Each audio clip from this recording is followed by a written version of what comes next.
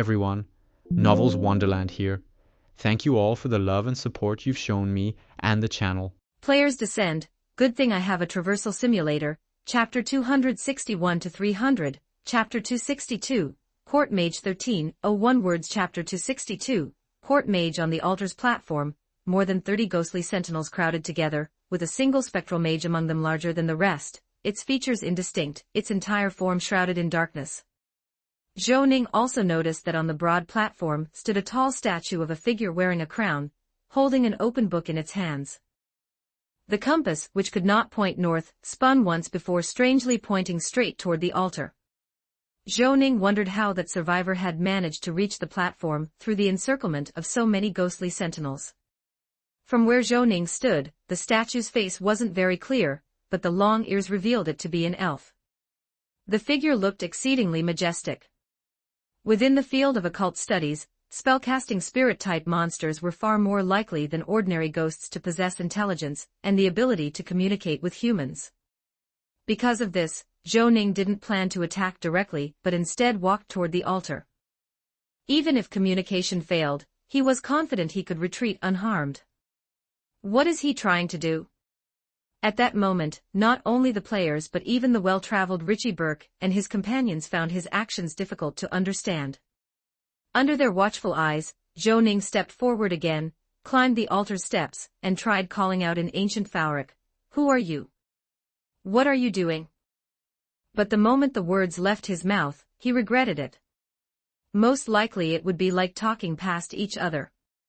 Even if the spirit had intelligence, it should be speaking ancient Elvish. Surely a ghost wouldn't be fluent in foreign tongues. Just as Zhou Ning was debating whether to withdraw or launch an attack, the ghostly mage atop the altar actually answered him using standard ancient Fauric. "I am the scholar of the Elven Kingdom, Court Mage Gran Von.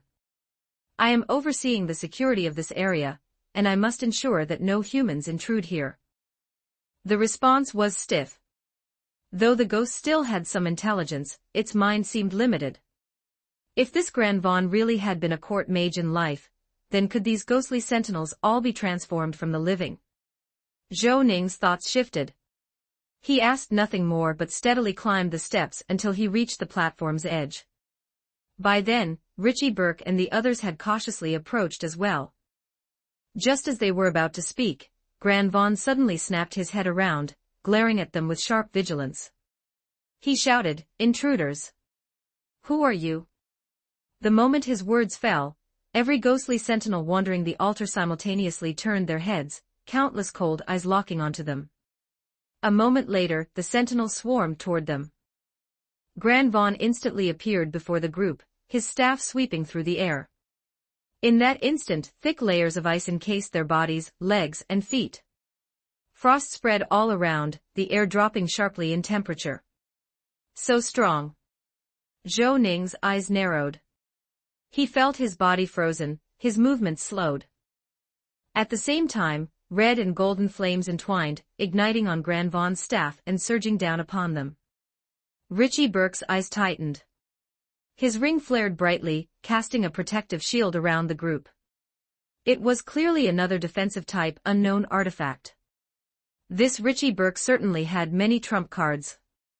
Without hesitation, Zhou Ning thrust his right hand into his pocket. With his observation hockey at its peak, his fingers emerged already holding a card, Whirlwind. Through the stand effect, the card's surface instantly turned blank. Compared to the storm summoned by the Sword of Cortez, the conjured Whirlwind was smaller in range, but equally powerful and far less taxing to use. With a roaring gale, a violent whirlwind surged toward the flames, sweeping up stones and gravel from the ground and driving the fire back. Seizing the opportunity, the meteorologists scattered a cloud of powder into the winds. With a booming blast, the fire roared upward, reversing course. Gran Von staggered, caught off guard by the gusts, unable to dodge as fire clung to his body. The flames rippled outward like waves, scorching the ground black. His form flickered. But his spellcasting continued, almost instinctively. White lightning leapt at once from his staff. "Damn, what is he, Misaka Mikoto?" Before Zhou Ning could curse aloud, his pupils contracted sharply. Through observation hockey, he saw Gran Vaughn unleash a chain lightning and area attack. Sure enough, a massive forked bolt shot from Gran Vaughn's staff, streaking straight toward them. The great shield shattered instantly, white lightning tearing across the area in a storm of thunder. Arcs of electricity leapt between them, dazzling with numbers of damage. In a flash, 5 players were obliterated into white light. Over a dozen Northland sailors had their health slashed to a fraction. Zhou Ning had no intention of enduring the lightning head-on. He activated the Traveler's Ring, blinking forward to close the distance. Black ebony and white ivory appeared in his hands, and he pulled the triggers. 3 golden flame bullets pierced the darkness, striking Gran Vaughn. His ever-present ice shield shattered with the first shot. The second bullet crashed into his head. The third tore a split across his skull, forcing a shrill wail from his mouth as a sonic wave rippled outward. Richie Burke had just regained clarity when his head buzzed again, his body stiffening as if petrified. He could only stare as Wayne Stirwell and Gran Vaughn battled. He had already tried to overestimate Wayne Stirwell's strength, but reality showed he had still underestimated him. More frightening than his oppressive power was his ability to seemingly anticipate every move of his opponent, playing them like a puppet. Like now, Wayne Stirwell had clearly foreseen Gran Vaughn's reaction. In a blink, the distance vanished not with ordinary teleportation, but a direct body-passing shift. He appeared behind Gran Vaughn, pressed the black gun muzzle to the back of his head. Etched with piano keys and ebony and ivory signature, the weapon flared. A luminous bullet shot through his skull, boring a bloody hole. Yet unexpectedly, it wasn't fatal. Gran Vaughn's health merely dropped to 47%. The ghost mage still stubbornly turned, reaching toward Zhou Ning, his staff glowing with milky white arcane light. Zhou Ning didn't relent. He fired again and again, bullets slamming home. As a boss-tier caster, Gran Vaughn had over 6,000 health. After 7 shots, the 8th finally exploded his head completely. His essence scattered, his body collapsing with a crash. You have slain ghostly mage Gran Vaughn LV65. You gain 48,000 experience points. Progress for killing or defeating 10 boss-class creatures, LV60+, 3 out of 10. Just then, several players returned to their bodies and caught the end of the fight. They looked at Zhou Ning with open admiration. Exhaling, Zhou Ning wasted no time. He rummaged through the corpse, picking up Gran Vaughn's staff.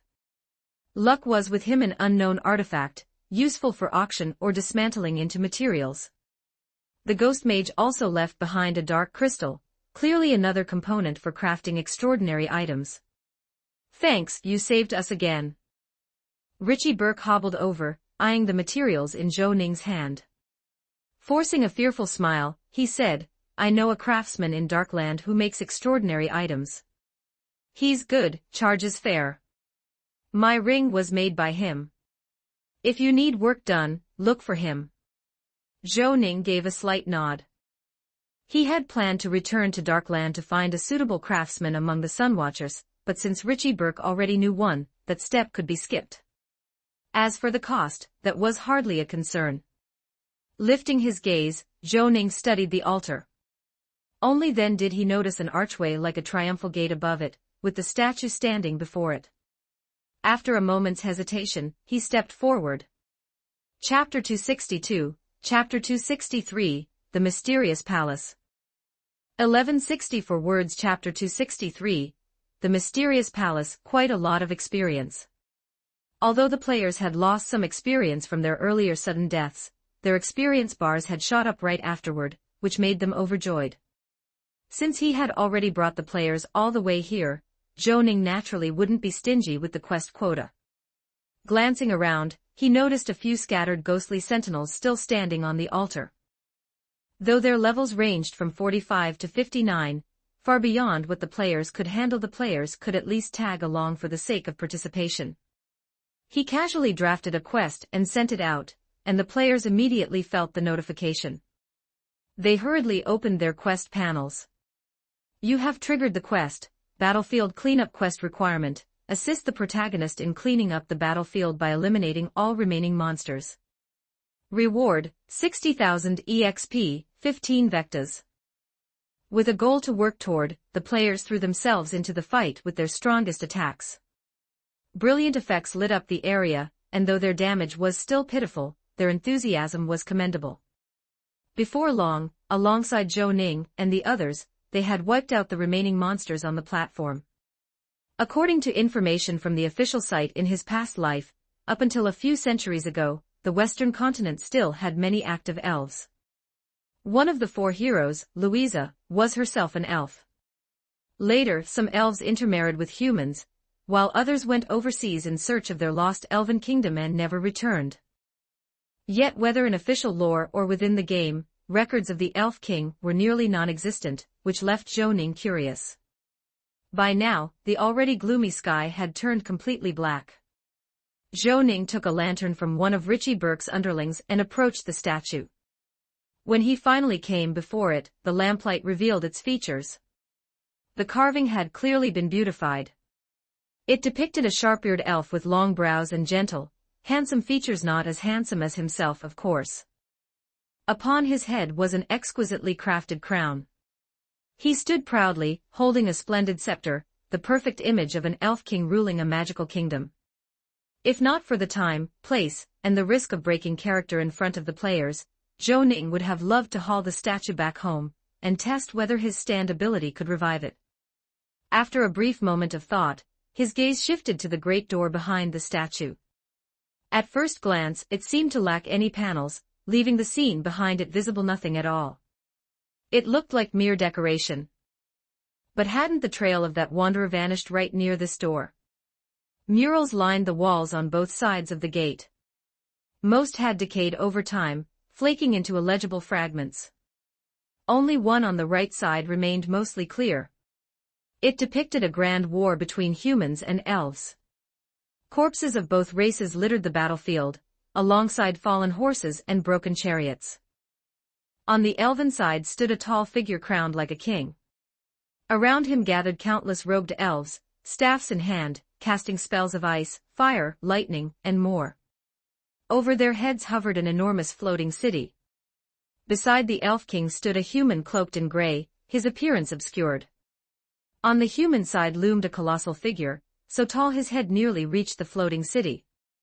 Around him clustered several winged angels, radiating divine light. Was this the war between elves and humans that Molly had mentioned earlier? It was said that in this era, the elves under Alfred had become arrogant beyond measure, frenzied, and bloodthirsty. And that colossal figure, was it some god of the apocalypse world? Zhou Ning almost froze in place. But wait, according to the lore, gods had no concrete forms, and they certainly wouldn't be so gigantic. That figure was like a giant among giants. Could it have been some ancient god from an even older age? He hadn't expected Elf King Alfred to be this powerful, not only building an artificial divine kingdom, but even contending with gods themselves. A faint shiver crept through him, the kind one gets when brushing against a hidden truth of history. Zhou Ning exhaled slowly and turned away. Everything around looked ordinary, just another altar. What was that? He felt a strange pull coming from near the door. Searching carefully, he found a circular groove in the wall by the doorway, surrounded by a string of intricate arcane symbols. It looked like something was meant to be slotted inside. Zhou Ning pressed down the brim of his hat, brows furrowing. A peculiar thought arose: the groove's size matched that of a mirror's outline. Could it be that Damien's ordinary mirror needed to be placed here? Well, no harm in trying. He retrieved the mirror from his inventory, held it up to the groove, and found it fit perfectly. Shaking it lightly, he told the others, "Don't move. Stay here. If anything happens, take this mirror and leave first. I'll come back for you later. Oh, and don't think about running away. Otherwise, I won't mind turning you into living bounties."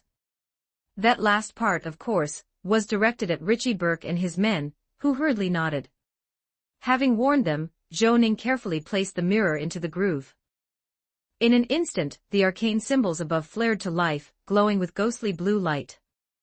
The once ordinary doorway now shimmered with a membrane, its interior rippling like water as the scene beyond shifted. What had been empty space now revealed drifting clouds and, suspended among them, a magnificent palace. A winding staircase spiraled downward from its base, though its length was impossible to discern. It worked. Zhou Ning and the others stared in shock. Without thinking, he stepped forward and passed through the gate. The others exchanged bewildered looks. Richie Burke instinctively tried to follow, but no matter how hard he tried, he couldn't cross. The players attempted as well, but all failed. What now? Are we really just supposed to wait here? Asked the flame-made Sheldon. Let's wait a bit, Richie Burke muttered, crestfallen. Meanwhile, on the other side of the gate, Zhou Ning was struck first by thin air and the rush of wind. His vision darkened briefly, revealing a starless night sky, before he realized he was standing before a grand palace. He had indeed entered another world. The palace bore the elves' extravagant style, far more intact than the ruins outside. Its doors stood open, as though someone had entered before him, most likely the missing half-elf wanderer. But how had she gotten in? Carrying a trace of unease, Zhou Ning stepped inside. Everywhere gleamed golden vessels, while the ceilings and walls were adorned with lavish, ornate reliefs. After walking some distance, he came upon a charred corpse not far from the entrance. The body looked to have triggered a trap, dying where it fell. Without doubt, this was the very target he had been seeking. Chapter 263, Chapter 264, Deep Exploration 1135 words. Chapter 264, Deep Exploration. Zhou Ning carefully walked over and found that the body on the ground had been dead for several days. Long ears, rather pretty features, but with well-developed muscles and long fangs. It was indeed a half-elf. Judging by appearances, it should be a hybrid of a walrus folk and an elf, two races both known for their formidable physiques. The cause of death seemed to be stepping on an electrical magic trap in the floor. The Church of the Goddess of Life, especially its wanderers, should have been skilled at dismantling magical traps. But as the saying goes, the master leads you through the door, it's up to you to learn the craft. This half-elf clearly hadn't learned well. If Zhou Ning counted himself as the pirate king, then in terms of generational rank, this half-elf was technically his junior. Sending off the younger generation, it made Zhou Ning sigh at life's impermanence. From his deduction, this half-elf must have entered the mysterious palace using some sort of tool similar to Damien's ordinary-looking mirror. Of course, having elven blood might also have played a part.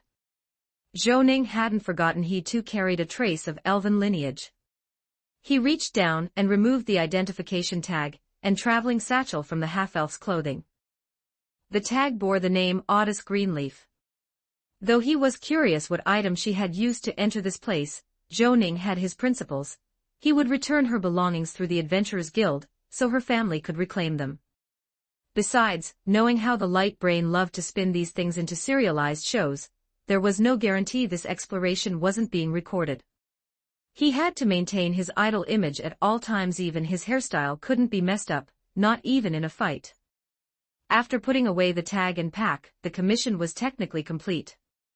But looking at the mysterious palace before him, an area never explored in his previous life, his curiosity wouldn't allow him to simply walk away. This is classic ancient elven architecture. I've read about it in the texts of the ascetic church.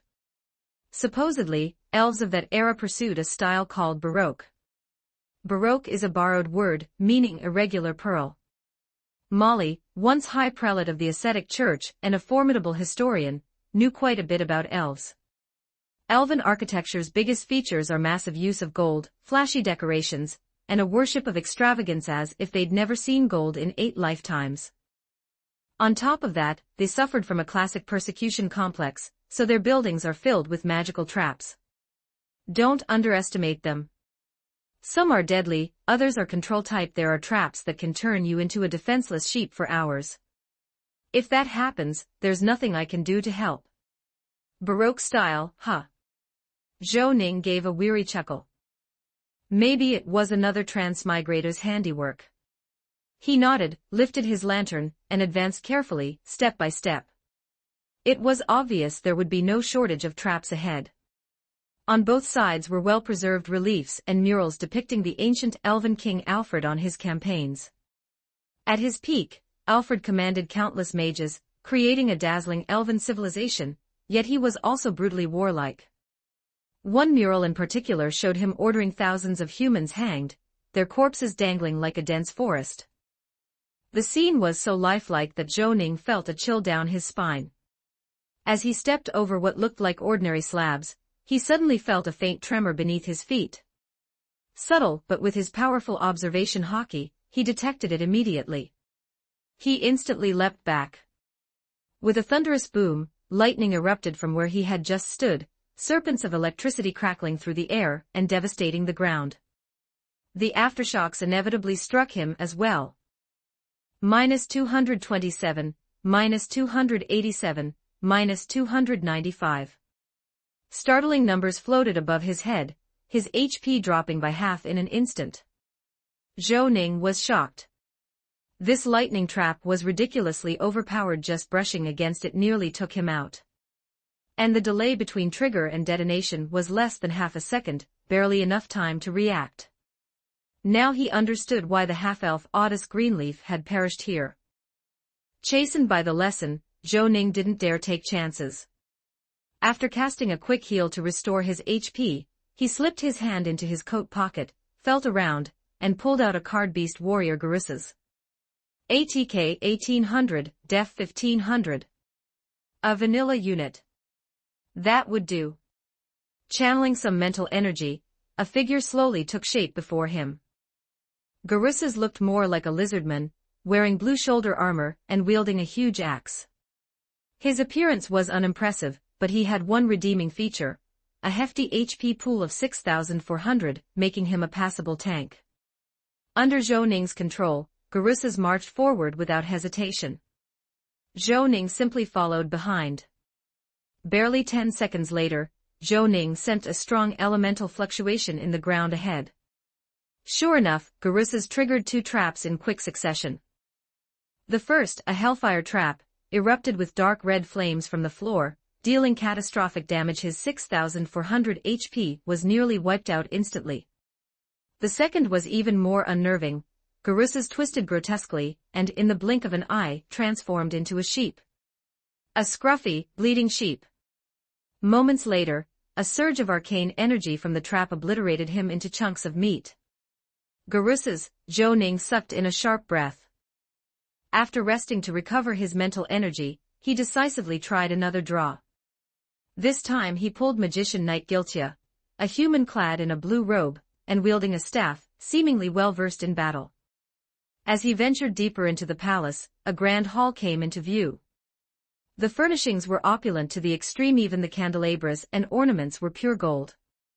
The floor was made of moonstone, a rare material in the arcane arts. Molly's voice came, faintly numbed with awe, "See that load-bearing pillar? It's solid mithril. At today's prices, that one pillar alone is worth at least 200 million vectas." Zhou Ning. What, the 200 million vectas? He resisted, with great difficulty, the urge to rip the pillar out and stash it in his inventory. In ruins, pulling out support columns was asking to be buried alive. He pressed on deeper into the hall. At the far end were 3 doors, each leading into a shadowy passageway. On either side stood elven warrior statues. Zhou Ning hesitated, then prepared to send Magician Knight Giltia down the middle passage when suddenly, a heavy, rumbling noise echoed closer and closer. He quickly ordered Giltia to dodge aside. The ground shook violently. Then, from the left passage, a massive figure emerged nearly 6 meters tall. Its entire body gleamed silver-white, as if forged from mithril. Intricate patterns and sigils covered its form, gears whirring within. It was a colossal mithril golem. Chapter 264, Chapter 265, Hundreds of Thousands of Vectas 1254 words. Chapter 265, Hundreds of Thousands of Vectas. The most striking feature of this mithril golem was its massive body, made entirely of mithril, with 2 flawless rubies for eyes.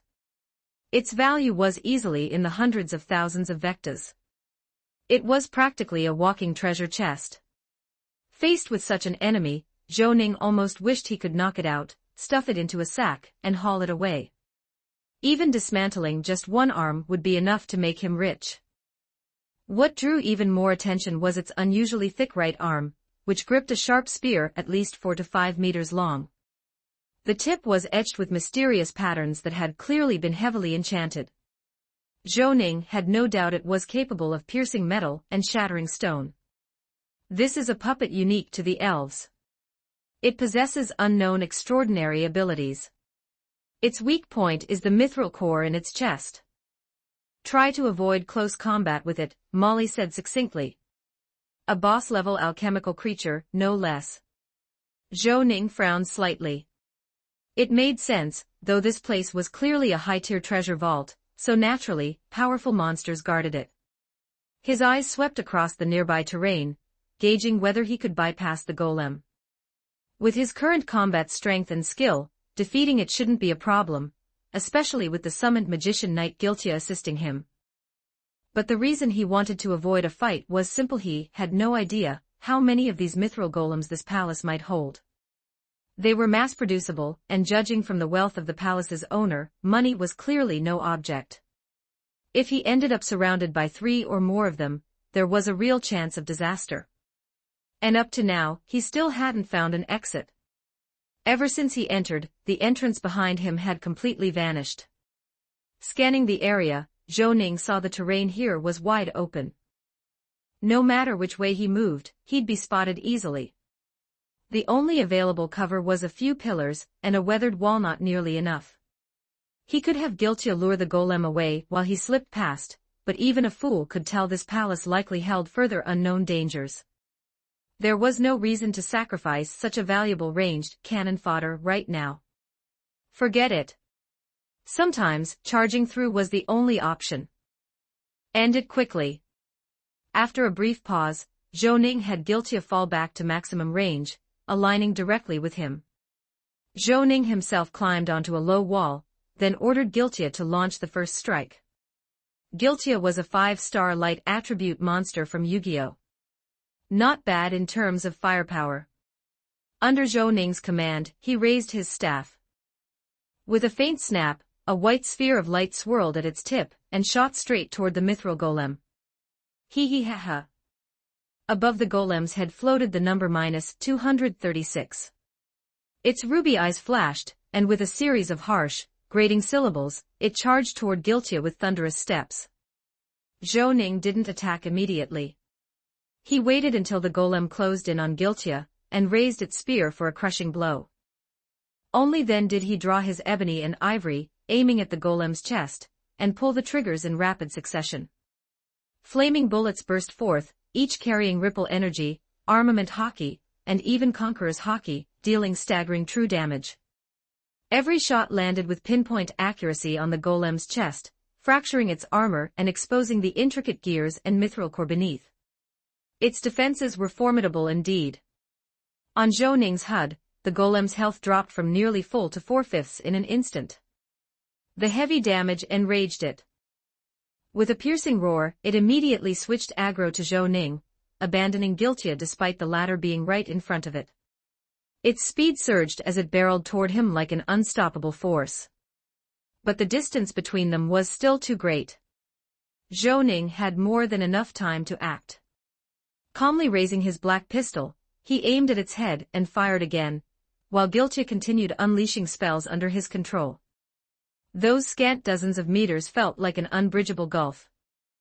By the time the golem finally reached him, and brought its spear crashing down, its health had already fallen to 3/5. Zhou Ning leapt backward off the wall just as the strike landed, firing a grappling hook from his arm. It latched onto a nearby pillar, yanking his body upward to safety. The spear smashed into the wall, blasting out a massive crater and shaking the hall violently. The sturdy wall crumbled as if made of paper, collapsing in a roar of rubble. The mithril golem smashed through the entire section, radiating a terrifying aura as it scanned its surroundings. Zhou Ning drew a sharp breath but kept up the assault. Pulling a talisman from his chest, he activated it, lightning. In a flash, arcs of electricity engulfed the golem, its mithril core writhing under the onslaught as silver-white serpents of lightning sizzled across its body. Zhou Ning showed no intention of holding back.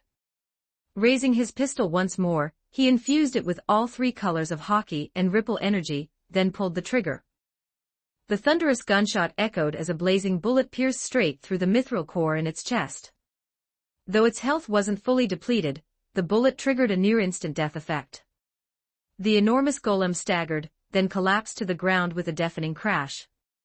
You have slain Mithril Golem LV. You gain 57,000 experience points.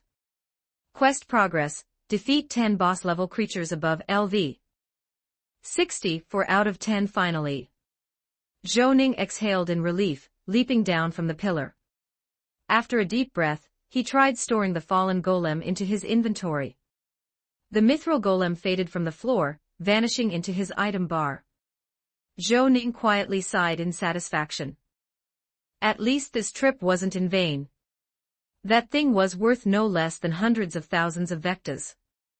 Once done, his gaze turned to the three corridors ahead. Without hesitation, he chose the left passage, the one the golem had emerged from. By convention, the side guarded by monsters had a higher chance of containing valuable treasures. He passed through an iron gate covered in ancient carvings. Before stepping inside, Zhou Ning casually reanimated two elven warrior statues, sending them staggering ahead into the passage. The corridor was pitch dark. Only the faint glow of his lantern illuminated a small patch around him, as he carefully maneuvered past deadly traps. These weren't simple traps, they were lethal mechanisms, some linked in horrifying chains. Triggering one could easily mean instant death. Even with three disposable pawns leading the way, Zhou Ning didn't dare let his guard down. At the end of the passage, he arrived in what looked like an exhibition chamber. Rectangular in shape, it had another door on the far side. Zhou Ning blinked in surprise at the sight before him, countless extraordinary treasures displayed all around, dazzling to the eye. For example, in the cabinet to the right lay a weapon resembling the god-slaying crossbow of the legendary archer Boudica. Its value was beyond measure. Yet when Zhou Ning reached for it, his hand grasped only empty air. These items must be stored in another dimensional space. It works like your safe box unless you possess the spatial coordinates, they'll remain untouchable, nothing more than displays, Molly explained. Zhou Ning rolled his eyes. Isn't this just torturing me with unreachable treasures?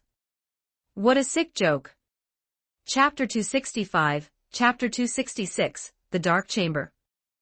1138 words. Chapter 266, The Dark Chamber. Such a waste, such a waste. Looking at the treasures inside the display racks on both sides, each one seeming to float in a boundless starry sky, Zhou Ning suppressed the urge to reach in and fish them out. Instead, a faint sadness welled up in his heart. Sometimes the most heartbreaking thing is knowing what should have been yours. The entire showroom was far larger than he had expected.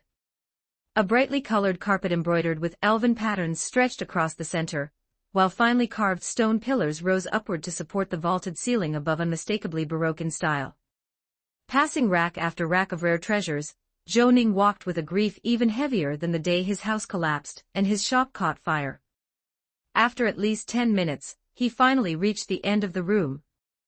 There he found a tightly shut black stone door.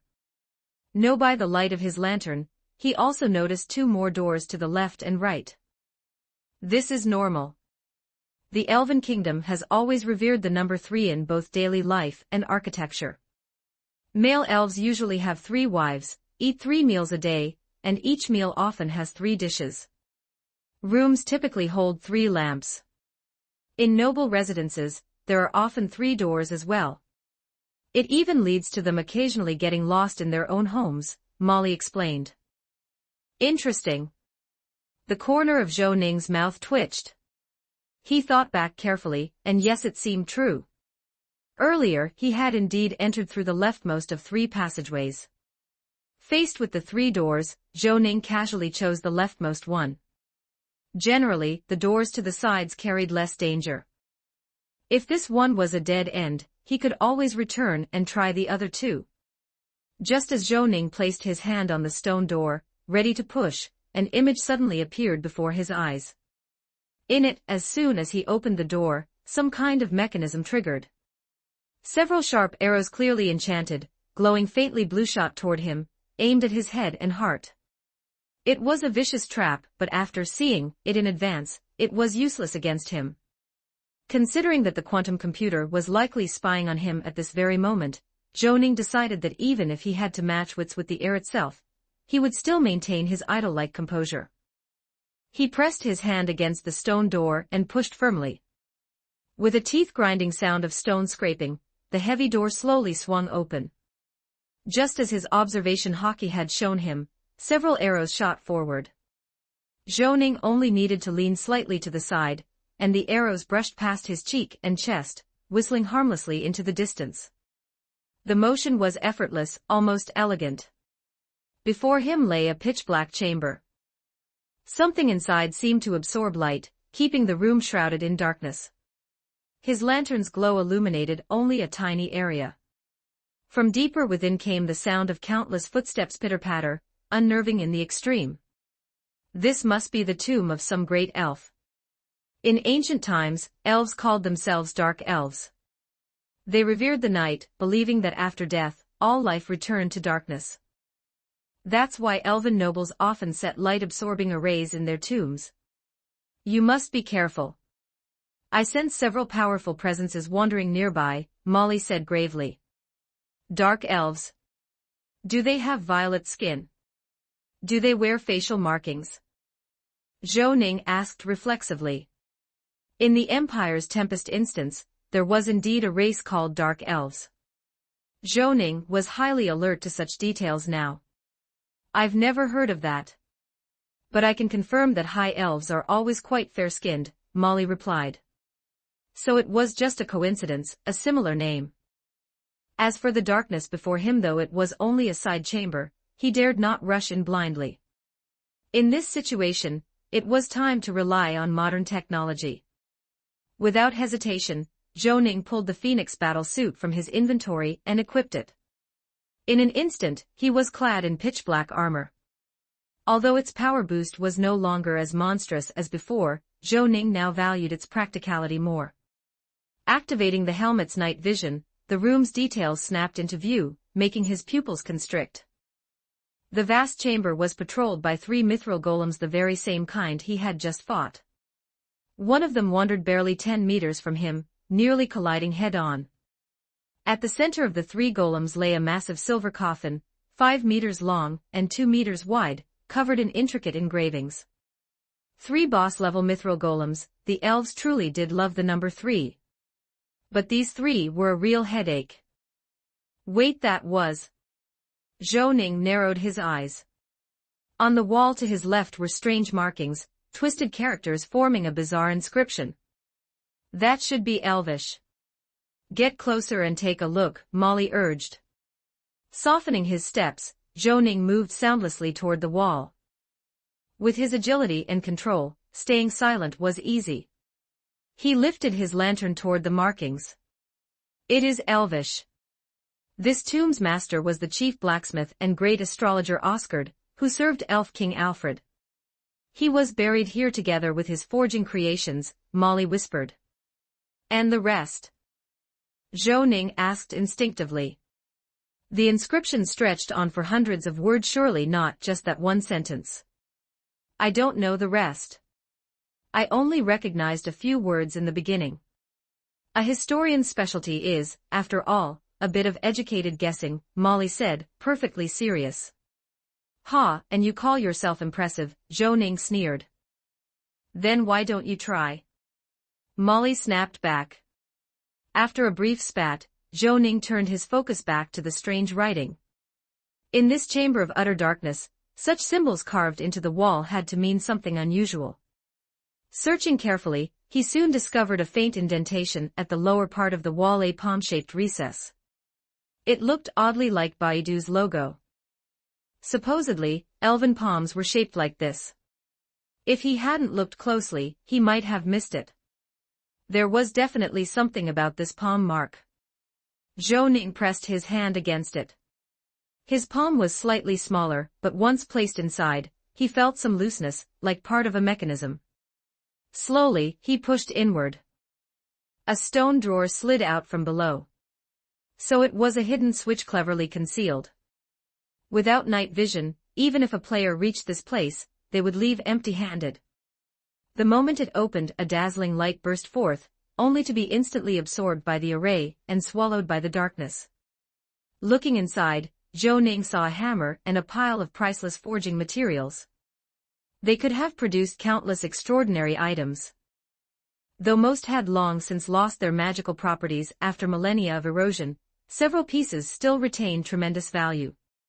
Chapter 266, Chapter 267, Shatter 1198 words. Chapter 267, Shatter. Zhou Ning gathered all the materials together. The haul was so impressive that even he, with all his experience, was shocked. Counting the gains, aside from the damaged materials that made his heart ache, he had obtained a full 8 rare materials suitable for crafting extraordinary items. Among them, 3 were rare components that could enhance spell power, with excellent conductivity, perfect for forging staves and weapons for magic swordsmen. In his previous life, these were rare even in the late stages of the game. Because of their immense utility, top-tier teams scrambled for them, but due to their extremely low yield, they were essentially unobtainable. In his previous life, one of these had been sold during the Third Apocalypse Pro League tournament, purchased by that whale, sunken star beneath the water, for the shocking price of 70,000 vectas. If all 3 were sold together and donated to the royal family, they would be worth enough to exchange for a lordship in the kingdom of Bryston. Aside from those 3 rare materials, there were 4 others of slightly lesser value gems that could be inlaid into equipment, more ornamental than practical. The last material, however, was even more precious, a small wooden block resembling a cork, named Heartwood. It could be refined into a dragon blood elixir that greatly boosted all attributes. Don't be fooled by its small size, it was enough to refine 3 bottles. As for the hammer, it looked fairly ordinary in design, with a large number of obscure, half-erased characters carved into it. It certainly looked valuable, and indeed it was. Type, 2-handed hammer. Quality, unknown. Relic damage, 359 to 774. Attack speed, 2. Attributes, plus 55 strength, plus 30 constitution, plus 35 agility. Description: this hammer possesses a unique power. The handle shows signs of having been cut short, and the engravings upon it have long since worn away. Archmage Oscar obtained it from an ancient ruin, using it to command the power of lightning, earning the title Mage of Thunder. He also became the chief blacksmith of Elven King Alfred. The only drawback, wielding it makes one prone to distraction. Oscar thus became the blacksmith with the highest effective rate of his era. Effect 1. Greatly increases the user's physical strength and action frequency. Attacks have a 20% chance of producing a chain lightning that leaps between enemies. Effect 2. While equipped, all forging-related life skills are increased by 2 levels, with a 5% chance of mutation in finished products. Effect 3. This hammer is called Shatter, and its previous owner was none other than the master of this tomb, Archmage Oscar, said Molly. Zhou Ning nodded, pondering. This was a rare relic that could be used for both forging and combat. It could replace the blacksmith's hammer he normally used. A constant +2 to forging skill levels was simply outrageous. With this weapon, even a rookie blacksmith could immediately start at advanced level. A slightly higher defective rate would be completely acceptable. Judging from the description, it might even benefit engineering. Relics of this caliber only appeared in top-tier treasure sites like this. Suppressing his excitement, Zhou Ning tried lifting the hammer only to find it shockingly heavy. Even with his current 37 strength, he couldn't pick it up. The trait was reminiscent of Thor's weapon in the Marvel world. This was ridiculous. Unwilling to give up, Zhou Ning tried again. Still, no luck. He attempted to store it in his inventory, and this time, it worked. Seeing the hammer's icon inside, he finally let out a long breath. Phew, satisfying. Indeed, risk and reward came hand in hand. This time, he had truly struck gold. Zhou Ning thought to himself, up to this point, today's harvest had completely exceeded expectations. Beyond the hammer, if he brought those materials to market, people would be fighting tooth and nail to get them. Of course, he had no intention of selling. Combined with the extraordinary material he had acquired from Archibald earlier, this should be enough to commission a personal extraordinary item. But the instant he put the hammer away, it was as if he had triggered some mechanism. The lights in the tomb suddenly flared to life. A sharp, grating alarm pierced the air, setting his teeth on edge.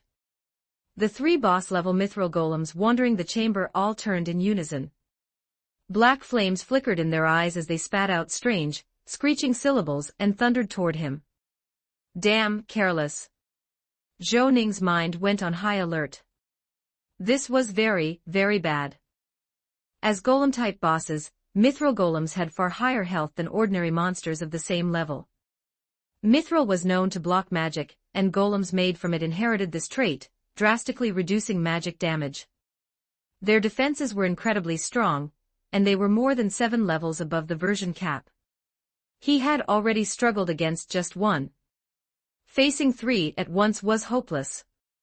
Even with his magician Knight Guiltier ranged elite unit, there was no chance of winning. Together, the 3 mithril golems could easily crush him. Zhou Ning quickly scanned the terrain. The tomb chamber's ceiling was extremely high, making escape upward impossible. Even the grappling hook from the Phoenix battle suit couldn't reach. The area was barren, save for a few scattered ritual jars along the edges and the silver coffin in the center. There was nowhere to hide. Yet even facing certain death, Zhou Ning remained calm. With a flick of his finger, a coin strung with a bead appeared between his index and middle fingers. This was a trophy from another world, the pirates of the Caribbean world. One of the 9 pieces of 8, the Siamese coin strung with a Moroccan bead. This set of tokens from the pirate lords carried strange powers, each capable of channeling at least high-tier professional strength. When he first obtained them, the simulator had indicated they could serve as charms in this world. After several days of experimentation, Zhou Ning had mostly worked out how to use a few of them. Armand, pirate lord of the Black Sea, had a pale brandy glass imbued with fire, capable of producing flames. Barbossa, pirate lord of the Caspian, had a wooden eyeball carrying wood's power, letting Zhou Ning summon thorny walls and vines. Cheval's Queen of Spades card held psychic power, unleashing mental lashes and psychic shocks.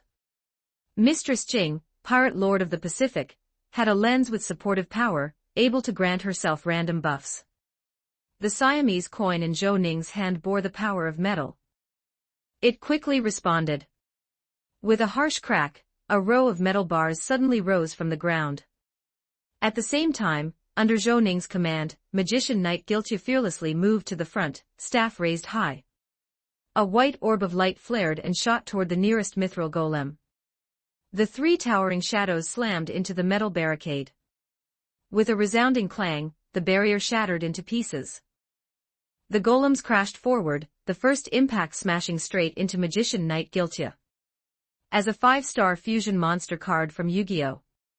Guiltier's strength was decent. But in such a narrow, enclosed space, facing 3 bosses over level 60, survival was impossible. Chapter 267, Chapter 268, Materialization 1152 words. Chapter 268, Materialization. As expected by Zhou Ning, the magician Knight Guiltier died rather peacefully. With a loud crash, the 3 mithril golems sent him flying the moment they clashed. Above his head flashed terrifying numbers, -521, -412, -449. In the next instant, he turned into a streak of white light. But Zhou Ning had no time to feel sorry for him, because his own situation was clearly just as dangerous. The mechanism triggered earlier had silently sealed off the stone door behind him. That meant he had to face 3 boss-level creatures at once inside this cramped burial chamber. For a long-range shooter like him, wasn't this practically a death sentence? Thanks to the brief obstruction from magician Knight Guiltier, Zhou Ning managed to use Blink Step to narrowly avoid the mithril golem's first wave of attacks. But immediately, the foremost golem smashed through the iron bars and swung its massive 5, to 6-meter spear horizontally at him. At the same time, another golem's spear came crashing down from above. Two enormous spear shadows overlapped, descending from the air. When they struck the ground, dust billowed upward, cracks spread like a turtle shell across the floor, and the entire chamber seemed to quake. The burial chamber was far too narrow. Zhou Ning had almost no room to dodge. He was forced to roll toward the front left, but at that exact moment he saw the last mithril golem dragging its spear tip across the ground, sparking fire, as it thrust directly toward him. If he didn't act, that strike would hit him dead on. Zhou Ning hastily extended his hand, summoning the sword of Cortez into his palm. Gripping the hilt, the sword gleamed as he unleashed two sleeves of green serpents. A blast of turquoise sword energy clashed against the massive spear, producing a deafening noise that filled the cramped chamber. Overwhelmed by sheer force, Zhou Ning was flung away like a fallen leaf. The icy armor shielding his body shattered layer by layer. At the last instant, he had triggered the ice armor effect from his guardian ring, an item he had purchased for 750 vectas at the underground auction before leaving Darkland. It played a crucial role here. Even so, his HP plummeted sharply. He hurriedly cast healing light on himself and gulped down a super healing potion, just barely recovering above the safety line. He absolutely could not let all three surround him, or he might be killed instantly. Zhou Ning's heart grew heavy. The thought flashed by, but the golems gave him no respite. They pressed forward, attacking from three sides, spears hacking down like walls collapsing from above. The one in the center reached him first. This time Zhou Ning didn't attempt to block, he used evading shot instead, slipping past the golem's strike with uncanny agility. At the same time, he fired 3 shots while rolling backward to retreat. His figure blurred with afterimages. Bang, bang, bang. 3 bullets charged with supernatural force pierced into the chest of the central golem, knocking it back 2 steps. That small stagger caused the 3 mithril golems to crash heavily into one another, stumbling back several paces. 3 clean hits. The mithril core in its chest cracked like a spiderweb, but it didn't shatter completely. Worse, it even began repairing itself slowly. Its HP bar had barely dipped, its health pool was far thicker than the one outside. Only now did Zhou Ning catch a glimpse of their levels, 69, 70, and 70, 2 or 3 levels higher than the one outside. In Apocalypse, once an enemy's level surpassed yours by 10 or more, it triggered the level suppression state. That meant when these level 70 bosses struck Zhou Ning, their attacks could randomly deal crushing damage far beyond normal. The hope of surviving against 3 at once seemed slim. Zhou Ning still had one trump card left, the Pirate King, Zhou Ning's temporary possession card. With the Pirate King's overwhelming hockey and battle power, he could fight fiercely for 15 minutes. But this place was disturbingly strange. Who knew what other dangers lurked? Unless absolutely forced, he wouldn't use it. Keeping the possession card in reserve, Zhou Ning gripped black ebony and white ivory tighter. While running and dodging, he fired relentlessly at the injured golem. Against these extraordinarily durable, element-resistant creatures with thick HP bars, he had no choice but to chip away one bullet at a time. From experience, as long as he destroyed the mithril core in their chests, he could finish them off. But the golems cared nothing for his tactics. They relied solely on brute force. As constructs, their power was monstrous and their stamina endless. Every time Zhou Ning prepared a counterattack, another strike followed immediately, leaving him no opening. Inside the cramped chamber, Zhou Ning darted and twisted, looking graceful, but in truth, he was completely suppressed. Counterattacking was nearly impossible. If not for his expert-level observation hockey and the occasional use of talisman skills to materialize barriers in the nick of time, he would already have been cut down. No wonder they were legendary battle golems guarding the ancient elven kingdom. Their combat strength rivaled that of high-tier professionals. Zhou Ning, though clearly outmatched, didn't panic. Even while evading frantically, he searched for flaws, for a way to turn the tables. Wasn't his stand ability able to materialize a designated target? If it worked on paintings and statues, could it also work on golems? The thought struck him. He glanced at his focus value. It was still enough. Fixing his gaze on the foremost mithril golem, he attempted to materialize it. At once, Zhou Ning felt a higher-order force repelling him, while his stamina and focus began draining rapidly. You used the special skill Bohemian Requiem on an ancient alchemy golem. Skill failed. Twice in a row it failed. His focus dropped at a frightening pace. When it fell to 1/5 of the bar, the golem suddenly seemed to awaken. Its eyes blazed with black fire, and it abruptly halted its charge. Did it work? What happened? Zhou Ning hadn't expected much. This was a boss-level creature, level far too high. Even when he had materialized the Blue Eyes White Dragon, he had failed several times before succeeding. He wasn't sure if it had worked this time either. Just then, as the other two golems lunged at him, the one targeted by Bohemian Requiem veered sideways and rammed into them. With a deafening crash, all three massive constructs slammed into each other. This time, the materialization had actually succeeded. Beautiful. Zhou Ning exhaled in relief. Checking the pet data, he saw this mithril golem's stats were terrifying, an all-around juggernaut with both offense and defense. The only flaw was the insane focus drain. With his current endurance, he couldn't maintain it long. Counting skill consumption, he had at most 4 minutes to finish this fight. Chapter 268, Chapter 269, Oscard's Notes. 1290 words. Chapter 269, Oscard's Notes. 4 minutes was enough time. During this period, the fewer skills he used, the less concentration he would consume, which could extend the duration by another 1 or 2 minutes. A faint smile appeared on Zhou Ning's lips as he commanded his mithril golem to launch an attack. The mithril golem had a total of 4 skills: charge, heavy hammer, and sweep. The first 3 Zhou Ning had already seen. But what surprised him was that this mithril golem actually had a hidden ultimate move. Aside from its normal attacks, it possessed a charged group attack called Energy Strike, which could unleash a whirlwind to indiscriminately sweep an area, dealing terrifying damage. The mithril golem under Zhou Ning's control relentlessly attacked the other two.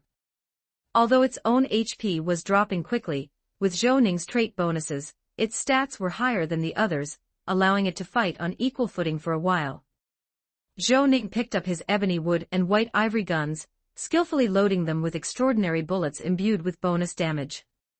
He began firing. Wrapped in 3-colored hockey, each shot made -324, -296 float above their heads. He wasn't using many skills, but the rapid rate of fire gave him the edge. Occasionally, a critical hit would land, inflicting more than 500 points of damage. The 3 enormous golems were locked in close-quarters combat, their limbs entangled, but Zhou Ning's bullets always found their mark, striking his intended target. Under the combined assault of the 2 mithril golems, Zhou Ning's controlled golem's HP had nearly hit bottom. But it was the enemy that collapsed first. After nearly 2 minutes of fighting, the mithril golem on the left had its mithril core pierced by one of Zhou Ning's lethal shots, its HP bottomed out, and its massive body crashed heavily to the ground. You have slain Ancient Mithril Golem, LV-70. You gained 84,000 EXP, quest progress. Slay or defeat 10 boss-class creatures above level 60, 5 out of 10 with 1 down. The remaining mithril golem was easy for Zhou Ning. Even without a tank, he could take care of it. With careful control, 1 minute later, the other mithril golem also collapsed under his gunfire. His controlled golem barely had a sliver of HP left.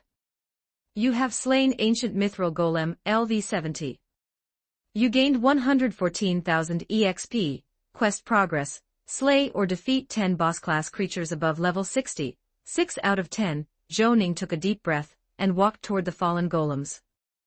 In his previous life, he had never heard of anyone coming here, but judging from the strength of these golems, this was conservatively a level 70, 20-man dungeon, a terrifyingly difficult one. He collected the mithril golem corpses into his inventory, careful not to waste them. Mithril was hard currency in the field of mysticism. If he could find a way to smelt it, the haul here would be worth around 400,000 vectas. He could finally say with confidence, "I'm not poor anymore." Mithril was used in forging extraordinary weapons, rune smelting, even as a catalyst in alchemy potions. Although flooding the market would affect the price, an income of 600,000 to 700,000 vectas was guaranteed. Originally written as 200,000, meaning each, but many misunderstood it as total, so it was corrected. With those two golems down, Zhou Ning's quest progress to lift his level 60 cap reached June 10. He wasn't far from completion, and it seemed likely he could finish it here. He had the remaining mithril golem stand by. Earlier he had triggered a mechanism that shut the tomb door, and with his current attack power, breaking it down himself wouldn't be easy. He would need the golem's help.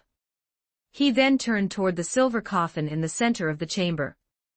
According to Molly, ancient elves like to be buried with their most treasured possessions.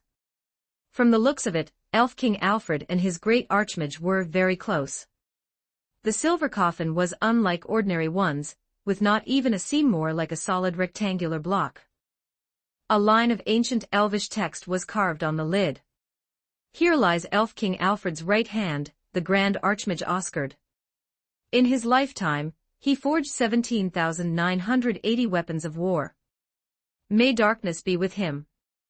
Molly softly read the words, though whether she was guessing or not was unclear. Zhou Ning lowered his head and felt around the coffin, finding something like the palm imprint mechanism he had used earlier. Most likely, this was the trigger. He carefully pressed down and quickly retreated behind the mithril golem, ready in case something unexpected like a zombie emerged. The sound of gears grinding came from inside, and the lid slowly lifted open, releasing dust that made him cough, and a pungent odor of decay. Inside lay a high elf dressed in pale gold robes. Despite the passage of countless years, the corpse had not decayed. His features were strikingly handsome, fair-skinned, and unmarked, somewhat reminiscent of Orlando Bloom. But his hands rested stiffly over his chest, nails fallen off, expression far from peaceful. Deep claw marks covered the inside of the coffin lid. Excluding the chance of corpse transformation, he had likely been buried alive. Zhou Ning drew a deep breath. The pale gold robe Oscard wore had remained intact for millennia, still looking new, a remarkable, extraordinary item. But Zhou Ning had no habit of desecrating the dead, so he left it untouched. Beside Oscard lay several dried rare materials and a crimson-covered book. Zhou Ning reached out and picked it up. Book, Oscard's Notes. Legendary tome. Reading grants a vast amount of forging experience. Prerequisite skill, Ancient Elvish Beginner. Click to read. Let me take a look. This book should be called The Starry Mage's Diary. It must record many secrets from ancient times. Let me read it later. Molly's voice again echoed in his ears. Zhou Ning. You're just guessing the words, aren't you? Definitely guessing. Though he couldn't read it, the system prompt told him what it was, a fairly uncommon life skill book that would grant massive experience in life skills, with a chance of learning recipes. But being buried with the Grand Archmage, and dropped as a reward after a dungeon boss fight, this was certainly no ordinary book. It was likely to contain extraordinary crafting schematics, very possibly the blueprint for the mithril golem. Zhou Ning immediately stored it away without hesitation. Aside from the book, there was nothing else of value in the coffin. Zhou Ning gave the pale gold robe one last glance, then lowered the lid. Count yourself lucky. If another player had come, you'd be stripped bare. By then, Zhou Ning's concentration bar was nearly depleted, signaling the end of his control over the mithril golem. He commanded it to march to the tomb door, raise its spear, and unleash energy strike. A deafening boom erupted, white light flashing and spreading. The heavy stone door burst open, a gaping hole left in its wake, light streaming through. That was some serious firepower. Zhou Ning's heart skipped a beat. Fortunately, the golem hadn't used this move earlier. If it had hit him, he might not have survived. After releasing the strike, the mithril golem's eyes dimmed. The attack had clearly cost it dearly. Zhou Ning calmly waited for his concentration bar to bottom out. Once the golem's name turned red again, he pulled the trigger. You have slain ancient mithril golem, LV69. You gain 94,000 EXP, quest progress, slay or defeat 10 boss class creatures above level 60, 7 out of 10 closer and closer to his class advancement. Zhou Ning stored the final golem in his ring, carefully checked the tomb for anything left behind, then squeezed through the hole blasted open by the mithril golem. Chapter 269, Chapter 270, Emblem 1197 words. Chapter 270, Emblem. After coming out from the door on the left, Zhou Ning still had several options. He could either go through the middle or the right door, or return to the previous passage junction and try the middle or right passage instead. This door clearly had the same kind of formation that absorbed light and sound. Everything was deathly silent. Even with his powerful observation hockey, Zhou Ning could not pick up the slightest sound. He rested in place for half an hour until his focus nearly recovered, then held his breath and approached the stone door on the right. Carefully, he pushed it open, staying on high alert and ready to either fight or retreat at any moment. The stone door opened with a harsh creak, though the sound was cut short as it was swallowed by the chamber's silencing formation. With the Phoenix battle suit's night vision, Zhou Ning scanned the room. The layout was different from the one on the left. Though ritual vessels were still arranged around the edges, there was no coffin in the center. Instead, there were tables and chairs of unknown use, along with 4 jars about 3 meters tall, whose purpose was equally unclear. Just as Zhou Ning was about to step inside, a sudden vision flashed in his mind. He saw himself being swarmed, wrapped, and devoured by moving shadows. Instinctively, he stepped back. This is the sole resting place in ancient elven tombs. As the name suggests, it's where the souls of the dead, along with their servants and those sacrificed with them, are meant to rest, Molly explained just then. Sure enough, even without entering, Zhou Ning could sense the biting chill and dead stillness inside. With the light-absorbing formation shrouding the place in thick darkness, shadows seemed to writhe within, and countless faintly glowing eyes flickered among them. The sight was eerie, tightening his nerves involuntarily. Were those evil spirits? And not just a few, at least 100 of them. Zhou Ning sucked in a sharp breath, unease spreading in his chest. In the Apocalypse game, evil spirits were terrifying monsters, higher-tier undead. The weaker ones were like the beggar Zhou Ning had seen a few days ago, nothing but malice without attack power. But the stronger ones could rival high-ranking professionals. As a veteran player, Zhou Ning knew well that in such high-level dungeons, risk and reward always came hand in hand. This place was bound to hide treasures of great value. But here, he wasn't a player. He had only one life. Survival came first. Still, experience had taught him that even under pressure, one must stay graceful. Calmly, he extinguished his light and slowly retreated. When the evil spirits made no move, he quietly closed the door. Farewell, he muttered. Only after the door shut completely, and he had back 10 meters away, did Zhou Ning finally exhale in relief. His conqueror's hockey excelled at dealing with groups and might have been effective against the spirits, but who knew if among them lurked high-level evil spirits?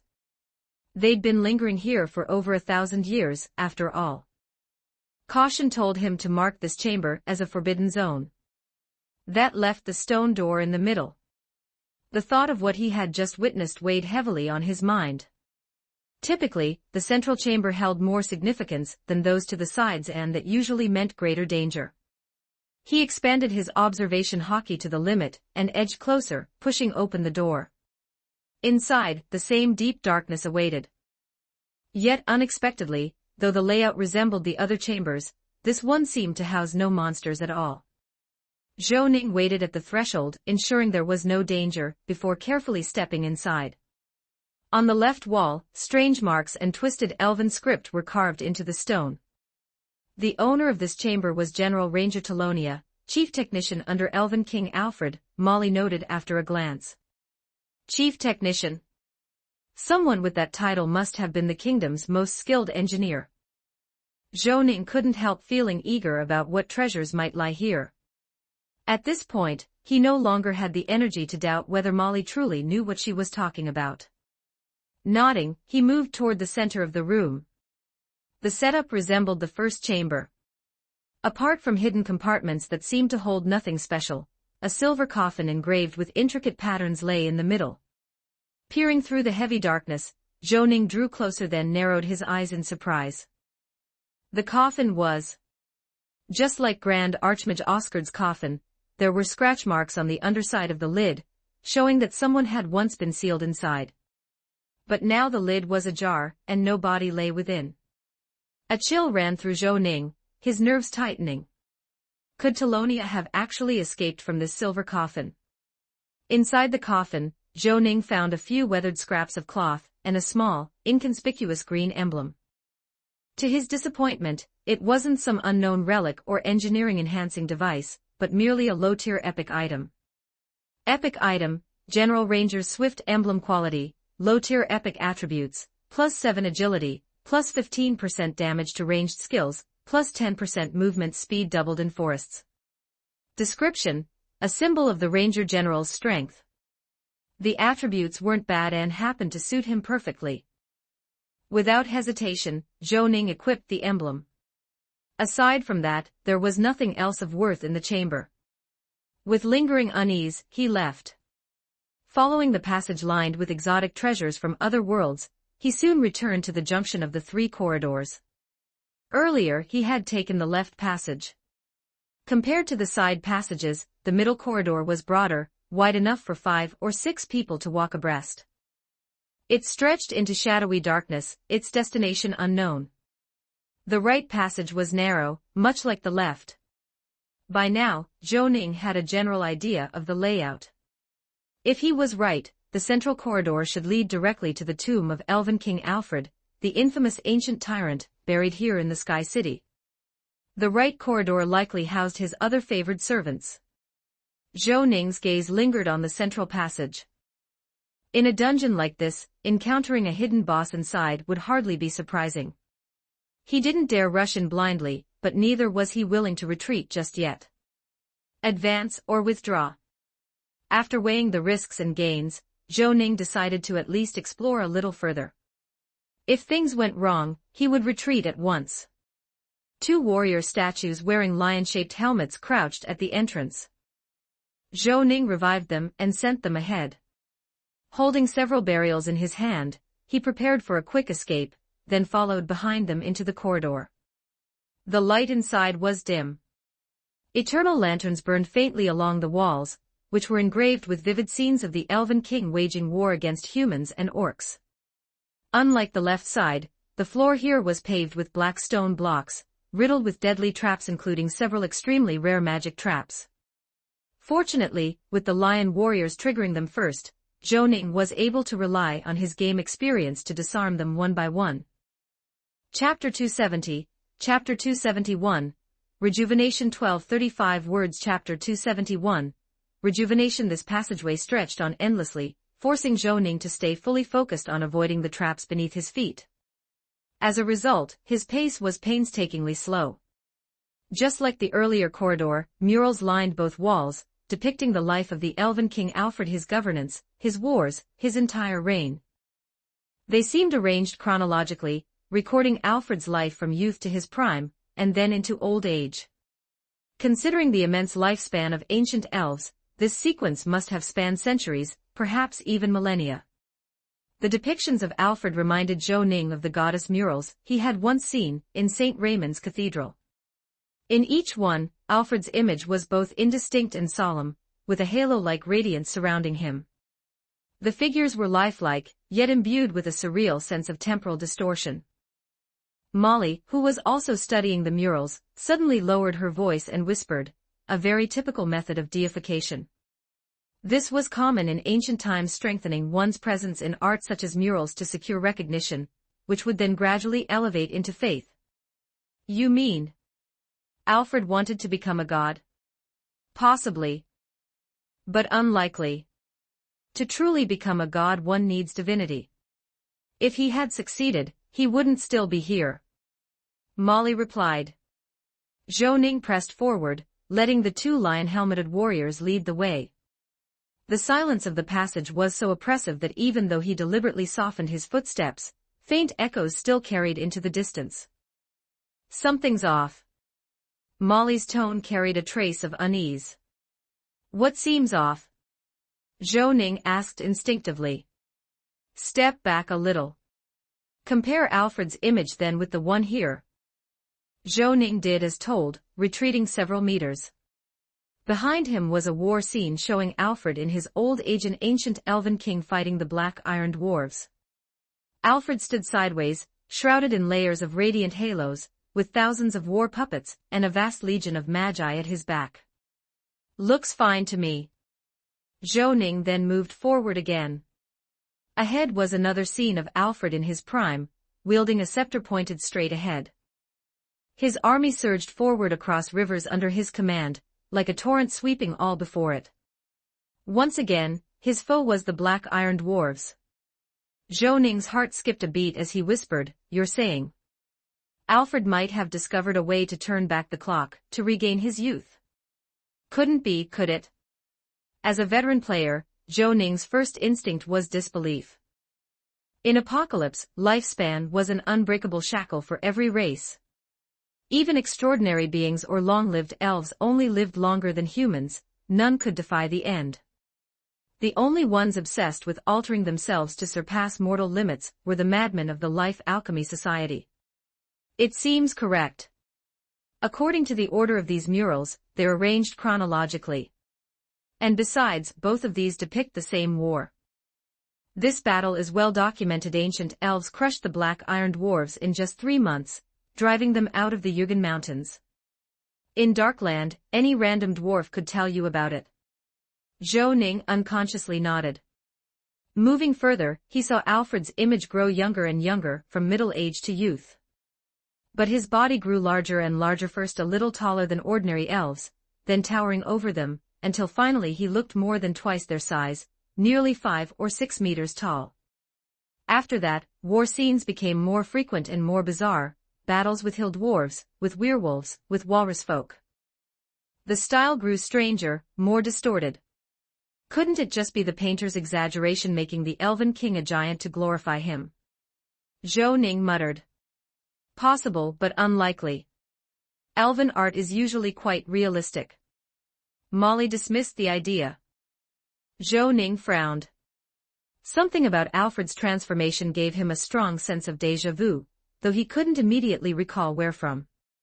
In the game's lore, Alfred believed himself the ultimate life form, perfect, immortal, a living god. His arrogance reached such heights that he proclaimed the sun was his golden testicles, and he waged war against all living beings. 4 or 5 meters tall giants. He had seen one before beneath the waters of Rivers Manor, in Sherlock's tale of a giant resembling Charles VI. Suddenly, Zhou Ning's mind raced. Could there be a connection? Could the Life Alchemy Society, the Kingdom of Bryston, and the ancient Elven Kingdom all share some hidden, unchanging link? He lingered before the murals for a few moments, circling them, but found nothing further. Let's see what lies ahead, Molly suggested. Zhou Ning felt a sudden unease in his chest. After another 40 meters, they reached the end of the passage, where a massive door stood slightly ajar. At that moment, a panel message popped up. You have triggered an S-rank team quest. Thoroughly explore the ancient elven royal tomb, and uncover its secrets. Accept/decline. Quest hint, as the burial place of the ancient elven king, this tomb holds vast treasures and astonishing secrets. Lead your teammates in a full exploration and uncover its mysteries. Of course, the choice is yours. Time limit, none. An S-rank team quest. Zhou Ning's eyes gleamed. With no time limit, there was no reason not to accept. He immediately took the quest. Just then, a sound echoed from behind the door. Moments later, silence returned. Zhou Ning realized, with a chill, that his psychic link to the 2 lion warriors had been cut off. He froze instinctively. Then his left palm began to swell, sprouting fine tendrils that writhed in the air. A debuff had silently latched onto him. Ancient Elven Wraith's Gaze Minor, you are under the gaze of an ancient Elven Wraith. All attributes minus 15%. Zhou Ning quickly invoked Ripple Energy. Golden energy surged into his palm, bursting a small hole at its edge. Instead of blood, writhing black worms spilled out. The worms were ignited by the golden flames, shriveling and crumbling into ash as they writhed on the floor. Molly's urgent voice rang in his mind. From the corner of his eye, Zhou Ning saw the door shift. Something was squeezing out. He couldn't make it out in the darkness, but his debuff suddenly pulsed, jumping to -30%. Ancient Elven Wraith's Gaze, all attributes -30%. Without hesitation, Zhou Ning spun around and sprinted down the passage, abandoning any pretense of composure. Even reduced, his agility still neared 200, and at full sprint he shot forward at terrifying speed. Yet the thing behind him closed in, closer and closer, its oppressive presence bearing down heavier with every moment. Just as he was about to escape the passage, Zhou Ning felt an icy chill at his back. In desperation, he activated the Traveler's Ring, instantly teleporting outside the corridor. The debuff vanished at once. Zhou Ning exhaled sharply in relief. That wraith. It had to be at least level 80, maybe higher, since even its level couldn't be detected. Its danger exceeded even Robin's. Luckily it seemed bound within the central passage. If not, things could have ended badly. Breathing hard, Zhou Ning glanced back at the dark passage. The oppressive dread was gone. But with his current strength, he had no business delving further. At best, this place was something to tackle after reaching level 70. That left only one path. Zhou Ning turned toward the right-hand passage. Whatever lay beyond, once he finished exploring it, he planned to withdraw. Chapter 271, Chapter 272, The Corpse. 1167 words. Chapter 272, The Corpse. Although he wanted to retreat, a serious problem stood before Zhou Ning. The portal he had used to enter this tomb was one way.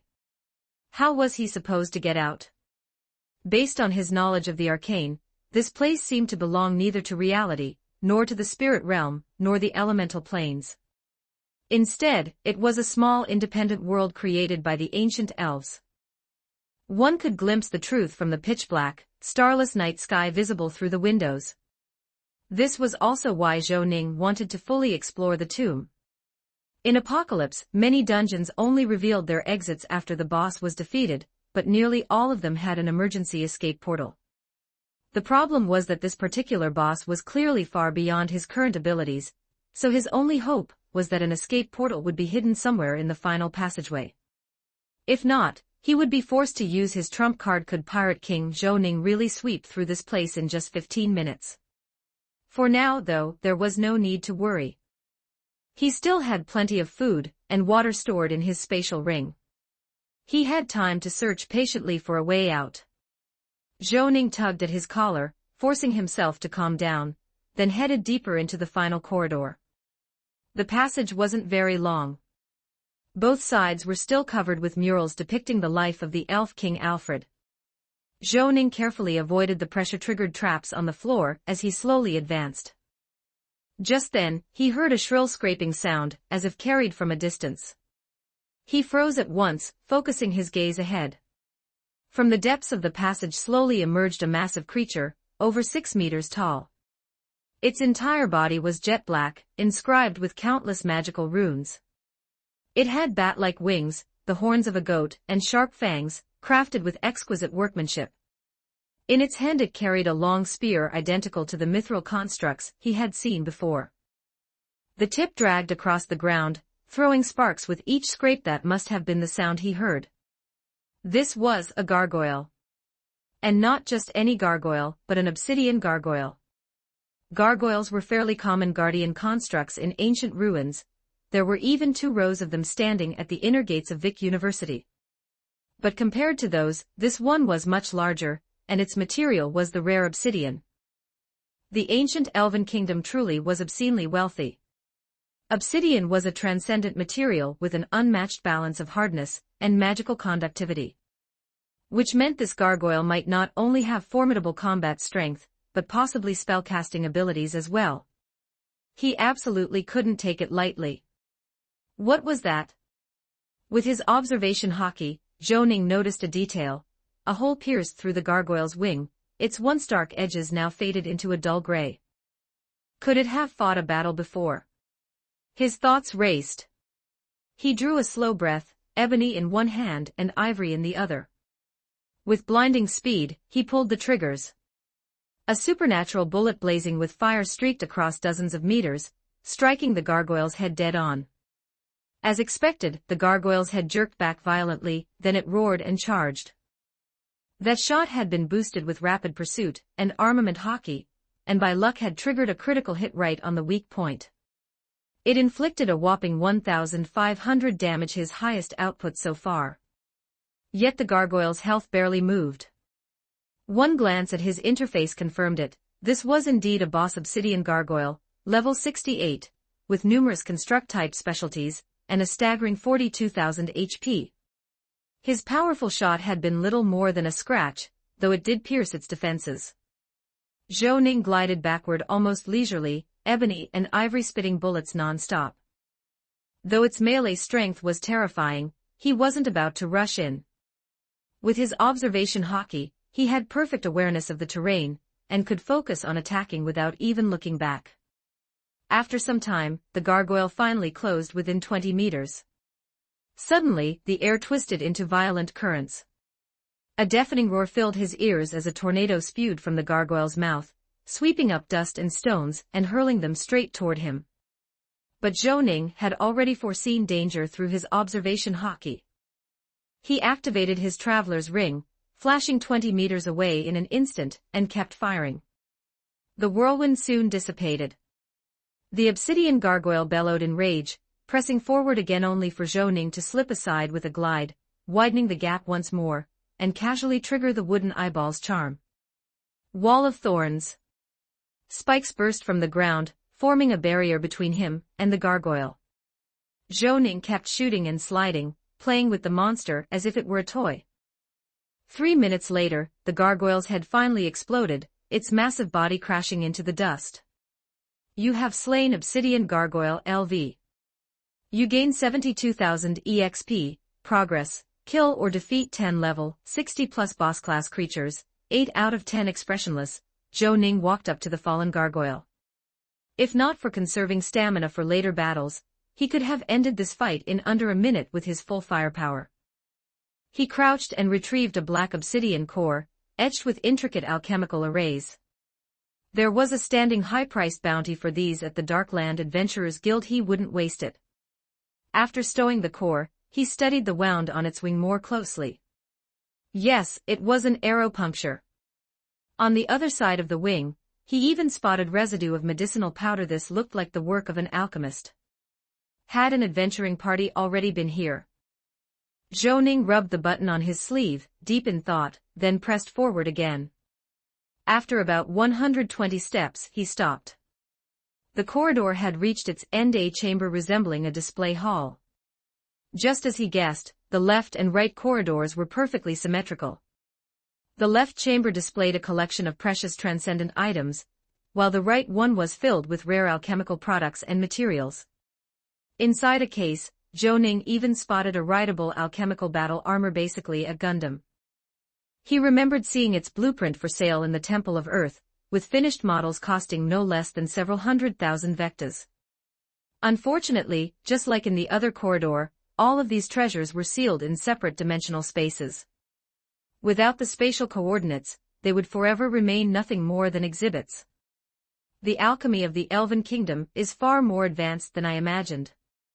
No wonder the histories call that era 2,000 years ago the Elven Age, Molly whispered. Zhou Ning was about to reply when his pupils shrank. Not far ahead, on the ground, lay a human skeleton dressed in weathered robes. He hurried over. The corpse wore an ancient alchemist's robe, its face shriveled to nothing, collapsed on the ground. Its finger bones were thick, and in its hand it still clutched a small pouch used to hold medicinal powders. Chapter 272, Chapter 273, The Queen. 1263 words. Chapter 273, The Queen. Zhou Ning bent down to inspect the corpse on the ground. The cause of death was a single stab wound piercing straight through the chest, perfectly matching the long spear held by the gargoyle. It was obvious now the killer was you, gargoyle. Judging from the height and body shape, this corpse was clearly not an elf. Most likely it was an explorer who had found some way to infiltrate the tomb, only to be slain here by a patrolling obsidian gargoyle. If that was the case, then perhaps the escape gate of this dungeon really was nearby. Zhou Ning let out a faint sigh of relief. He continued walking forward along the path, carefully scanning his surroundings.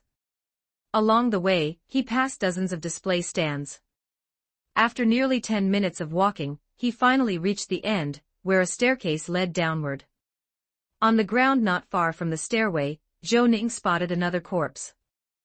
This one was clad in the Ruins Kingdom's distinctive gauze coat, the cause of death the same pierced through the body by a sharp weapon. It seemed likely that those who entered here were a full adventuring team. No wonder there were hardly any traps left in this corridor, they had already been cleared out by the ones who came before. Zhou Ning carefully skirted around the corpse and descended the staircase. Below, the light was dim. Lining both sides of the passage were nearly 2-meter-tall alchemy jars, packed in dense, orderly rows. Zhou Ning was thankful he didn't have trypophobia. One jar had been opened and toppled over, spilling dried green liquid onto the floor. From his vantage point, Zhou Ning could clearly see inside it held a black iron dwarf, twisted into a grotesque form. Even with Zhou Ning's strong nerves, cold sweat broke out across his body. If every one of these jars contained people, then there had to be thousands, tens of thousands of them. Zhou Ning couldn't help but draw in a sharp breath, his whole body tightening with unease. No wonder Elf King Alfred was branded alongside Fauric Kingdom's Mad King Guerrero as a tyrant in Apocalypse's backstory. What unsettled Zhou Ning most was that a large portion of the beings in these jars were still alive. With his observation hockey, he could faintly hear muffled murmurs and heavy breathing. At times, he even felt as if countless eyes were fixed upon him. His scalp tingled, but outwardly he kept a calm facade, hands tucked in his pockets, striding between the endless rows of alchemy jars. Not far ahead, in the corner between 2 rows of jars, lay another corpse, this one dressed in a black classical robe. It had dried into a mummy. Beyond it, another stairway rose upward, the exit to the next area. Following dungeon logic, there might be some useful clue on this body. Zhou Ning carefully approached. Unlike the others, this one hadn't been pierced. Its bones were crushed, as if trampled by a mammoth. Such a bizarre array of deaths. He shook his head and looked up, his pupils abruptly contracted. Less than 2 meters away, a pair of blood-red eyes were locked on him, brimming with madness and violence. Yet with all his powerful observation hockey, he hadn't sensed it at all. Their owner was a massive abomination stitched together entirely from human flesh. Zhou Ning froze. Without hesitation, he yanked the white ivory from his pocket, already gripped tight in his right hand, and opened fire at the monstrous figure. The extraordinary bullet, infused with flame and ripple energy, slammed into the monster's chest. Golden fire roared upward, searing a massive wound into its torso. But within 2 seconds, the flesh writhed and knit itself back together. At the same time, notifications flooded his mind. Your ripple shot dealt 657 damage to Queen Dalian. Your ripple inflicted 179 burn damage on Queen Dalian. Your ripple inflicted 165 burn damage on Queen Dalian. You have entered combat. Based on your level, you obtain the following information. Queen Dalian level, 69 boss creature. Class, Flesh Puppet. Stats, Strength 265, Agility 120, Endurance 170, Intelligence 15, Charisma 92 HP, 11, 854 twelfths, 800 status, Hungry Specialties, Mutation Strength plus 165, Endurance plus 35, Flesh Reinforcement, Advanced Tenacious Vitality Skills, Flesh Repair Advanced, Heavy Strike Expert, Devour Advanced. Seriously, this was the Queen. Before he could even voice his complaint, a powerful sense of danger surged in his mind. Zhou Ning dove left instinctively, yet somehow his body swerved right instead, crashing through several jars. Queen Dalian suddenly accelerated, rushing at him, arms raised high before slamming them down. What's going on? Zhou Ning's heart clenched, but his reflexes saved him. He slid back, tapped a rolling jar with his toes, and vaulted into the air, narrowly avoiding the blow.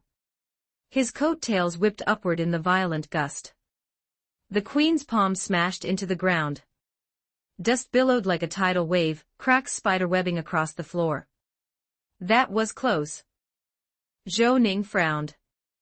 This monster not only had insane regeneration, but also some ability to twist his will.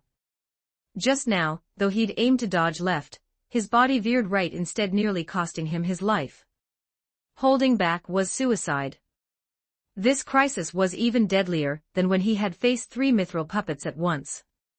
And with all the unknown creatures inside these jars, if he dragged this fight out, he'd be surrounded in no time. Best to end it fast. Without hesitation, Zhou Ning activated his family creed. Lightning flared in his eyes, knowledge is power. His left hand brushed against the traveler's ring. With a flash step, he widened the gap, spun, and fired 3 consecutive shots at Queen Dalian. This time, the bullets fused with 3 types of hockey and ripple energy, unleashing terrifying damage. Black blood and flesh fragments burst forth violently. In this state, Zhou Ning's gunfighting skill was monstrous, a killing machine. In mere moments, the monster's HP bar was halved.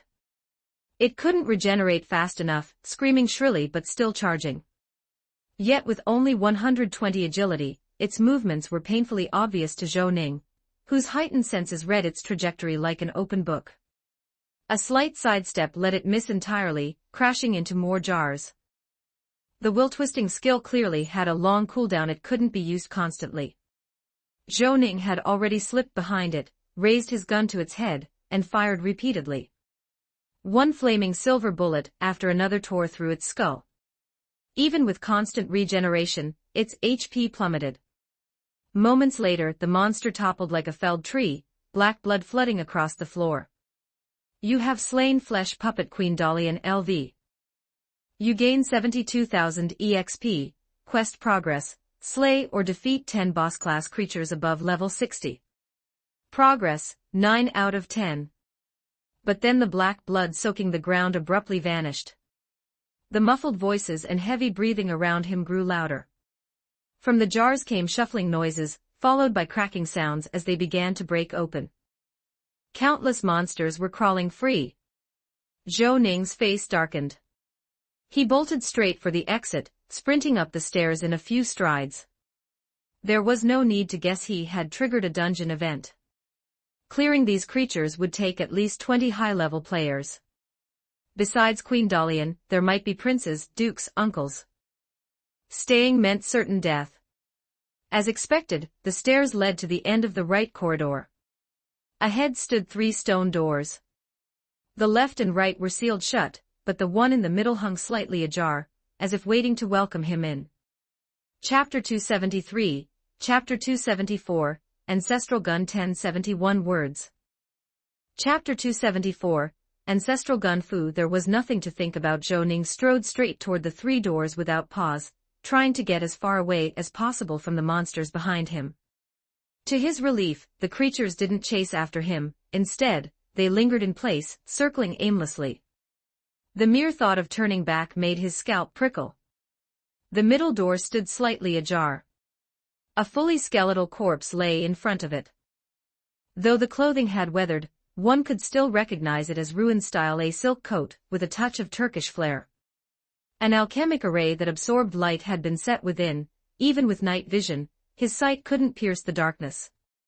It had taken only 47 seconds to kill Queen Dalian earlier. Counting his escape, he still had a full 2 minutes of clan training effect left. Obviously, pushing forward took priority. Zhou Ning reached out to the left-hand door. His instincts told him that side was dangerous. Just then, a clicking sound came from the door, a trap being triggered. Suddenly, over a dozen magical arrows rained down on him. What was the point of this? Still under clan training status, Zhou Ning couldn't even be bothered to block. He simply shifted his body slightly, weaving between the storm of arrows with ease, as if they weren't even there. Stepping through the stone gate, the light dimmed abruptly.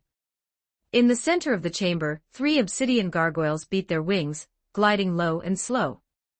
Between them rested a massive silver coffin, 5 meters long and 2 meters wide, its surface etched with intricate patterns. As expected, nothing new. Most likely, there would be a hidden compartment on the left wall, but he'd have to finish the gargoyles first. Under clan training, his stand ability had received a full boost. This time, it only took him 2 tries to manifest successfully, and the concentration required had lessened. One gargoyle altered its path and flew directly at him.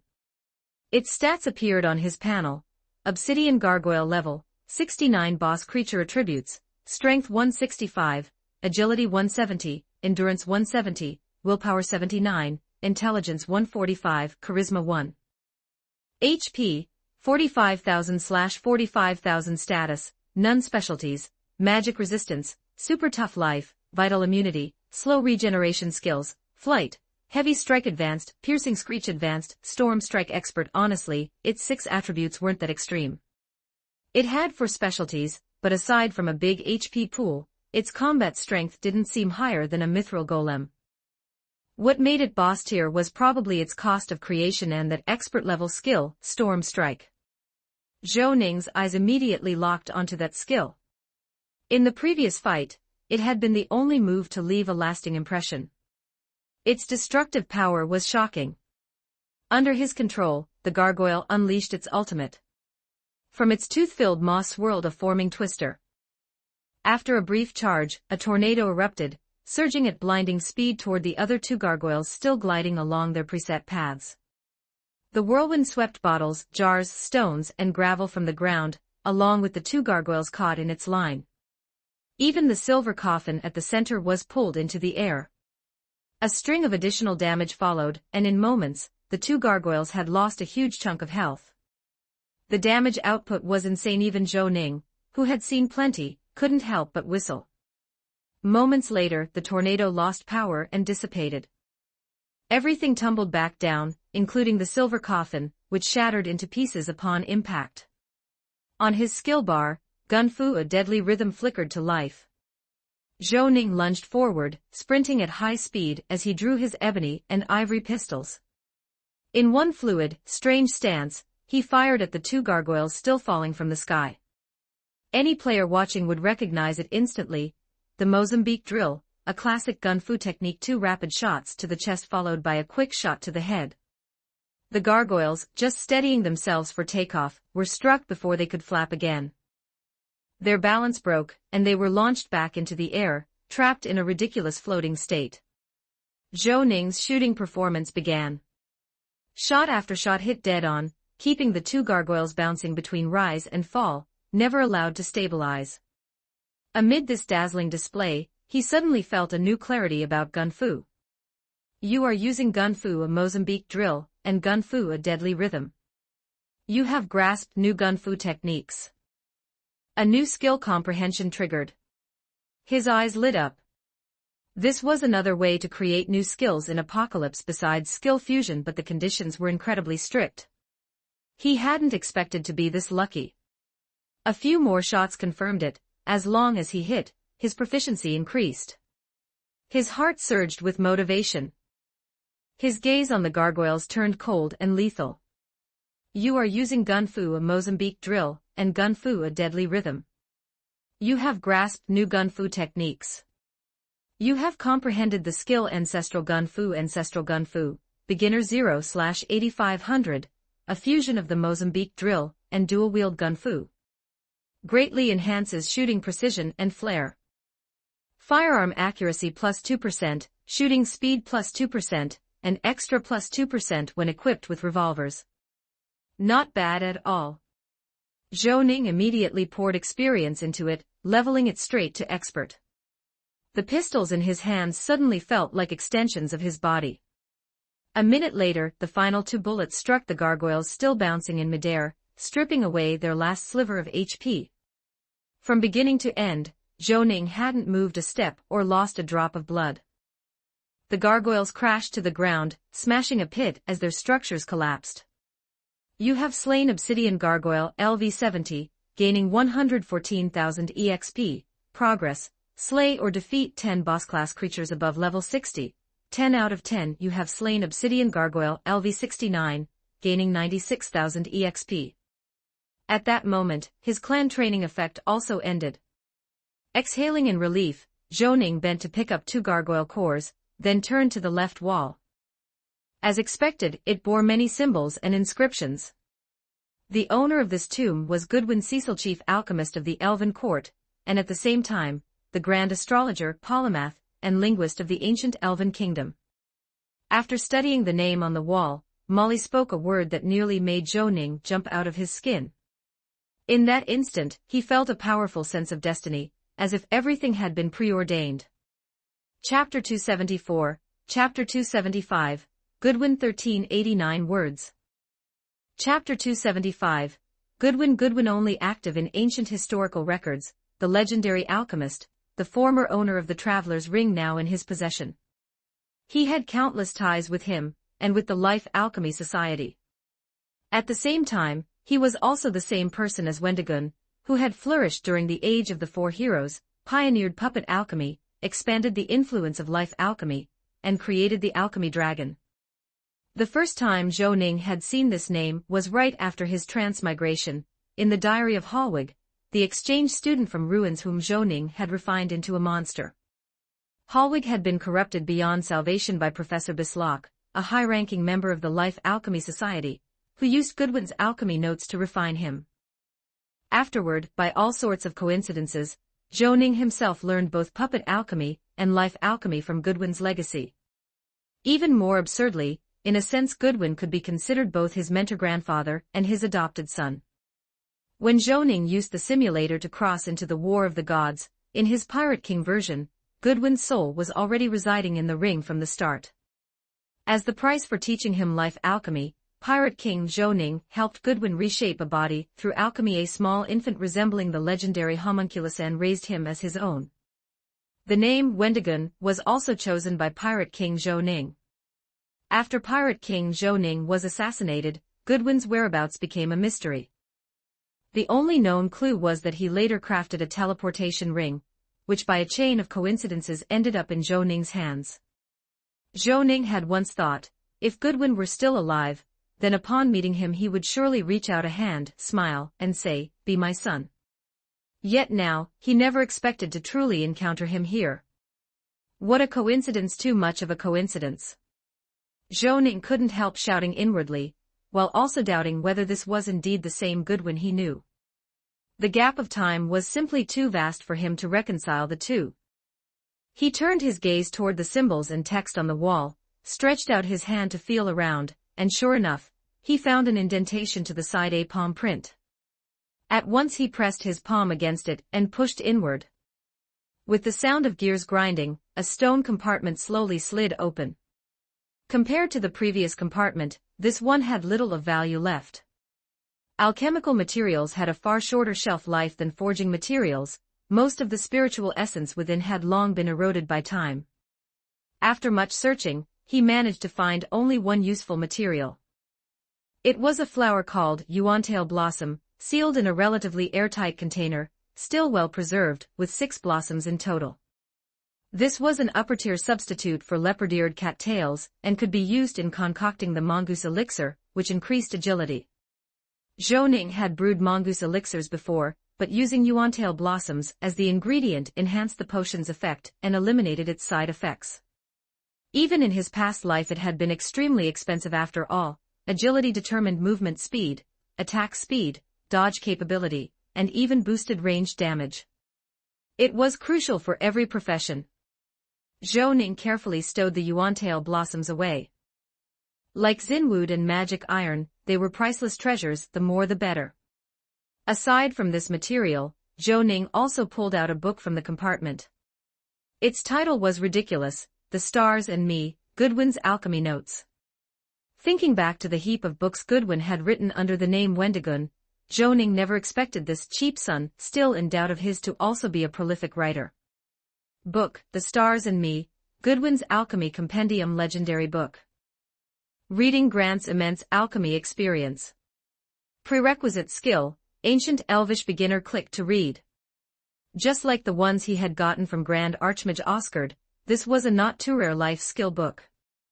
Reading it granted abundant experience and sometimes new recipes. As for the prerequisite ancient Elvish, it was simple enough, just library science.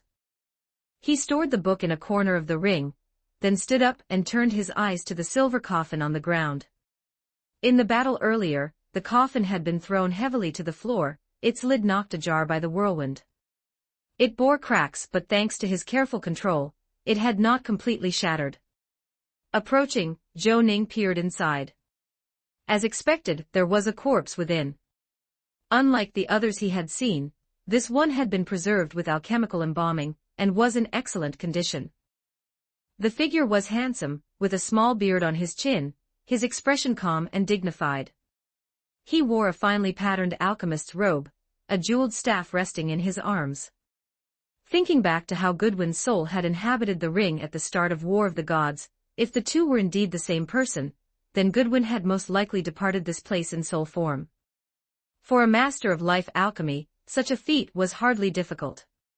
Ignoring the obviously epic quality staff and the many burial goods within, Zhou Ning took a deep breath and gently closed the coffin lid once more.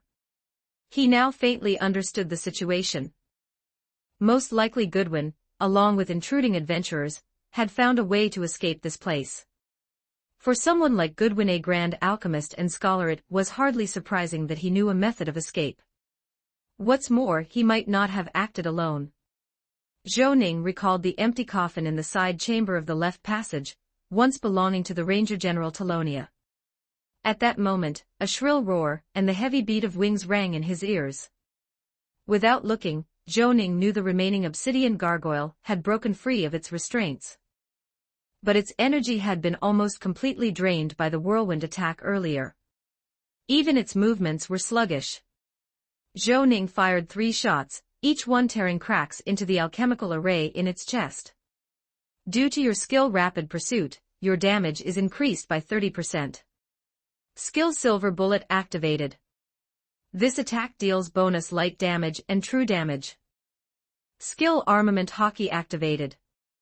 This attack deals heavy true damage. You dealt 1,943 critical damage to the Obsidian Gargoyle. With all the buffs stacked, even his normal attacks were monstrous. 30 seconds later, the gargoyle collapsed into rubble, leaving behind 96,000 experience and a gargoyle core. Pocketing the core, Zhou Ning exited the left chamber and stood before the remaining 2 stone doors. After a moment's hesitation, he pushed open the one to the right. As with the left passage, this was another Soul's Rest chamber of the ancient elven tomb. But strangely, there were only a few scattered wraiths here. Low risk truly meant low rewards. After dispatching the wraiths, Zhou Ning searched the room, but found almost nothing, only a few low-purity necrocores and a recipe for Undying Potion. Undying Potion increases armor by 2,000 for 1 minute 30 seconds.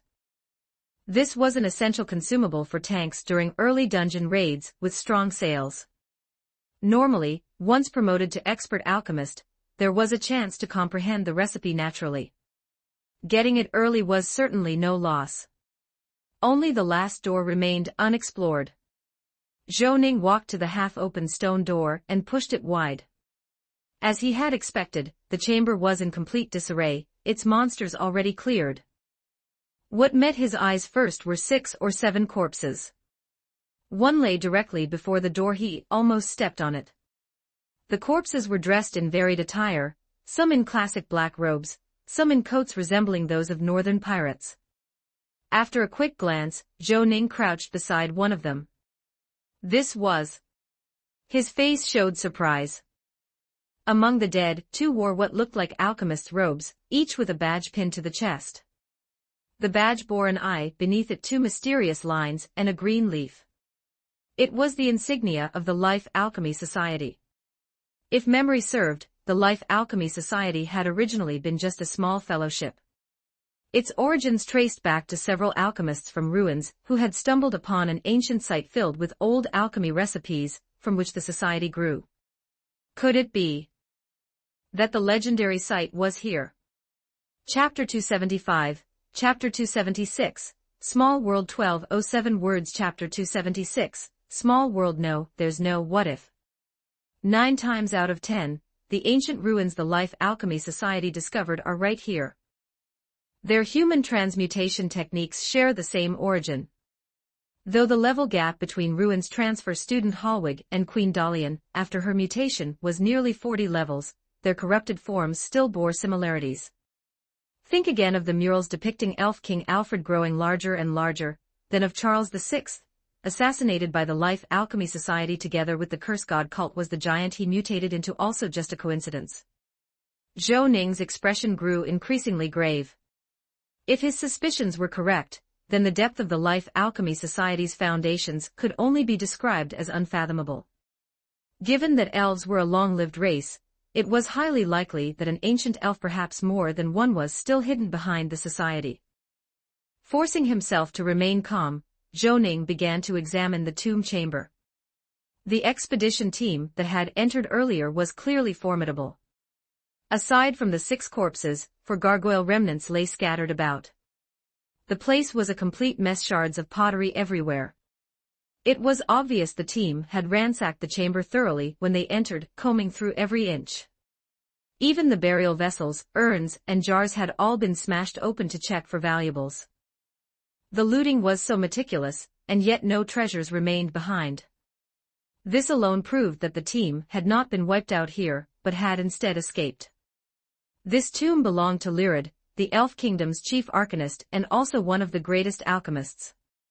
Among the high-ranking professionals buried with the Elf King, his status was the highest. After all, ancient elves revered magic above all else, Molly said after studying the inscriptions on the wall. The same name as a famous athlete Zhou Ning had known in his past life. He nodded, memorizing the name. Confirming there were no hidden compartments in the walls, he walked over to the sarcophagus and looked down from above. To his surprise and frustration, the coffin was empty. Not a single trace remained. And unlike the other high-ranking professionals' coffins, Lyrid's showed no signs of struggle, no claw marks, nothing. Clearly, he had left easily. Recalling another empty coffin he had seen, Zhou Ning concluded the likeliest scenario was that Lyrid had left with General Ranger Talonia and Grand Alchemist Goodwin, aided by outsiders. But then, a question remained: the tracks ended here. With his experience, Zhou Ning was sure the expedition team hadn't left this room. So how had they escaped? As he pondered, his eye suddenly caught a full-length mirror in the corner of the tomb. In the occult, mirrors can serve as gateways to hidden planes. They can connect to indescribable entities and cause terrifying accidents, especially mirrors in places like this, Molly warned gently in his mind. You think the exit could be hidden in the mirror? After all, we came here through Damien's mirror, Zhou Ning asked. It's possible. But caution first. Don't underestimate it. A white glow surged from Zhou Ning's body. A buff appeared on his status bar: Verity Spell, Sun's Grace. His health jumped by over 1,000, and all attributes increased. The granny in his mind had been generous for once, bestowing him with divine sunlight magic, though she immediately sank into temporary weakness afterward. Despite the light-absorbing array that made the chamber unnaturally dark, the blessing of sunlight and his night vision goggles let him clearly see the reflection. There he was, clad in his pitch-black phoenix battle suit, standing in the same pose. But behind his reflected self floated a dark, shadowy figure. Looks like a wraith, but I don't sense any evil aura, Molly whispered. Zhou Ning slowly turned his head, feigning calm. Just as he was about to pivot fully, a powerful premonition of danger flared in his mind. Snapping back toward the mirror, he saw his reflection sneer with a sinister grin and extend a hand toward him. A hand clad in phoenix battle suit armor shot through the mirror and clamped onto his right shoulder, yanking him forward. Despite his strength stat being over 30, he couldn't break free immediately. With his right shoulder seized, Zhou Ning could only use his left hand to grab the intruding arm. The touch was chillingly cold. Drawing on his newly boosted stats, he yanked back like reeling in a fish and dragged out from the mirror a figure identical to himself, Wayne Sturwell, also clad in the Phoenix battle suit. The doppelganger thrashed violently, its contorted face filled with menace. A ripple of azure energy burst from its palm, trying to scorch Zhou Ning's grip. The status panel displayed its attributes: Mirror Demon Wayne Sturwell level, 60 Demon Hunter stats, Strength 37, Agility 203, Vitality 102, Willpower 81, Spirit 130, Charisma 1. HP, 2030/2030 status, Healthy specialties, Omitted skills, Omitted equipment, Ebony and Ivory, Phoenix battle suit, General Ranger's Swift emblem, Bracer of Dark Will. Aside from Charisma, everything stats, skills, equipment was identical to him. Admittedly unnerving, but with the panel laying bare every detail, Zhou Ning wasn't about to be intimidated. Besides, for a ranged fighter like this mirror self, once caught in close combat, the outcome was obvious. Though the burning ripple gnawed at his left hand, Zhou Ning's grip held fast. Calm as stone, he conjured the Cortez sword in his right hand. Without hesitation, he unleashed Divine Departure. A flash of radiant sword light illuminated the entire dark tomb. Pinned in place, the mirror double couldn't evade, and was forced to take the blow. With an unwilling snarl, it was obliterated along with the dazzling light. You have slain Mirror Demon Wayne Sturwell LV. You gain 27,000 EXP. The reward wasn't much, and no loot dropped. A pity for such a handsome face, Zhou Ning thought with a shake of his head. He turned back to the mirror. Now the reflection was empty, no shadow, not even his own. Reaching out, he touched the surface. The once smooth mirror rippled like water. It seemed to function much like Damien's mirror. Testing further, Zhou Ning immersed himself into it. Space warped, and in the next instant, he was inside. The mirrored space was eerily familiar. The layout matched the tomb chamber exactly, except there were no corpses. Everything else was a perfect reflection. In the distance lay a hazy, green-tinged membrane, like mist. That was clearly the gateway out of the mirror world. At this point, hesitation was pointless. Without pause, Zhou Ning stepped through. Mist swirled before his eyes, and he emerged inside a dilapidated structure.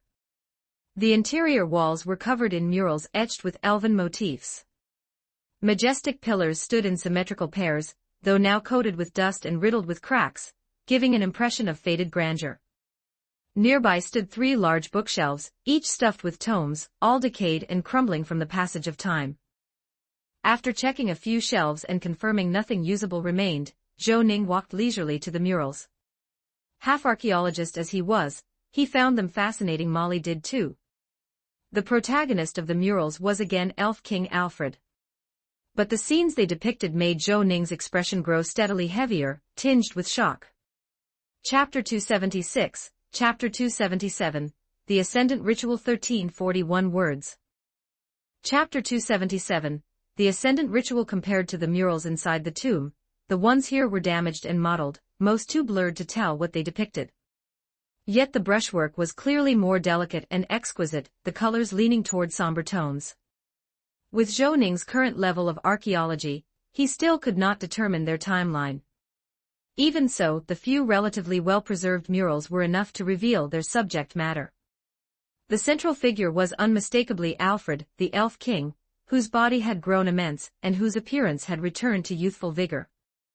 Sometimes he stood atop a high platform, sometimes he sat upon a throne, bathed in light, majestic and solemn. The backdrop showed a magnificent elven city-state with tens of thousands of elf subjects. Within that city-state, the murals emphasized 7 buildings slowly being constructed, encircling the central elf palace from all directions. Their style looked plain and unadorned, seemingly ordinary, yet each dome was set with a dazzling crystal.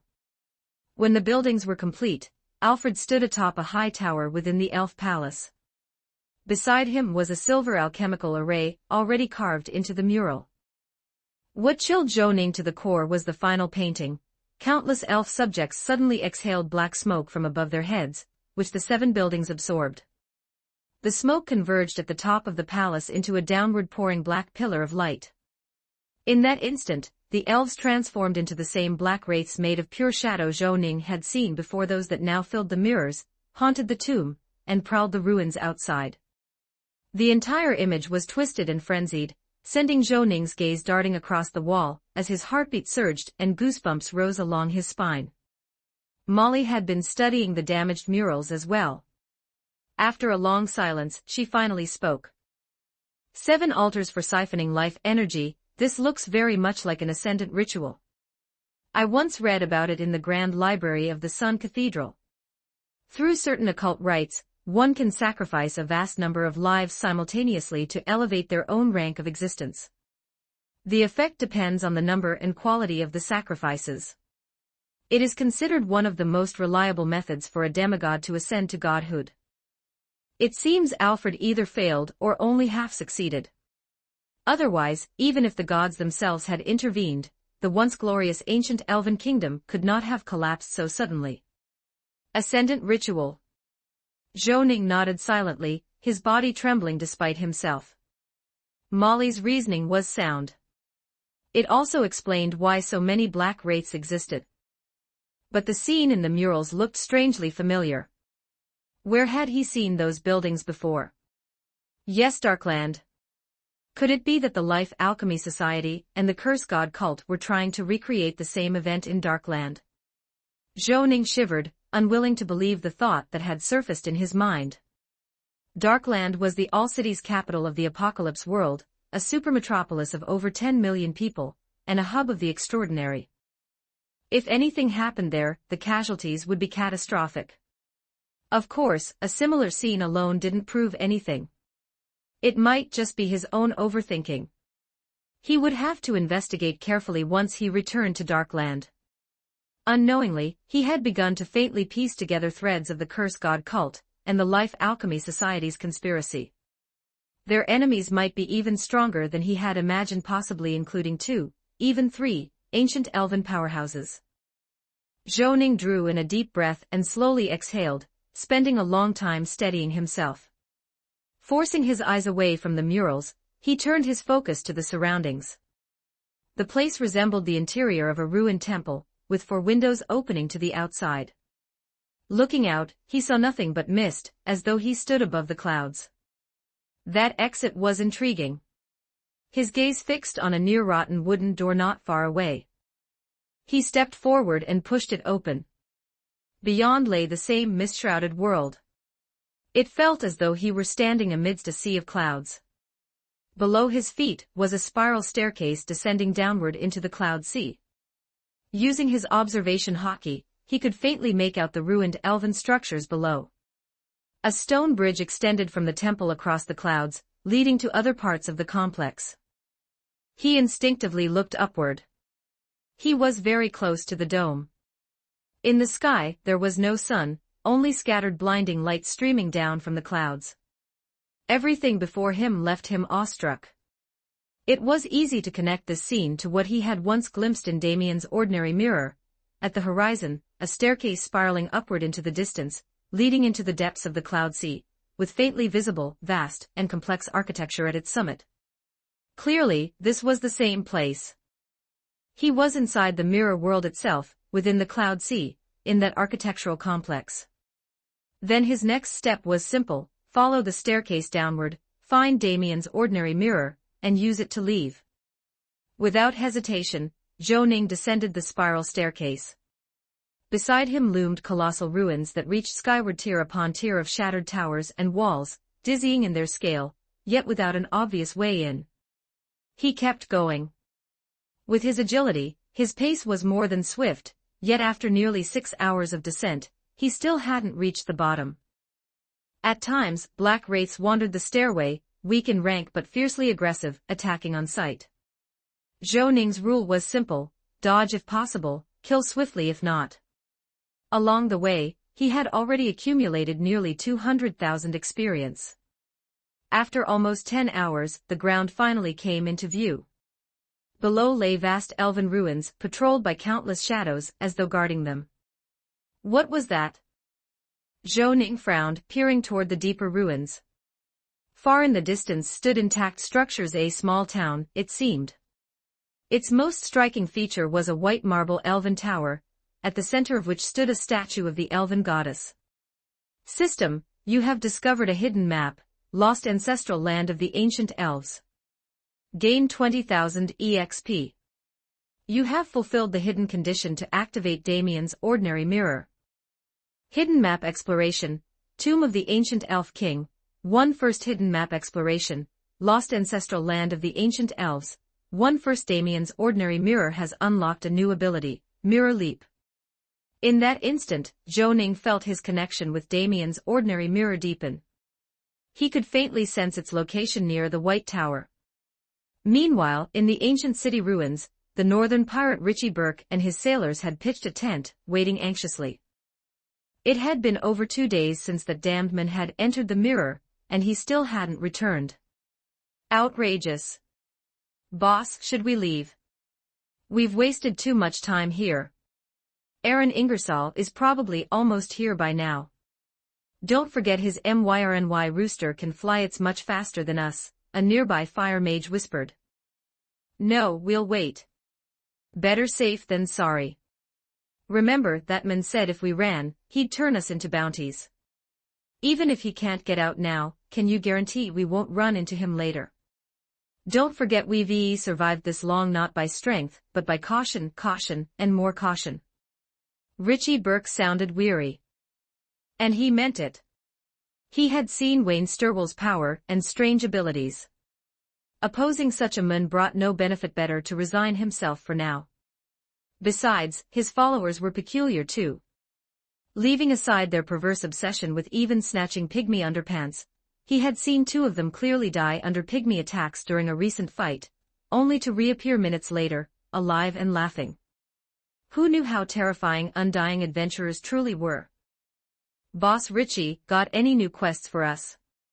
As he was lost in thought, the player called XB sidled up with a grin. Damn quests again. Who the hell had the time to hand out quests? Richie Burke cursed inwardly. In just 2 days, these players had already driven him mad, pestering him for quests every few minutes. Chapter 277, Chapter 278, The Lost Ancestral Land of the Elves, 1394 words. Chapter 278, The Lost Ancestral Land of the Elves. At first, when those adventurers came over to strike up a conversation and asked him for quests, he had found it baffling, but still tried to satisfy their requests by casually giving them something to do. From then on, though, his leisurely days were gone. This group of adventurers was unbearably annoying, as if they had latched onto him for good. They came asking for quests every so often while he was eating, while he was resting, and worst of all, that idiot called XB even came to bother him while he was taking a dump, asking if he needed toilet paper. That was far too much, utterly lacking in decency, downright comparable to pygmies. Forget it, I'll endure it. Thinking of the men standing behind them, Richie Burke forcefully suppressed the urge to shove his flintlock down the fellow's throat, forcing himself to stay calm. He said, you and your companions, head to the outskirts of the ruins and bring back some swamp sheep dung. Remember, pick the cool, well-formed ones. Richie Burke wasn't deliberately trying to make things hard for them. Swamp sheep dung, when burned in a campfire, gave off a special odor not too pungent, but enough to effectively repel the swamp's mosquitoes and even some small and mid-sized beasts. This was common knowledge among seasoned adventurers. Expressionless, he watched XB dash off toward his companions, and secretly let out a breath of relief. At least he would have some peace for a while. But then XB's loud voice carried back to him, clear as day. Holy crap, guys, this NPC is a total freak. He actually wants us to pick up poop. And he specifically wants the cool ones. What, is he afraid of burning his mouth? Richie Burke could hardly believe his ears. He didn't know what NPC meant, but how could anyone be this shameless? Who was the real freak here? Since when did a bunch of underwear-stealing pygmies get the right to call anyone else a freak? Watching the noisy adventurers vanish into the distance, Richie Burke let out a long sigh. One day, he swore, he would settle accounts properly. Just then, a rumbling echoed from the sky. A massive 3-masted ship broke through the dense thickets and sailed toward them. Damn, it's Aaron Ingersoll, the MYRNY rooster. Richie Burke's face instantly changed. He drew the flintlock from his waist and stood on guard. Around him, over 20 sailors of the Northlands were likewise startled by the sound. They quickly gathered together. All of them had once been cast off from the MYRNY rooster by Aaron Ingersoll, and now they too were hunting for Captain Sidney's treasure. They knew well how strong and ruthless he was. If either side had the chance, they would never let the other go. This battle would be to the death. At the same time, the adventurers who had just left suddenly reappeared beside him, their faces full of excitement. What's going on? Are we about to fight? Strangely, Richie Burke felt calm in that moment. Watching the MYRNY rooster speeding toward them, he loaded bullets into his gun one by one and smiled. That's right. We're about to fight. Bernie, conjure a strong wind in place. Direction, northwest. Yes, boss. His trusted meteorologist Bernie shouted back. As the former second mate of the Bernie rooster, Richie Burke knew the vessel well. It relied primarily on wind for sailing, with alchemy arrays as auxiliary propulsion. If they could create a long-lasting headwind, they could force the ship to slow down and hamper its movement. As long as the fight took place on the ground, he still had a chance. Bernie tossed a puff of gray smoke into the air, and in an instant the wind shifted. A strong headwind whipped through the sky. Richie Burke pressed his hat down and fixed his gaze on the ship. Sure enough, before long the MYRNY rooster ground to a halt in midair. On its deck, Aaron Ingersoll appeared. Wearing a wide-brimmed pirate hat and sporting black mutton chops, he revealed a cruel smile at Richie Burke. Hello, Richie. Sensing Aaron Ingersoll's immense aura, Richie Burke wasted no words. He raised his flintlock and fired at the three-masted ship. The shot ignited the massive mainsail instantly. It worked. Relief washed over Richie Burke. Now Aaron Ingersoll would have no choice but to fight him on the ground. At that moment, another thought struck him. What the hell is that golden thigh I've been clinging to doing right now? Inside the mirror world. It took Zhou Ning another hour and a half to descend the spiraling staircase and reach a long corridor. Beyond the corridor stretched a void thick with mist, so deep the bottom could not be seen. The corridors branched into countless ruins of elven architecture, overlapping perfectly with reality, omnipresent. Here, without mirrors for reference, without precise coordinates, one could easily become completely lost, never to return. It was said that Damien, the great mage who had crafted this mirror, had himself been lost within it. Of course, this posed no problem for Zhou Ning.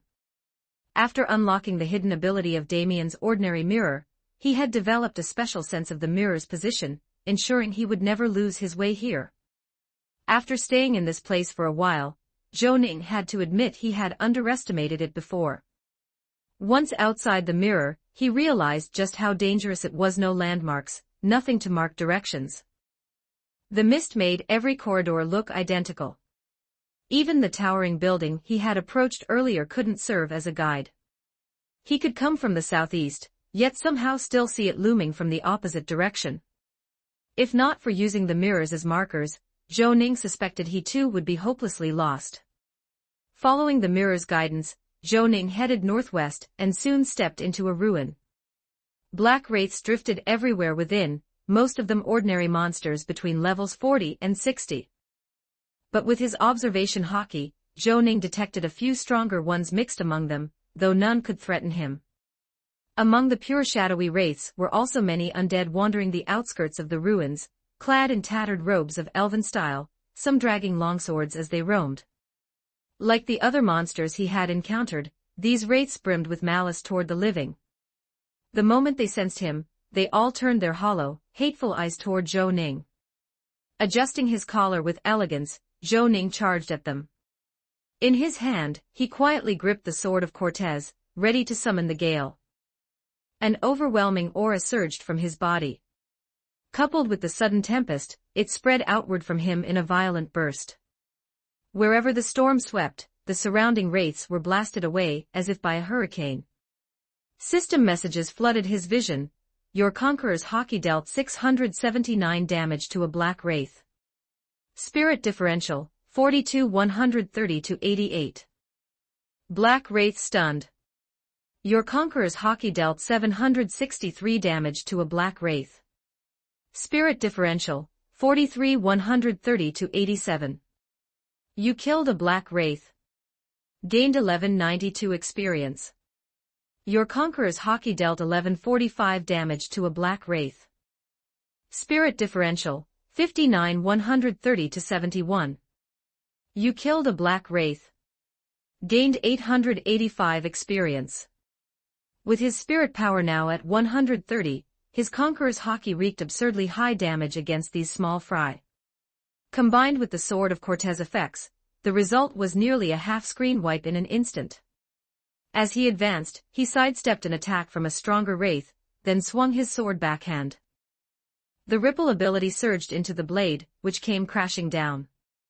Golden flames burst from the wraith's body, engulfing it completely in blazing fire. Without pausing, Zhou Ning pressed forward. The hem of his black coat whipped in the storm as he charged. Every wraith within his path fell dead without warning. The scene was striking and brutal. In just 15 seconds, he had dashed through the entire ruin and reached its far end. Behind him, not a single black wraith remained standing. Only a few stronger ones still burned with golden flames, until at last they too were consumed, falling silent forever. Ascending the steps beyond the ruins, Zhou Ning gazed into the distance. Ahead lay an elven town, the place known as the lost ancestral land of the ancient elves. Chapter 278, Chapter 279, Elven Town. 1151 words. Chapter 279, Elven Town. The town ahead didn't look much different from an ordinary settlement. Most of the buildings were gray-bricked houses with dark tile roofs, interspersed here and there with a few tree houses that carried a distinctly elven touch. With Zhou Ning's extraordinary long-range vision, he could even spot a workshop with a wren-shaped sign hanging outside, as well as a small tavern marked by a wineglass emblem. The only building that stood out in color was his destination, a white tower in elven style that resembled a church. In the flat space before it stood a holy statue. The distance was too great for him to make out its details for now. Had he seen such a town anywhere else, Zhou Ning might have felt like he had hit the jackpot. To make contact with a hidden faction ahead of schedule was every player's dream. But the problem was, this was the mysterious and unfathomable mirror world. Who could say what manner of monsters or spirits its natives might be? He didn't rush into the town. Instead, he stayed on high ground, observing. After some patient watching, he discovered that the town wasn't sparsely populated at all. There were at least a few pedestrians on the streets. What puzzled Zhou Ning was their avant-garde attire. Regardless of gender, every resident wore a black headscarf that covered even their eyes, along with black and white classical robes that enveloped their entire bodies. According to common practice, colorful clothing denoted nobility. Black and white he could still understand, but what was with those headscarves? They couldn't even see the road ahead. Were they all cosplaying as demon hunters? Switching his phantom thief, which was better suited for disguise and infiltration, Zhou Ning narrowed his eyes, waited for his chance, then used his grappling hook to glide like a ghost into the courtyard of one of the few houses with an enclosed yard. His movements were silent and elusive. He hadn't chosen this house for convenience, it was simply that he had noticed clothing drying in its yard. It was a black classical robe, the chest embroidered with 3 small red maple leaves. Zhou Ning quickly plucked it down, changed into it, and pulled the headscarf over his head. Though the robe was a little large and the headscarf completely blocked his sight, at least it would allow him to blend in while he sought a way into the White Tower. Better yet, he found several unclear denomination banknotes tucked in the robe's pocket, useful if needed. Cutting a small hole in the scarf, so he could see, Zhou Ning vaulted back over the wall and waited in the shadows of the buildings. When the time was right, he slipped into the crowd. From close range, he noticed something strange. Perhaps because of the blindfolds, the townsfolk moved stiffly and somewhat sluggishly.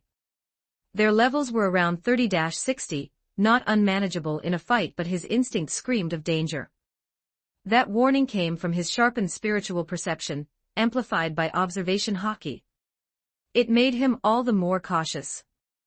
As he watched, he noticed that every rogue bore a different chest insignia. Some displayed a single green leaf, others a blue leaf, and so on. The more leaves, the higher their rank seemed to be. Despite their obscured vision, they somehow navigated flawlessly. Along the way, many townsfolk with 1 or 2 leaves on their chests saluted him, repeating the same phrase, Riaro supai duare. The language was awkward and harsh, likely a greeting. Zhou Ning didn't know how to respond, so he opted for cold silence. Listen to the cadence, this should be ancient Elvish, murmured Molly in his mind. Every sentence ends with ra, re, ro, re, or ru. It's easy to tell. Zhou Ning nodded silently. That made sense, like how Russian often ends with ov, or Korean with mida. He trusted Molly's judgment. System prompts had already confirmed this was the lost ancestral land of the elves, so ancient Elvish was only natural. The people looked no different from those outside, except for their ingrained, bone-deep obedience to hierarchy. Curious, Zhou Ning slipped into a roadside alchemy shop. Though he couldn't communicate, he still managed to purchase a formula he had never seen in his previous life, potion of brief invisibility grade, expert. Exclusive to the elves effect, grants invisibility for 45 seconds. Cooldown, 3 minutes. Cannot be used in combat. Once combat begins, invisibility is cancelled. This was the first benefit of encountering a hidden faction. Though seemingly ordinary, the potion was a necessity for solo dungeon runs or ambushes. Paired with his Phantom Thief, the effect would be more than double. Just then, from the northwest high slope came the toll of a deep bell. Zhou Ning was startled to see every single head turn toward the northwest in unison at the very first strike. Even the alchemy shop owner, mid-conversation with another customer, froze and turned his head. The entire shop, the entire street, fell into uncanny silence. Pedestrians stood motionless, heads angled as if someone had hit pause. The scene was disturbingly eerie. A bead of sweat broke out on Zhou Ning's forehead. Hastily, he imitated the others and turned toward the northwest. After half a minute of silence, everything returned to normal. But no one resumed their conversations. Instead, they filed out of the shop, merging silently with the growing crowd in the street. From houses all around, more residents emerged into the open. Maintaining eerie silence, they lined up in strict order: 5-leaf, 4-leaf, 3-leaf, 2-leaf, 1-leaf, then began marching toward the northwest slope, where the white building stood. After brief deliberation, Zhou Ning decided to follow. All the while, he rubbed the traveler's ring on his finger, ready to teleport away at the first sign of danger. Because the townsfolk walked slowly, Zhou Ning had to match their pace. It took a full 20 minutes before they reached the slope. Ahead loomed the white structure. From up close, it was indeed a church, steeped in ancient Elvish design. In the courtyard stood a 4 to 5 meter tall statue of a goddess. She had long ears and a beautiful face, with wind rippling around her feet. In her hands was a bow carved with intricate floral patterns. Most striking of all were the numerous black tendrils extending outward from her body, resembling tentacles. Could that be the statue of the elven goddess? Zhou Ning whispered. As he drew nearer, he could faintly sense that the exit he sought lay within a mirror inside the church. No mistake, Molly murmured. The elven goddess governs wind and the hunt. This must be the ancestral land of legend. In myth, every elf's soul returned here after death, into her embrace. But as far as I know, she had already fallen long before my time. If the elven goddess had perished ages ago, then who or what were these elves worshipping in her place? Zhou Ning frowned, an unease rising within him. Chapter 279, Chapter 280, Level cap lifted. 1314 words. Chapter 280, Level cap lifted. From this statue of the elven goddess, he clearly sensed the presence of divinity. Perhaps it was precisely this trace of divinity that made Zhou Ning feel danger. If what Molly said was true, then who exactly was it that had left their divinity here? Zhou Ning faintly felt an uneasy premonition. It was his spiritual instincts warning him. He absolutely could not expose his identity as an outsider here, or something unimaginably terrifying might happen. At that moment, more and more residents were streaming in from the southeastern town. Their movements were stiff and sluggish. From the front of the line, where the 5-leaf elves stood, all the way to the 1-leaf at the rear, there were conservatively 2,000 to 3,000 of them, forming a long procession. Because this world had neither sun nor moon, Zhou Ning had no way of judging the time. After silently counting up to 3,400, the procession finally stopped. A few seconds later, the church doors opened and an elderly elf emerged. He wore a dark blue classical robe, a hood covering his head, and 6 leaves on his chest. Sweeping his gaze over the crowd, his presence was oppressive. Though the face was hidden beneath the hood, Zhou Ning could feel a sharp sting as that gaze fell upon him. Clearly, it carried the weight of divine magic. Zhou Ning. Instinctively, he shuffled back a step, rubbing the traveler's ring between his thumb and forefinger, ready to flee at any time. From this elder, he sensed a tremendous threat, at least someone above the tier of advanced professions.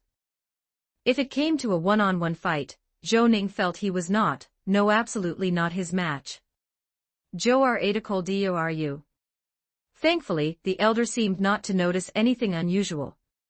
His low, muffled chant was incomprehensible to Zhou Ning, but the 5 elves at the very front of the procession, each bearing 5 leaves, began to move. Silent as ever, they followed the elder into the church.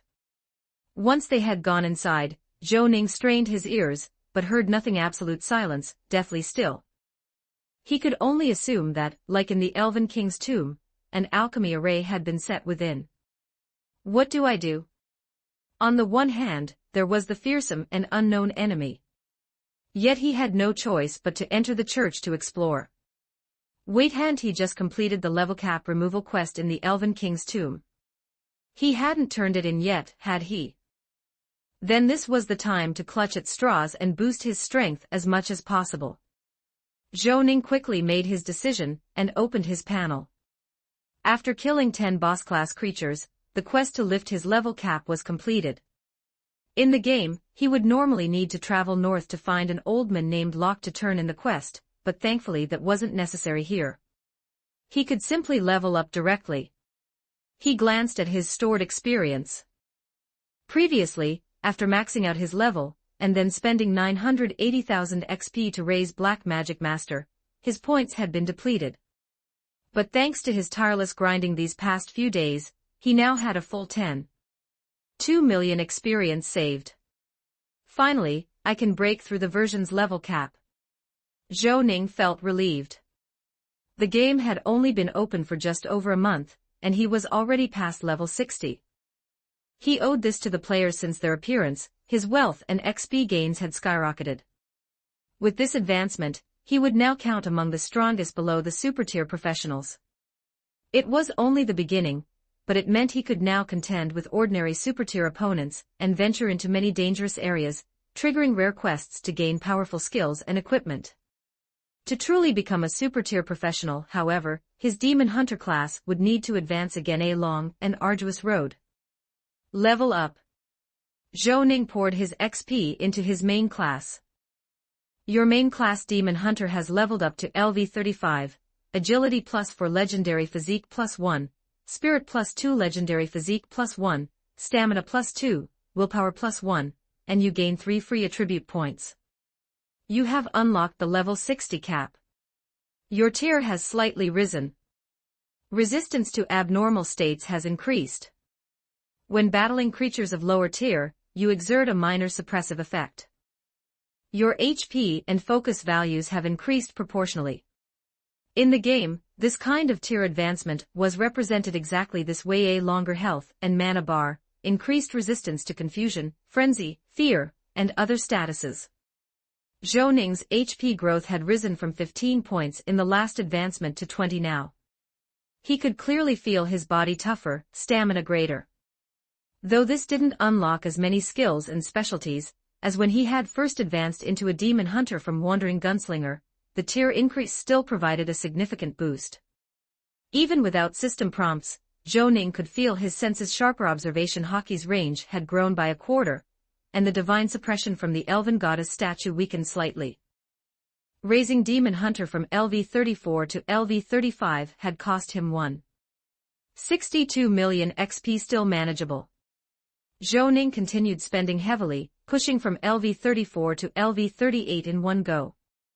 Your main class Demon Hunter has leveled up to LV-36, Agility plus 4 Legendary Physique plus 1, Spirit plus 2 Legendary Physique plus 1, Stamina plus 2, Willpower plus 1, and you gain 3 free attribute points. Your main class Demon Hunter has leveled up to LV-37. Agility plus 4 Legendary Physique plus 1, Spirit plus 2 Legendary Physique plus 1, Stamina plus 2, Willpower plus 1, and you gain 3 free attribute points. Your main class Demon Hunter has leveled up to LV-38, Agility plus 4 Legendary Physique plus 1, Spirit plus 2 Legendary Physique plus 1, Stamina plus 2, Willpower plus 1, and you gain 3 free attribute points. The next level would cost 2.39 million XP. With only 2.6 million remaining, Zhou Ning decided to hold off. Demon Hunter wouldn't be able to advance again until LV-45 anyway. Better to use the points to strengthen his skills. Looking over his list, most of his skills were already abundant. His armament hockey and conqueror's hockey were both at expert level, but observation hockey and ripple breathing were still only advanced. Given how cost-effective they were, he didn't hesitate. He leveled both up by one stage, then spent the rest raising Fatal Shot and Silver Bullet to expert as well.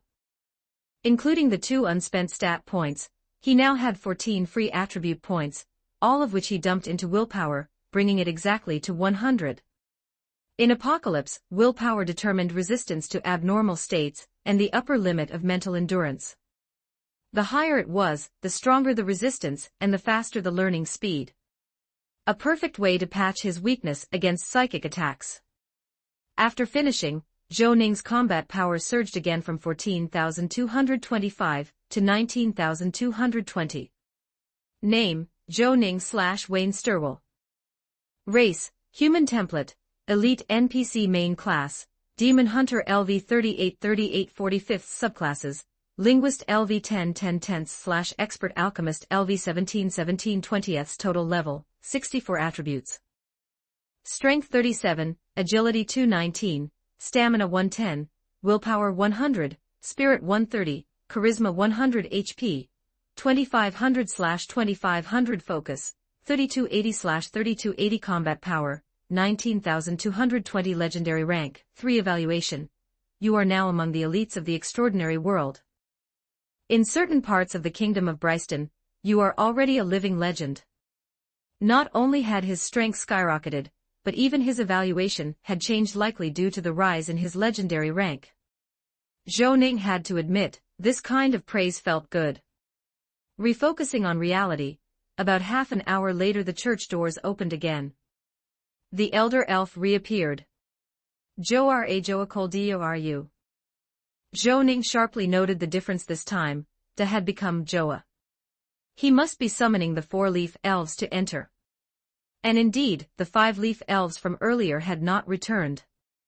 Instead, more than 24-leaf elves followed the elder inside. With a creak, the church doors shut once more and silence reclaimed the surroundings. Chapter 280, Chapter 281, Madalida. 1241 words. Chapter 281, Madalida. At this pace, in just over 10 minutes it would be his turn to go inside. Zhou Ning quickly glanced around, unable to imagine how, despite there being so many people, they had all managed to stay completely silent for hours on end. In that absolute silence, time passed excruciatingly slowly. A chill ran through him. This wasn't like a game. In a game, if you died, you just died. But here, he was gambling with his life. Still, his specialization in extreme calmness made him grow only steadier the greater the danger became. The only exit for him to return to the real world lay in a mirror somewhere inside the church. Escape had no meaning now, the only choice was to face it directly. With his disguise intact, he could only march straight in, openly and confidently. If things truly went south, he still had the One Piece Pirate King possession card as his trump card. Exhaling, Zhou Ning simply closed his eyes to rest. When his silent count reached 2700, a sudden chill ran down his spine. At almost that exact moment, the cathedral's great doors creaked open once more. The elderly elf stepped out again, his voice deep as he intoned, "Joare Lotto Coldio are you?" This time, the word Joa had been replaced with Lotto, clearly summoning the three-leaf elves inside. And without question, the 20-some four-leaf elves who had entered earlier had not come back out. It was as though the cathedral had swallowed them whole. As soon as the words fell, the 6 three-leaf elves ahead of Zhou Ning began to move. He had no choice but to follow, stepping into the cathedral's doorway. Behind them, the door shut with a heavy bang, cutting off the faint light from outside. System, you have discovered the Night Cathedral. Experience plus 20,000. Night Cathedral. Fitting name, that. Because elves revered the night, not a sliver of light filled the church interior. Without his night vision device, Zhou Ning's eyes couldn't see a thing.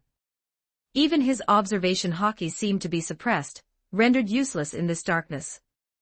He stumbled, bumping into the heel of the three-leaf elf ahead of him.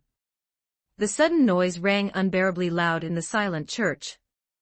At once he felt countless eyes sweep toward him, probing for the anomaly. Zhou Ning froze. Only after a moment, when those gazes faded, did he dare to let out a breath. 2 seconds later, his eyes finally adjusted to the darkness. The first thing he did was scan for the mirror. The cathedral was larger than he'd expected. Several high-ranking black wraiths drifted to and fro inside, but the elves and wraiths seemed to coexist peacefully, ignoring one another even when they brushed against each other. The building's architecture surged upward in a style evoking ascension toward the heavens. From the central right-side entrance, a stairway led to the second floor. At the far end stood a pitch-black altar, its front carved with a relief of a human face, flanked by floral patterns. Atop the altar rose a statue of the elven goddess. The mirror he sought hung somewhere on the second floor. Zhou Ning could sense its presence, but reaching it would be anything but easy. A relief of a human face. In the field of mysticism, every deity and even every sect had its own sigil, nearly always unique. Such emblems could often be drawn as runes to channel divine power or sustain faith, though doing so risked attracting the gaze of certain eldritch gods. Zhou Ning suddenly remembered where he'd seen that very same sigil before, from that unlucky fellow Joshua Lambert, whose family motto was pride. He recalled it being tied to the Contemplative Order, a sect devoted to impart. Their creed was indulgence and pleasure, believing only by surrendering to desire and reveling in joy could one's soul be freed. Zhou Ning even recalled that Fatty's mother, along with Harrison River's wife, were both members. Why would a Contemplative Order church appear here? What did the order have to do with the ancient elves? Zhou Ning's mind spun with questions. The only relief was that the 5 five-leaf elves and the 20-some four-leaf elves who'd entered weren't dead. Instead, they knelt in 2 rows like devout worshippers, praying with utmost fervor. Following the elves ahead, Zhou Ning finally caught a clear look at the statue in the dark. It resembled the goddess statue outside, beautiful face, tall and graceful figure, but the black lines extending from her body were far more prominent, resembling tentacles. Or insect legs. Her feet still stood upon whirling breezes. Then, as they advanced further, at the very limit of his vision, Zhou Ning spotted an enormous spider-like phantom crouched atop the goddess's head, as though feeding on something. Zhou Ning. The moment he saw it, searing pain lanced through his eyes, his body trembling uncontrollably. A powerful urge welled up inside him to bow, to kneel and worship. But mindful that his smart brain might be recording, unwilling to disgrace himself, he forced the impulse down. That overwhelming pressure was his very rank being crushed. That was divine or unbearable to gaze upon, impossible to resist. Had he not just upgraded his rank, he would have collapsed on the spot, enslaved into the shadows. This is the Dark Spider Mother, Madalida. Impossible, came Molly's incredulous voice in his mind. Zhou Ning's thoughts exploded in panic, his instincts screaming to flee. He vividly recalled, upon first crossing into this world, he had slain a low-tier spider demon named Siren Marine. And if Molly was right, then the spider phantom before him was none other than the ancient god ruling such demons, the dark spider mother, Madalida. He had read of this in Apocalypse's lore. Never had he imagined he would actually encounter it here. He was just an ordinary high-ranked class holder. Don't worry. That should only be a projection, pure instinct, without the deity's full consciousness. If it were truly the god itself, merely being gazed upon would already have shattered your sanity. Even a weaker ancient god like the dark spider mother Madalida cannot be directly looked upon by a high-ranked mortal. Stay quiet. I'll do what I can to help you find a chance to escape, Molly whispered softly. At that moment, the elderly elf stopped before the black altar, turned, and spoke several words to the three-leaf elf behind Zhou Ning. That elf immediately knelt devoutly, removing the hood and veil covering head and face. Zhou Ning nearly gasped aloud. The elf's face was entirely formed of black shadows. He was, in fact, a black wraith. No wonder the residents here moved so stiffly. No wonder the wraiths did not attack them. Even more horrifying, faint clusters of compound eyes dotted the shadows of his face, dim, but unmistakable. The elder elf then took a vessel from the altar, poured a cup of water, and handed it to the kneeling elf. The instant Zhou Ning saw it, a chill like icy wine through his marrow ran through him. Inside the cup swarmed countless phantom insect eggs. He could barely stomach aphid juice, let alone that. He'd sooner die than drink it. After drinking, however, the shadowed visage on the elf's face solidified further, as though the liquid greatly benefited him. He then rose, crossed to the right-hand row, and joined the others in fervent prayer. What should he do? Zhou Ning suddenly found himself in a desperate dilemma. Chapter 281, Chapter 282, Escape 1103 words. Chapter 282, Escape. What if he tried using his Bohemian Requiem ability to manifest the elf goddess statue in front of him? Zhou Ning quickly calmed himself, and a thought immediately flashed through his mind. But the moment it appeared, he dismissed it himself. No, absolutely not. This elf goddess statue carried traces of divinity. If he forced it into awakening, it could cause a violent spiritual backlash. Even draining all of his focus wouldn't be enough. Drink that cup and then see what happens. Even less possible. In the world of Apocalypse, everything followed the principle of equivalent exchange, especially before deities.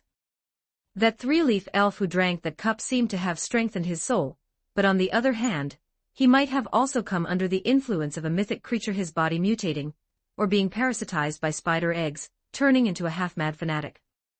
Zhou Ning could already picture the consequences, his own appearance irreversibly twisting into something like a Spider-Man, very likely losing control altogether.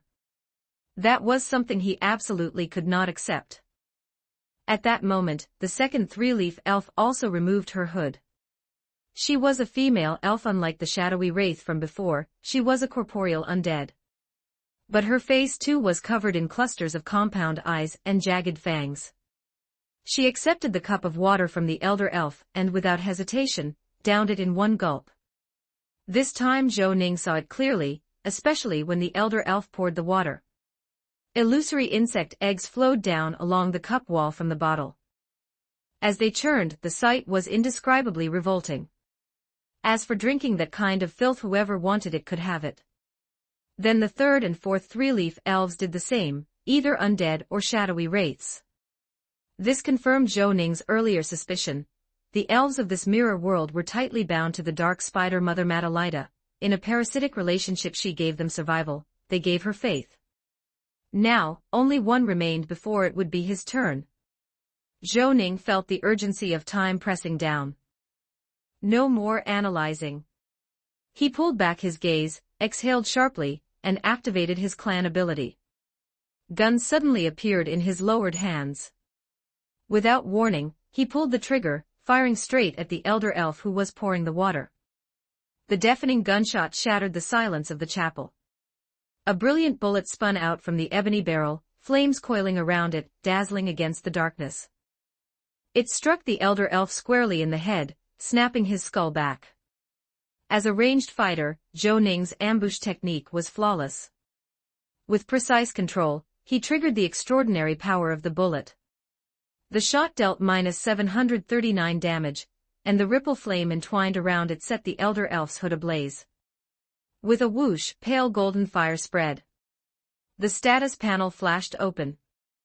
Meditation Society High Priest, Solia Lane Level, 71 Boss Creature Class, Dark High Priest Supertier Attributes, Strength 125, Agility 135, Endurance 270, Spirit 215, Will 152, Charisma 67 HP, 14,061/14,800 Status, Arachnified Undead.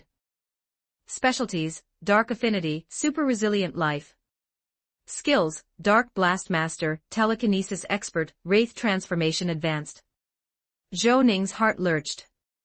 That shot, with his clan ability active, was practically his peak damage, yet it only shaved 736 HP off the elder elf's head. This was the absolute suppression of a super tier class against a high tier one. Moreover, with 270 endurance and the super resilient life specialty, this boss had a staggering 14,800 HP. A true tank. And his skills and specialties were formidable, especially Dark Affinity, boosting his dark magic damage by 45%. A level 71 boss indeed. Solia Lane groaned in pain, his cup clattering onto the table. Swarms of illusory insect eggs billowed out in black smoke. He ripped off his burning hood, revealing an aged face bristling with compound eyes, all of which suddenly slit into vertical pupils. To more Zhou Ri. A violent resonance echoed in Zhou Ning's ears, his pupils briefly unfocused. Darkness exploded around him, even the air seeming to split into fragments. But Zhou Ning's reflexes were razor-sharp. Using the recoil from his shot, he launched himself away, barely evading the blast. At the same time, the traveler's teleportation effect triggered the ring on his hand flared, shifting him a distance to the right. He saw it clearly, the elder elf had abruptly shifted into wraith form. Raising his right hand, he gripped at Zhou Ning's body in his sight. A chill shot through Zhou Ning as thin ice crystals spread across his body, freezing him briefly in place. High-level wraith attacks often carried cold effects, but this was useless against him. His ripple ability was the nemesis of undead. At expert level, his ripple breathing circulated naturally through his body, dispersing cold effects with ease. Even mid-teleport in midair, he twisted his body, donning a layer of black armor. The Phoenix battlesuit instantly cloaked him, its cloak unfurling into wings. While back-flying, he fired another shot at Solia Lane. But the elder threw out a talisman. In midair it sketched a gaping mouth, which opened wide and swallowed the bullet whole. Zhou Ning. This was the first time he'd seen a boss counter his attack like this, using a talisman to draw a mouth-shaped shield that could devour any ranged attack. Utterly inhuman. And somehow, a heavy dread pressed in Zhou Ning's chest, as if something terrible was about to happen. Then chaos erupted. Countless 5-leaf, 4-leaf, and 3-leaf elves rose from the ground, growling incoherently, lunging at him. Facing the first oncoming 5-leaf elf, Zhou Ning immediately switched weapons. His Cortez sword flared with azure light, striking 4 times in a blur. 2 sleeves of green serpents, you can unleash for defense, ignoring strikes with a sword weapon. Damage scales with your agility and swordsmanship level. Fortune was with him. 3 of the 4 strikes hit weak points, dealing nearly 5,000 damage in an instant. The elf's long health bar evaporated as he collapsed. Zhou Ning sprinted past him. Mid-dash, he switched back to firearms, his wrist flicking as bullets rained down on several charging elves. These bullets carried armament, observation, and conqueror's hockey layered with ripple energy, glowing brilliantly. 2 3-leaf elves ignited instantly, turning into blazing golden torches. In just 3 seconds, Zhou Ning burst through the first encirclement. His movements were as swift and natural as lightning and shadow. Of course, a super tier like the Elder Elf wouldn't just let him have his way. His figure abruptly vanished, reappearing directly in Zhou Ning's path. Chapter 282, Chapter 283, Drawing the Gun 1280 words. Chapter 283, Drawing the Gun. The old elf's teleportation ability was quite unusual. He didn't raise his hand or chant a spell, rather, it was as if he directly erased the distance between himself and Zhou Ning with sheer mental power, appearing at Zhou Ning's side in an instant. This was a technique only masterclass mages could grasp, mind transmission. Not only could it teleport the caster, but it also inflicted a degree of spatial damage at the destination. Yet Zhou Ning's reaction was beyond his expectations. Even before he activated mind transmission, Zhou Ning had already raised his gun and resolutely fired at the exact spot he was about to teleport into. 3 shots in rapid succession. Bullets laced with golden flames, thin layers of frost, and divine radiance tore through the void and struck the old elf's head. This wasn't observation hockey at work. In fact, ever since entering this cathedral, Zhou Ning's observation hockey had been heavily suppressed. It was purely his battle instinct kicking in. He had experienced something similar when fighting Horvige, unique, indescribable sensation, as if everything were under his complete control. Amidst the rapid gunfire, the old elf all but delivered himself to Zhou Ning's aim. His head was forced back again, one of his compound eyes exploding from a bullet, spraying purplish-blue fluid as golden ripples drilled inward, sizzling as they burned. It looked brutal, but not even close to a serious injury. It only forced his body to stagger back uncontrollably, clutching his face in pain. By now, more spiderized elves had swarmed forward, cutting off Zhou Ning's path. Fortunately, the single-leaf and double-leaf elves outside hadn't rushed in, otherwise, even 2 lives wouldn't be enough for him to survive. Facing the oncoming elves, the skill gun fu, psychic counter on Zhou Ning's interface flared. With his elbow, he forcefully interrupted one elf's charge, then swung his arm around, switching to firearm mode mid-motion and blowing another elf's head apart at close range. Gun fu, psychic counter beginner. When attacked at close range, there is a chance to block and gain a counterattack effect. During the effect's duration, there is a chance to forcibly interrupt the enemy's actions and retaliate at close range. This includes but is not limited to point-blank shooting, elbow or knee strikes, or buttstock blows. This does not negate damage already received. It was Zhou Ning's first time triggering the effect, and he quickly realized how powerful it was. Under psychic counter, it was as though his entire body had become a weapon, knees, elbows, close-range shots, even smashing with the gun's buttstock every elf that brushed past him left with wounds of varying severity. He charged through the second encirclement and reached the railing of the second floor. From his sleeve, a grappling hook shot out like a serpent, latching onto the railing. Using the hook's momentum, he soared upward, his black cloak flaring as the spiderized elves behind him ignited with golden ripple fire, lighting up the entire cathedral hall. Montia Joakoa. Behind him, Solia Lane's aged, gravelly voice rang out once more. Zhou Ning, rising along the hook's line, suddenly felt his mind reel. An instant later, his phoenix battle suit tightened like a living thing, trying to strangle him, while above, the hook silently detached, slithering back toward him to bind him. It can do that? Zhou Ning thought with alarm. This was the trouble with high-tier evil spirits, they could turn anything into a living weapon against their enemies. Helpless, Zhou Ning quickly unequipped the phoenix battle suit. The black armor cracked apart piece by piece, and he inevitably plummeted. Below, countless spiderized elves gathered, their hands reaching up.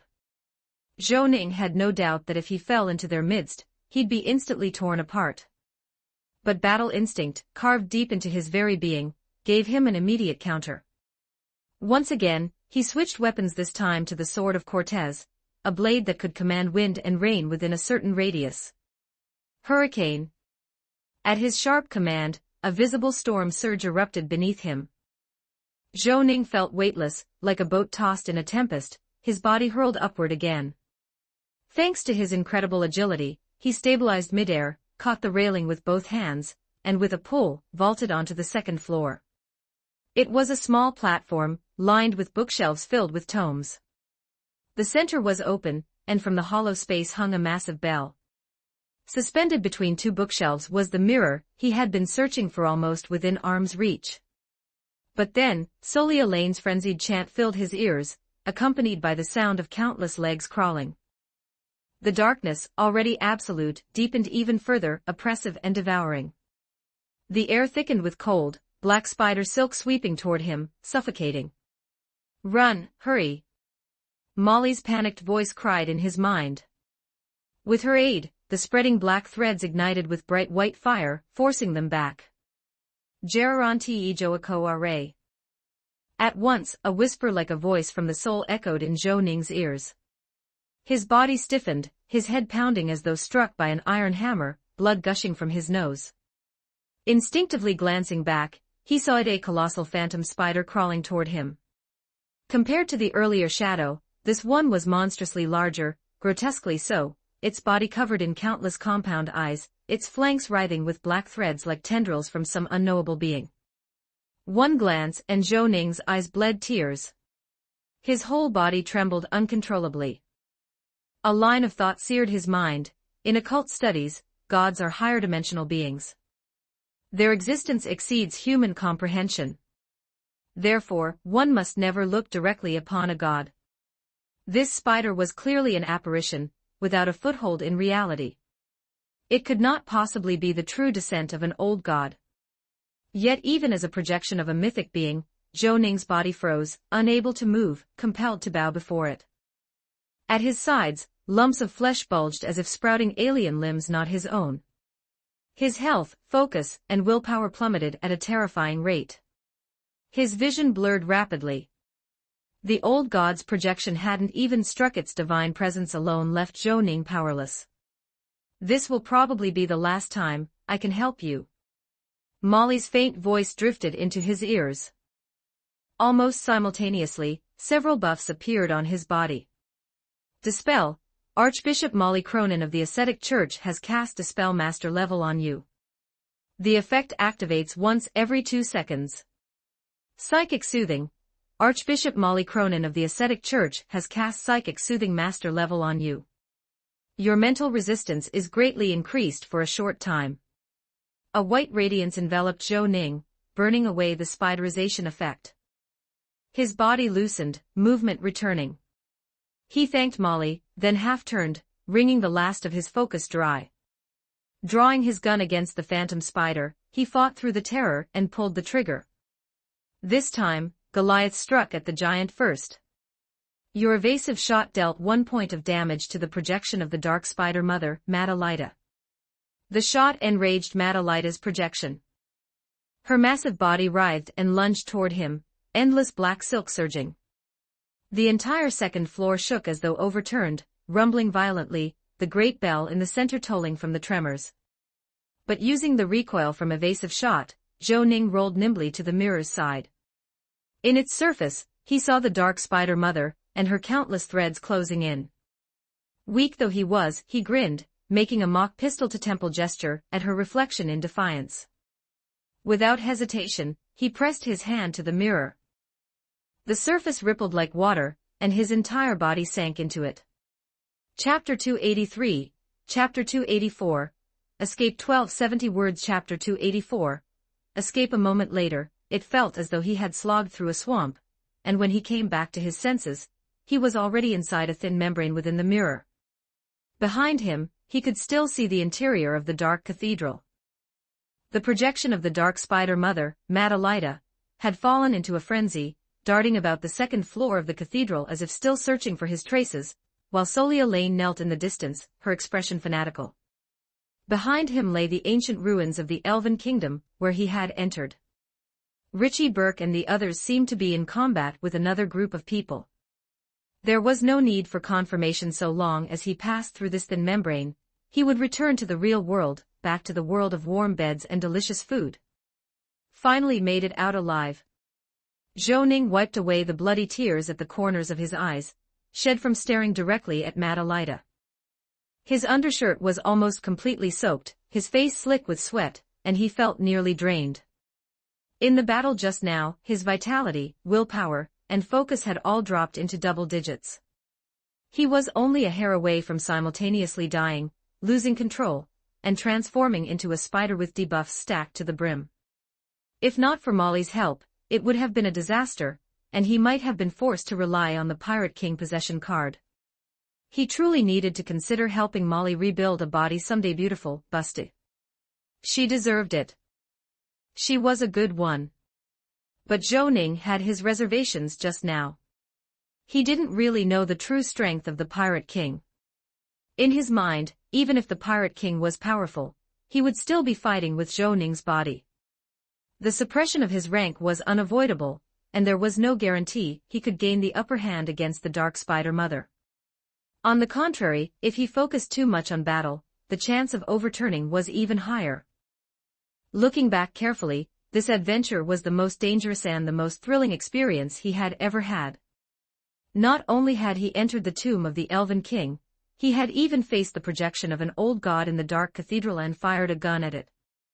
If he told others about this, they would surely think him mad. Because the word old god was not like true gods, it was always accompanied by madness, chaos, and corruption. Mortals had no way to touch it. This was also the first time in his life he had faced the oppressive aura of a mythic creature head-on. The result was indeed terrifying. He had almost been flattened instantly. Fortunately, this Dark Spider Mother was only a projection. Her true form, like other old gods, was likely either slumbering, bound, or half-fallen. And fortunately, beast-type old gods were more madness than reason, and their projections even more so. Otherwise, an instant kill was very possible. Yet though this brief encounter was perilous, it wasn't without benefit. At the very least, it gave him a bit of resistance to facing mythic beings, so he wouldn't collapse entirely like this time. The direct effect on his panel was that his willpower had increased by a full 5 points, leaping to 105. Zhou Ning let out a long breath, his expression gradually calming. If he had another chance, he would still draw his gun on an old god without hesitation. For fear was what most easily caused mistakes. He then shifted his focus to the other side of the mirror. He noticed that Richie Burke and the others were fighting another group of pirates. Not far off, a floating 3-masted ship hovered in the air. Clearly, this was the enemy Richie Burke had mentioned earlier, the one pursuing him, Aaron Ingersoll. The name had sounded familiar when Richie Burke mentioned it. Seeing him now, Zhou Ning remembered this was none other than the infamous northern pirate general, Aaron Whitman the Bloodthirsty, likely a later alias. He was known for slaughtering caravans and civilians near the Misty Sea entrance, and even Rivendell's top-class professionals were helpless against him. In his previous life, the combined bounty on his head across the Ruins Kingdom, Rivendell Maritime Kingdom, and Bryston Kingdom had reached 300,000 vectas. Even now he was worth 15,000 vectas. Just recently, he had robbed and slaughtered a caravan traveling from Ruins to Bryston. Zhou Ning had even read about it in the newspaper. In Zhou Ning's eyes, Aaron Ingersoll's head instantly turned into stacks of ink-scented banknotes. Killing this sort of villain, with no moral bottom line, had never weighed on Zhou Ning's conscience, and he didn't even consider the possibility of losing. 9 reals increased his deterrence against pirates by 50%, and the Pirate Emperor's symbol bond added another 50%. Together, the 100% deterrence boost, combined with Conqueror's Hockey, was enough to terrify any pirate below the super-tier profession into submission on the spot. At this moment, the battle hadn't yet produced a victor, but it was clear that the scales were tipping toward Aaron Ingersoll. His side already had the numbers advantage, and with the MYRNY rooster hovering above providing steady fire support, they pressed their lead even further. A few players' performances, however, were somewhat surprising. Sunken Star and Wrath of Thunder Chasing Winds, both Devilfruit users, had transformed into a jackal and a spotted hound, making their presence felt. Alongside 2 allied sailors, they were ganging up on an enemy advanced professional, occasionally landing decent damage, and even managing to sneak in hits with the gun-and-sword trick Zhou Ning had taught them. XB and Jinx, the 2 highest-level players, weren't doing too badly either. Their output was surprisingly steady. Of course, this was from Zhou Ning's perspective. From the player's own view inside the battle, the large-scale clash was overwhelming. Dozens of advanced professionals fought fiercely, flames and magic flashing in the sky, the weather shifting rapidly, the roar of guns and cannons. It was the perfect collision of science and mysticism. It was plain to see they were nothing but cannon fodder here. Especially the battle between Richie Burke and Aaron Ingersoll. One specialized in ranged flintlock and close combat daggers, the other a warrior unleashing spectacularly flashy finishing moves. The two fought with neither side gaining the upper hand. These two are both so strong. Wrath of Thunder Chasing Winds exclaimed. Sunken Star nodded in agreement. Best stick to supporting from the sidelines.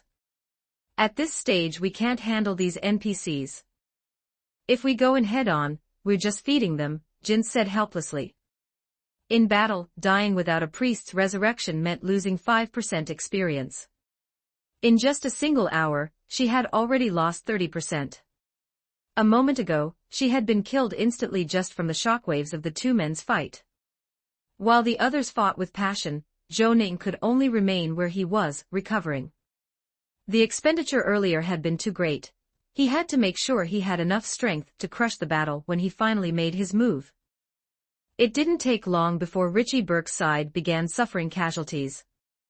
The fire mage Sheldon, who had been performing quite well, was struck in the chest by a flintlock shot, suffering a serious injury. Meanwhile, the firepower from the floating ship above was fiercer than Zhou Ning had expected, cannons booming like a Kirov airship. Time to get ready. With that thought, Zhou Ning straightened himself, adjusted his collar, smoothed the wrinkles from his sleeve, and stepped toward the mirror's edge. Chapter 284, Chapter 285, Ingersoll. 1255 words. Chapter 285, Ingersoll. A sudden sense of stagnation surged through him. Zhou Ning realized that everything in his field of vision was flipping and collapsing. Moments later, he had already exited the mirror world and re-entered reality. Before his eyes quickly appeared row after row of broken ruins, the setting sun sinking to the west, and that three-masted ship hovering in the sky. Finally back. Zhou Ning immediately fixed his gaze on the ordinary mirror of Damien embedded in the wall's groove, and promptly reached out to take it down. After triggering its two hidden conditions, compared to when it was just an ordinary mirror, its surface now shimmered with a glow like morning light, and the second effect that had always been hidden behind a question mark finally revealed itself. Unknown relic. Damien's ordinary mirror allows you to possess a mirror world that you can freely enter and explore, though it may also let a ghost from the mirror replace you, leaving you lost in it forever. Created by Archmage Damien, who vanished into the mirror after its completion. Effect 1 allows free travel between the mirror world and the real world. Effect 2, Mirror Leap. You can inscribe marks on up to 3 mirrors, allowing you to leap from Damien's ordinary mirror to the location of any marked mirror. Zhou Ning couldn't help but feel a flicker of delight. This second skill was undoubtedly very practical, granting him long-range teleportation. Even if the limit was only 3 marks and the requirements somewhat strict, such drawbacks were insignificant compared to its effect. Put simply, if Damien's ordinary mirror had once felt somewhat underwhelming, now it had become one of Zhou Ning's most useful tools, outshining even the Phoenix battle suit. Stowing the mirror back into his inventory, Zhou Ning turned his gaze toward the center of the battlefield. At that moment, Richie Burke and Aaron Ingersoll were still locked in combat, but to Zhou Ning, Burke's defeat was only a matter of time. Richie Burke was a textbook rogue, though in Apocalypse World rogues didn't have to rely solely on melee. Both firearms and daggers were common weapons of choice. His flintlock pistol, an unknown relic with unlimited ammo, lacked the killing power to inflict serious injuries. Though its sneak attack after stealth was effective, it still wasn't enough to sway the battle. Aaron Ingersoll, on the other hand, though a warrior, had 4 pale heads orbiting around him. They would occasionally fly out to bite his opponent, and each bite restored a portion of his health. Under such conditions, there was no way Burke could win. Shaking his head, Zhou Ning stopped spectating. With his left hand tucked into his pocket, he walked down the steps. The nearest to him was Bernie, the team's meteorologist, currently fighting against a high-level warrior and a mage. Downpour. Casting spell after spell, Bernie managed to shift the local climate into heavy rain, turning the ground into a mire. With the advantage of terrain, he felt confident he could stall the two for now. But then, the sheets of rain suddenly reversed, rushing skyward and forming a curtain of water in the air. The warrior and mage he fought abruptly collapsed, fainting without warning. What was going on? As the thought struck him, Bernie turned his head and there he saw Zhou Ning descending the steps. A surge of overwhelming pressure swept out from him. Within a small radius, the downpour Bernie had created was drawn upward, leaving a clear circle free of rain. Immediately after, Bernie shuddered as if struck with a giant hammer. An indescribable terror welled up inside him, making his whole body tremble. Yet it was clear Zhou Ning had not even focused on him, deliberately reigning in his aura. Around them, however, other pirates were dropping unconscious one after another. Staring in shock, Bernie suddenly understood why his leader had been so cautious around this man. Truly far-sighted. By then, Jins had already noticed Zhou Ning's presence, radar-like. She waved excitedly and shouted, "Holy crap, boss! Holy crap, boss!" Seeing their club's star player behaving like an excited baboon, the Deep Blue Club owner watching the XP live stream nearly slammed his head into the desk. "Holy crap, your big head, show some restraint, girl." The other three also followed her gaze. They saw a man in a black trench coat weaving across the battlefield, flowing smoothly past falling cannonballs. On either side of him, the sailors they had considered powerful fighters with impressive combat visuals just moments ago were now collapsing like stalks of grain after a storm. Cool beyond words. At the same time, the four of them simultaneously triggered a new quest, counterattack.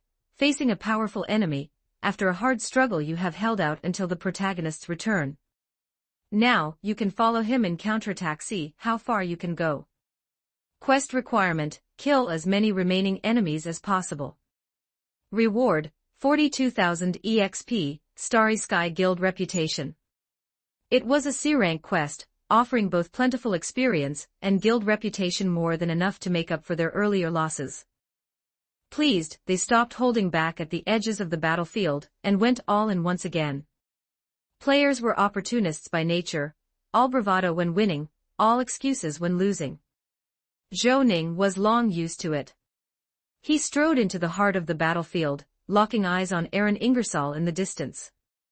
Now that he was closer, Zhou Ning could see the man's true face, matching the bounty notice in his memory. It was indeed Aaron Whitman, the bloodthirsty typical northern features with a ruddy, rugged face, thick brows full of menace, and on his left hand, a pair of distinctive red gloves. If Zhou Ning wasn't mistaken, those gloves were his unknown relic, allowing him to cast necromancy without restrictions. Meanwhile, in his fight against Richie Burke, Aaron Ingersoll was only growing more ferocious. His face expressionless, he tightened his grip on his rapier, preparing to unleash a finishing blow the next time he engaged. But then, an extreme sense of danger exploded in his chest. He spun around instantly, wariness etched across his features. And then, sheer terror so strong he almost lost control of his bladder. In his vision, a black-coated figure was rushing toward him, closing the distance in only a few steps. Zhou Ning raised his hand, pointing his gun at Ingersoll, the corner of his mouth curling into a mocking smile. Almost simultaneously, Ingersoll clenched his left fist, a black skull forming in his palm. So he had shaken off the Conqueror's hockey in such a short time. But by then, Zhou Ning had already driven a knee into him with gun fu, psychic counter, interrupting the spell. He raised his gun again and pulled the trigger. Your flowing Sakura shot deals 1977 damage to Aaron Ingersoll, LV-59. You dealt a critical strike to Aaron Ingersoll. Ingersoll is in a grievous state. All stats reduced by 50% for 10 seconds. Your Conqueror's hockey dealt 925 damage to Ingersoll. Ingersoll is afflicted with fear. Ingersoll screamed in agony, clutching his head. Then he felt the cold muzzle press against his forehead once more and heard Zhou Ning whisper, "I can pay." Before he could finish pleading, 2 gunshots rang out. He fell with a thud, lifeless. You killed Aaron Ingersoll, LV-59. You gained 22,000 EXP. Richie Burke had witnessed everything. His lips twitched into a flattering smile. Good evening. Zhou Ning ignored him, crouching down to examine Ingersoll's corpse. Chapter 285, Chapter 286, Captured. 1263 words. Chapter 286, Captured. 15,000 vectas in hand. Zhou Ning's gaze quickly settled on the pair of red gloves worn by Aaron Ingersoll. Just as he had suspected, the reason Aaron Ingersoll, despite being only level 59, could suppress level 61 Richie Burke, then progress so quickly that even the official high-tier professionals of the Ravendell Maritime Kingdom couldn't handle him, was all thanks to the power of these gloves. On the surface, the gloves looked like nothing more than old, wrinkled leather, ordinary and unremarkable. Yet they were indeed an unidentified artifact. Unidentified artifact. Will Lagri's placement grants the wearer 2 chances each day to cast a random necromancy spell level 1 to 5. On the night of a full moon, the power is doubled. However, equipping them also amplifies one's flaws. They were created by Will Lagri, the first necromancer in history, who soon died in a magical accident. Effect 1, 2 random necromancy spells per day. Effect 2. On the surface, the attributes didn't seem impressive. If you rolled a level 5 spell, it was top-notch. But if it was just level 1 or 2, it was barely worth anything. Still, Zhou Ning figured, just like with the mirror, there was definitely more to it. He suspected Aaron Ingersoll's bloodthirsty nature was likely tied to these gloves. Zhou Ning put the gloves away, stood, and swept his gaze across the battlefield. As expected of the pragmatic Northland pirates, once Aaron Ingersoll died, about half of his men were knocked unconscious by Zhou Ning's conqueror's hockey, while the rest had lost the will to fight, and were now busy cleaning up the battlefield. High above on the MYRNY rooster, the pirates who had stayed behind to fire the cannons had witnessed the whole battle. A trembling pirate sailor asked, "The captain's dead." "Bosun Berg, what do we do now?" a dark-skinned pirate replied without hesitation. As a high-level professional, he knew full well how strong their captain had been. Charging in now would just mean throwing their lives away. Better to retreat and save their strength. Moments later, the stern propellers began to turn, preparing for escape. "Boss Wayne, what do you think?" Richie Burke crept closer, cautiously pointing to the ship in the sky. If his fear of Zhou Ning had been a 5 before, it was now a 10. Zhou Ning had just slain his lifelong nemesis Aaron Ingersoll, yet his clothes were still immaculate, his hair untouched, as though he hadn't even exerted himself. Richie Burke couldn't help but feel grateful that he had chosen wisely to back down earlier, otherwise, he would have become nothing more than walking bounty money. "Take him in. I'm cashing him for the reward." Zhou Ning pointed at Aaron Ingersoll's corpse. Richie Burke shivered. Sure enough, anyone who defied him ended up as bounty money. His fear of Wayne Sturwell deepened further. He nodded quickly and got to work. Pirates of the North were no strangers to bounty hunting, they were quite adept at it. "What about the ones in the sky?" Zhou Ning smiled inwardly at Richie Burke's nervous, schoolboy-like behavior, but outwardly kept his expression calm. From his last run in the Pirates of the Caribbean dungeon, he had gained another weapon, Triton's sword. Equipped, it could control every ship within a 2-kilometer radius, making them come alive. That ship overhead was sitting in the perfect range. By now, the battlefield had mostly been cleaned up. Most of Ingersoll's men had surrendered. The players had completed their missions and gained a huge chunk of experience. Some curiously watched the exchange between Zhou Ning and Richie Burke, while XP's live stream was still running. Viewer count had already surged to a staggering 11.25 million. Another 40K experience. So jealous of XP.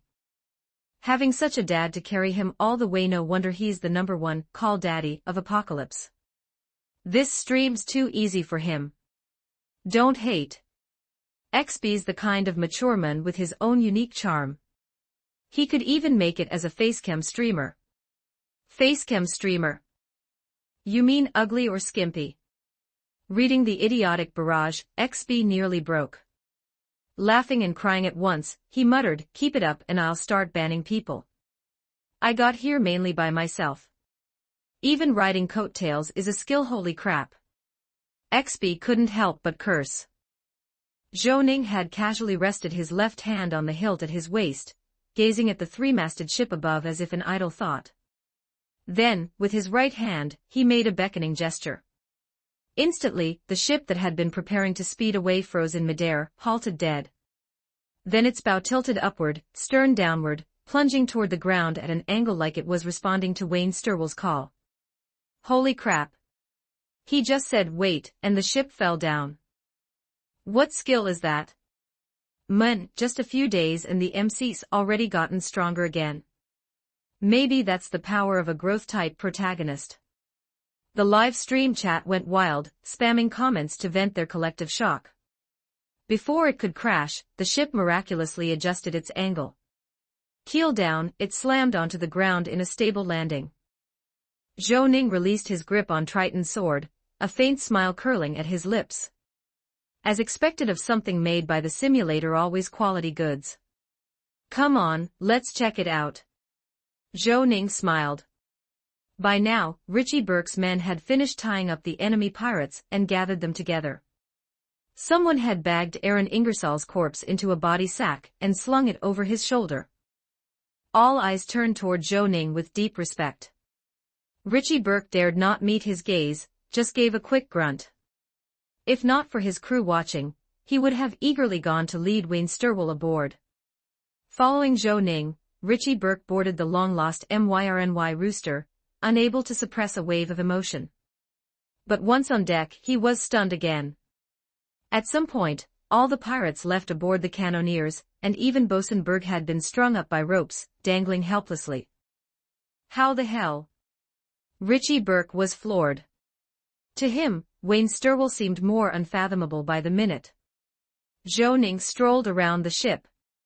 As a vessel capable of sailing through the sea of mist, its sturdiness was unquestionable.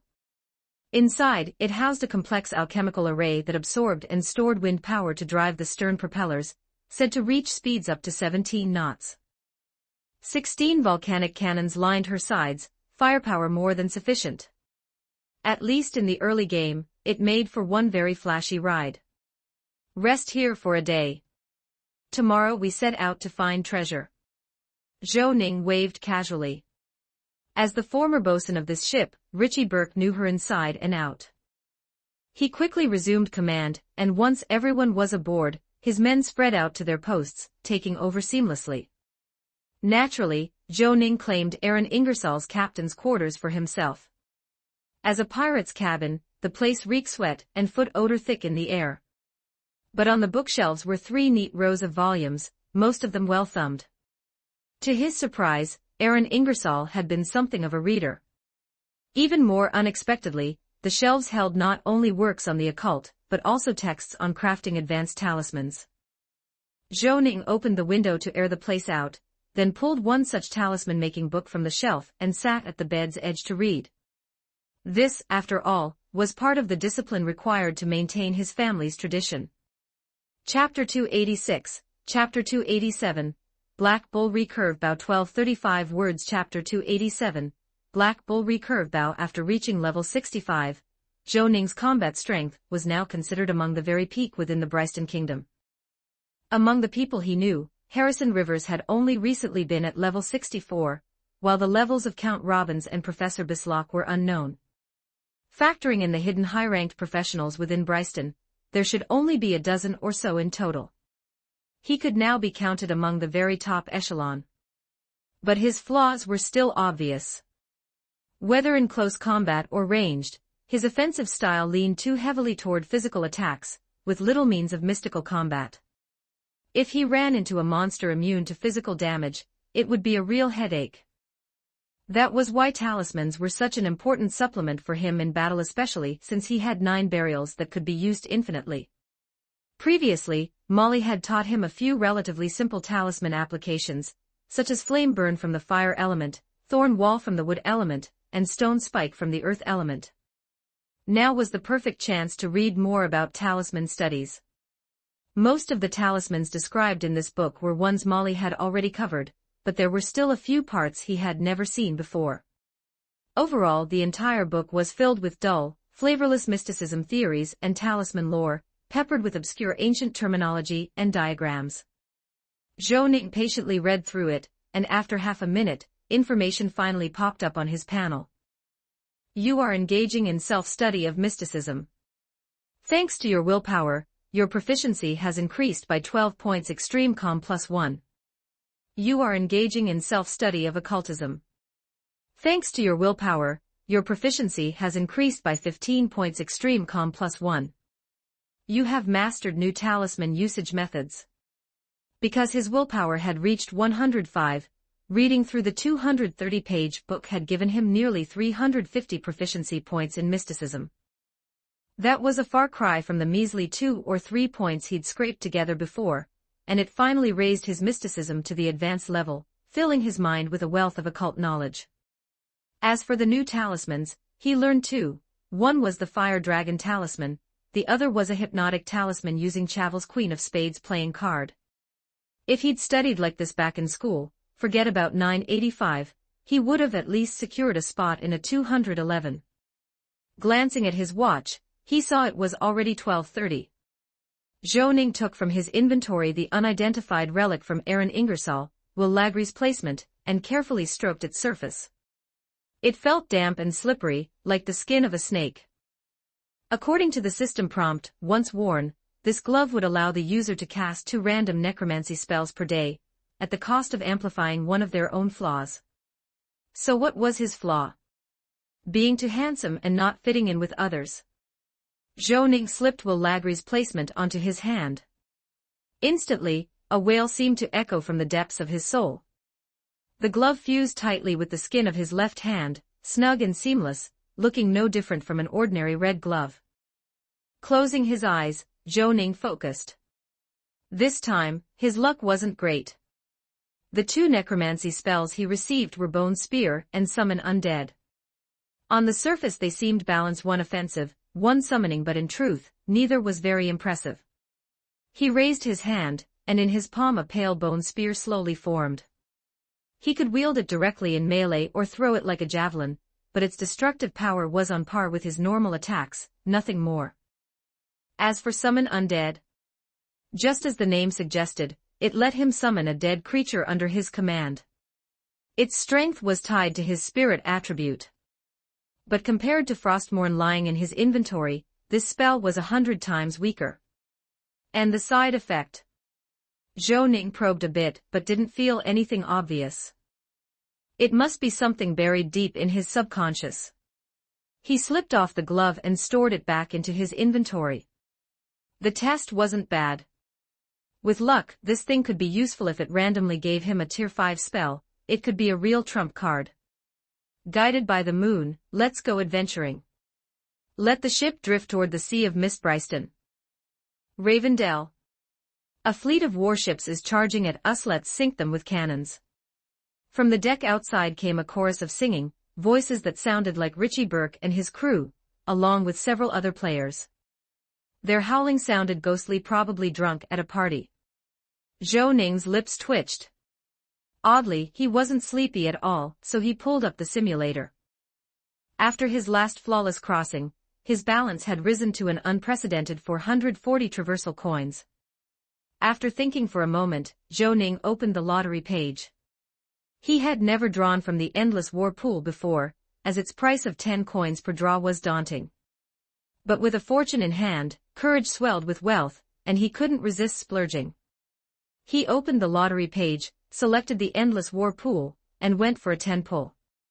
You obtained a rare item, improved Kalashnikov assault rifle with 7.62 by 39 mm M43 rounds. You obtained a rare item, FAL assault rifle with 7.99 by 33 mm rounds. You obtained a rare item, Playboy 50th Anniversary Edition. You obtained an epic item, Black Bull Recurve Bow. A red drop.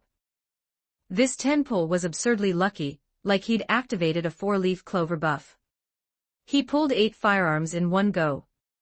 Because Endless War spanned a long timeline, he drew 2 Enfield rifles from the 1940s, and 5 assault rifles from the 1980s, 90s. All of them were high grade, though still inferior to extraordinary weapons like ebony and white ivory. Still, whether sold to Sunwatchers or other players, they'd fetch a fine price. And among them was an epic item. Not a loss at all. Zhou Ning pulled the Black Bull recurve bow from his inventory and examined it. In the Marvel story, this was Hawkeye's weapon after the Joker turned him into a lizardman. The bow was crafted from a special tension alloy material, with a Novax-reinforced fiber bowstring. When taut, it could release over 50 times the energy of a normal sinew string. By pressing the button at the center grip, the bow folded inward, the ends straightening and ejecting bayonets, transforming it into a rifle. The design was dazzlingly cool. Though not of much use to him, adding it to his collection lit up another slot in the endless war cabinet within the Hall of Curiosities, unlocking a new synergy, Bizarre Armaments, Black Bull Recurve Bow Plus. He guessed Vibranium Shield and Mjolnir were among them. He could always try his luck again later. Collecting the Black Bull Recurve Bow granted +2 agility, and refunded 15 Traversal coins. Slightly a loss but acceptable. He marked the firearms with high prices and tossed them into the guild shop. After the draw, he still had 340 Traversal coins left, still a fortune. Zhou Ning reopened the simulator, chose the new map, Endless War 2, and began another crossing. This new map had the same name as the Marvel world, and the price was cheap, only 120 Traversal coins. Zhou Ning didn't feel the slightest pinch. Chapter 287, Chapter 288, Endless War 2 1090 for words. Chapter 288, Endless War 2. As usual, Zhou Ning first checked the second option. Now that he was a rich man, as long as the card wasn't completely mediocre, he should be able to afford it. After a shuffle, 3 cards spread out one after another, glowing in blue, purple, and orange. This time, his luck wasn't too bad. Again, 3 template cards, 1 blue, 1 purple, and 1 mediocre. The first card showed himself with silver-white hair, dressed in a black suit, standing against the light, looking silent and reserved. Personality, competitive, determined, cold. Talents, absolute calm purple, master of memory purple, fearless of death blue. Skill, mahjong technique god level. The price was cheap, only 20 Traversal coins. Title, Mahjong Genius, Zhou Ning. This card was extremely mediocre. Somehow, the chin looked pointy, as if this version of himself existed just to play mahjong. The skill wasn't bad, but if it couldn't clear a stage, it was useless. Zhou Ning thought for a moment and bought it anyway. He was filthy rich now, 20 coins meant nothing. The second card was purple. The image showed himself in a student uniform, staring coldly ahead, with a fierce demon behind him, its monstrous face twisted, demon wings spread. Personality, intelligent, paranoid, ambitious. Talents, Death Note red, learning ability blue. This was the only template Zhou Ning had ever seen without a skill. Title, Substitute Shinigami, Zhou Ning. Traverse price, 125. The template overall was mediocre trash, even. But it had a rare red talent. When Zhou Ning focused on it, he noticed a tiny lock symbol. The prompt said he needed the Death Note item before he could obtain it. Obviously, this template came from Yagami Light in Death Note. The talent was very strong, with stage clearing potential, but useless without the actual notebook. After some thought, Zhou Ning gave it up for now. The third template was instantly recognizable as super mediocre, one that had appeared before. Zhou Ning wore a silver-white mage robe, playing with 3 elemental orbs, ice, fire, and lightning in his hands. Talents, legendary mage orange, element sensitivity purple. Personality, curious, enterprising, research-oriented. Skills, ice magic grandmaster, lightning magic grandmaster, fire magic master, elemental harmonization grandmaster, meditation master. Title, Supplicant, Zhou Ning.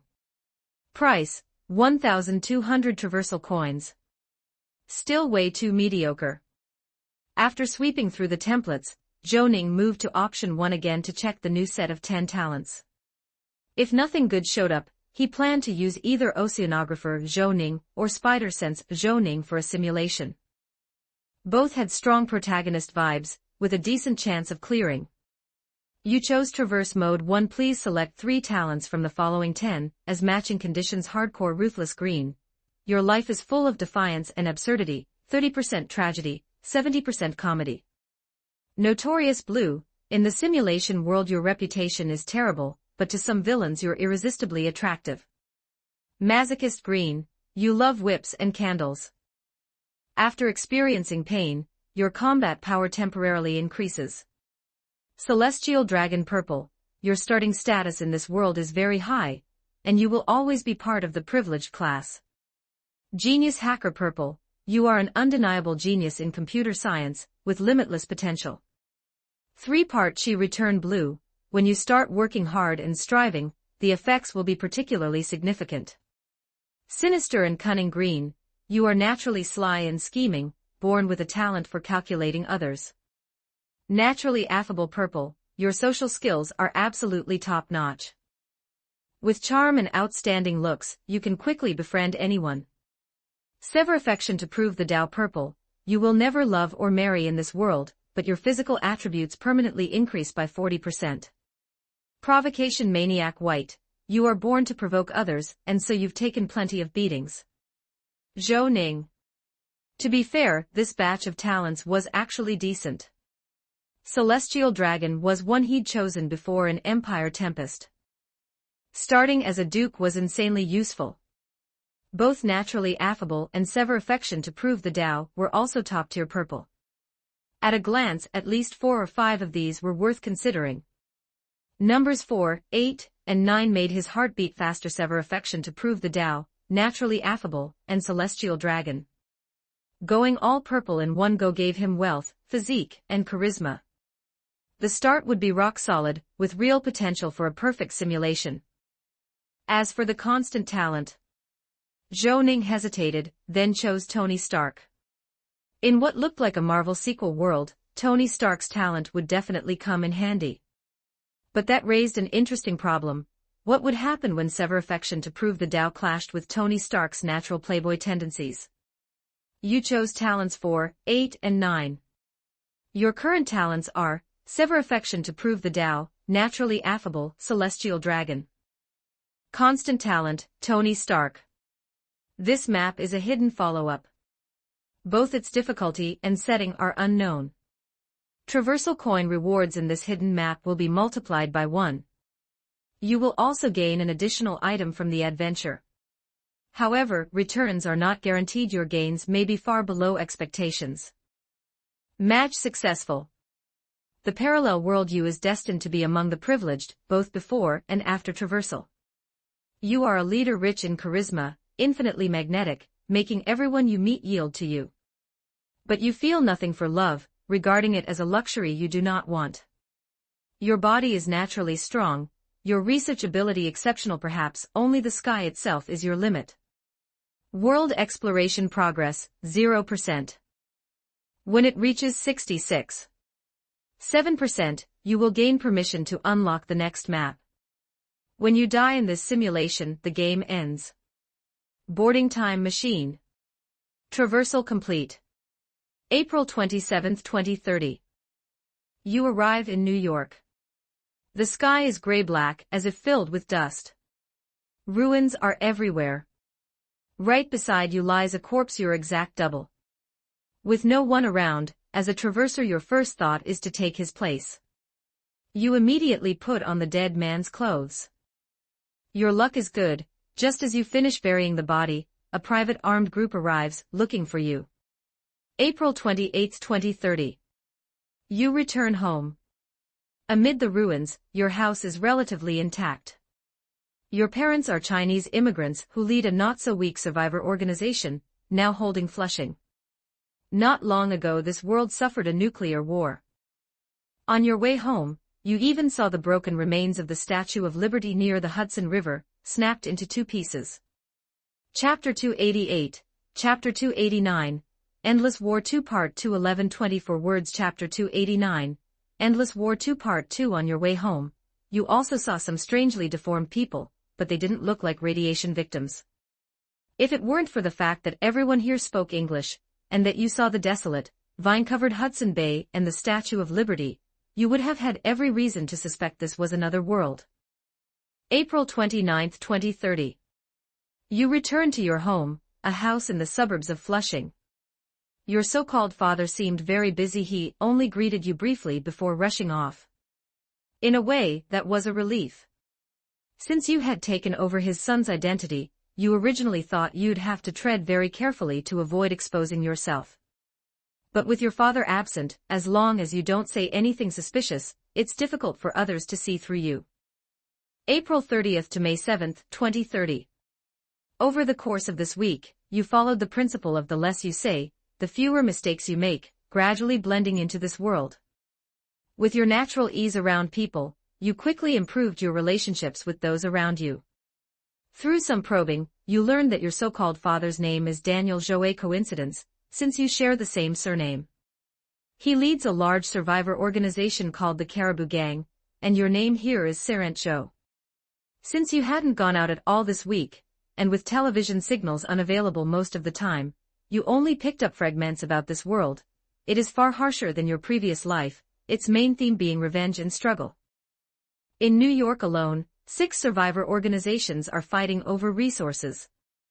Your family doesn't seem to be aligned with any of the major supervillain groups, leaving your situation rather precarious, or so you suspect. With this sense of crisis, you asked family members to obtain a large supply of tools, materials, and a computer, hoping to learn more about the world. May 11, 2030. By manually modifying signal wires, you managed to pick up a few new television broadcasts. What you saw gave you your first real glimpse of this world's truth: a familiar green monster, wearing a suit and tie, giving a speech and claiming responsibility for an energy weapon attack on Manhattan. Although the signal was quickly cut off, you recognized him instantly. Was that the Hulk from Marvel? And not just the Hulk, but the hyper-intelligent Professor Hulk. You couldn't help but be stunned. Since when did Marvel become like this? At this point, Zhou Ning's lips twitched. It was already obvious this was indeed the follow-up world connected to the Mad Clown's crossing. In this world, the Mad Clown's intrusion had corrupted nearly all the Avengers, including the Hulk, and even vampire Zhou Ning himself. No wonder the simulator had described this as a hidden continuation map. He couldn't tell if his luck was good or bad. The simulation continued. May 12 to 25, 2030. Driven by a strong sense of crisis, you used the materials at hand to create a sophisticated AI, which you named GenWes. It wasn't especially powerful, but you were confident you could gradually improve it. Using GenWes to gather information, you learned more of this world's truths. It is essentially ruled by supervillains. 2 massive villain organizations control most of the Earth: the Joker Gang and the Illuminati. The Joker Gang includes Bruce Banner, Hydro-Man, the Lizard, Dr. Octopus, and others.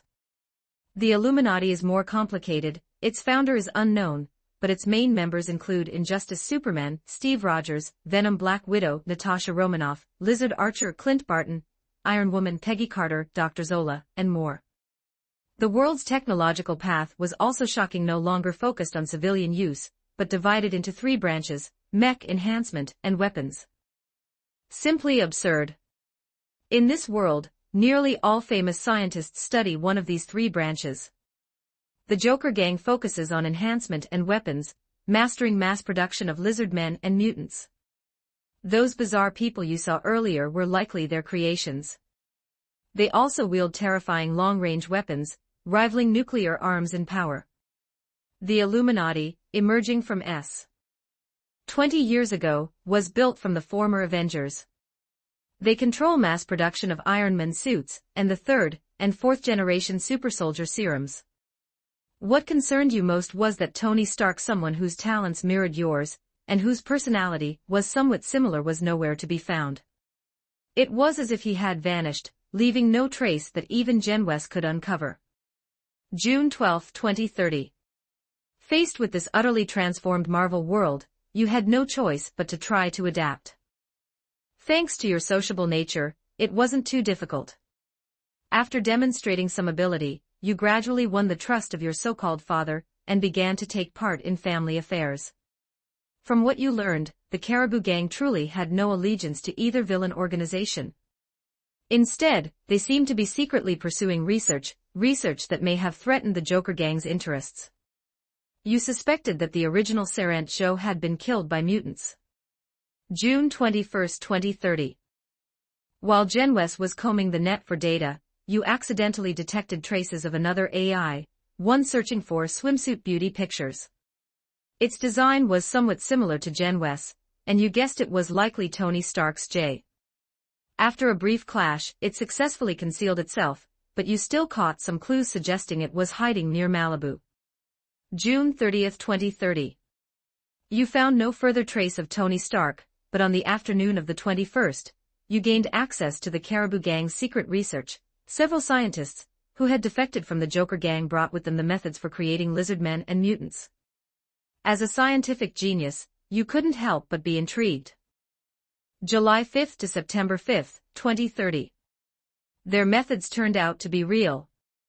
Although they withheld much information, with your and Genwes' reverse engineering, you spent 2 months reconstructing the original formulas. Creating lizard men required no real skill, just drinking the lizard serum. Making mutants, however, required the serum combined with gamma radiation.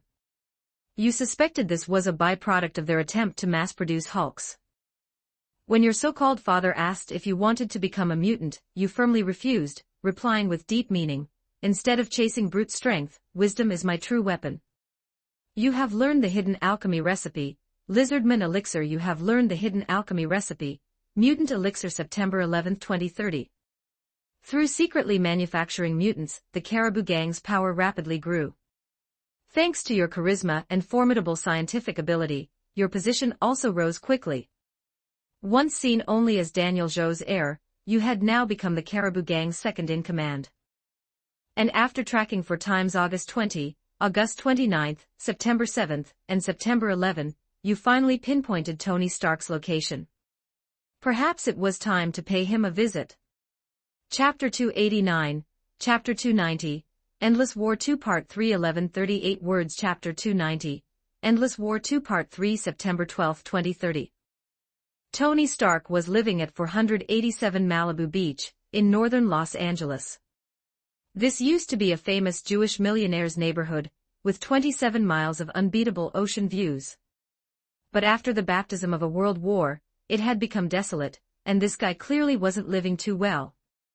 You hired a group of swimsuit beauties to visit Tony Stark's home, but you ran into Pepper Potts, making things awkward for a while. Tony Stark even mistook you for someone else at first, though he quickly realized you weren't. After a few visits, through honest conversations, you gradually earned his trust. He didn't tell you much, but between the lines you gathered that the root of this world's changes came from a man called the Mad Clown. He wasn't particularly strong himself, but possessed extraordinary evil and the power to corrupt. Through words, he seduced the Hulk, successfully driving him to the dark side, and then schemed to seize Stark Industries. Although Tony Stark, working with S, eventually killed the Joker after much effort, the Mad Clown used some unknown means to corrupt the entire Avengers. Everyone except Tony Stark and Spider-Man. Hearing Tony Stark's story left you silent. So the saying was true, once darkened, they're 10 times stronger, once redeemed, they're far weaker. When the Avengers were saving the world, they didn't seem all that powerful. But once corrupted, they nearly pushed the entire Earth to collapse. September 12 to 18, 2030. During this time, you stayed in contact with Tony Stark, sometimes chatting, sometimes discussing research. Perhaps because of his many setbacks, though his pride remained, he treated people with remarkable sincerity. In every respect, you two clicked instantly, as if old friends meeting again, quickly becoming close.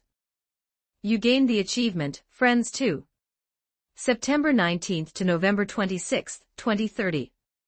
Over these 2 months, Tony Stark occasionally helped you with research. Together you upgraded Genwes and Jay. You also had the idea of building your own battle suit, but without equipment and vast funds, it had to be shelved for now. November 27, 2030. Your research was progressing smoothly, but tragedy struck. your nominal father was killed in an ambush betrayed by several of his mutant underlings, William Don the Fireman, Jason the Rockman, and Jamie Foxx the Electro. After the funeral, to everyone's surprise, you stepped forward earlier than expected, becoming the leader of the Caribou Gang exactly 7 months after crossing into this world. You gained the achievement, Mission Impossible. December 30, 2030. Running the Caribou Gang was harder than you thought. Not only did you have to manage from the shadows, but you had to stand in the open as well. After more than a month, through strong-handed methods, you fully consolidated control. With the gang entirely under your command, you established your own research institute, focusing mainly on reverse engineering and improving the existing supersoldier serum. In this world, shoddy versions of the serum circulated on the market. While they unlocked potential, they drastically shortened lifespans. If possible, you also plan to build a mech surpassing this world's level of technology. January 1, 2031. At the toll of the New Year's bell, after hearing your ideas, Tony Stark fell silent.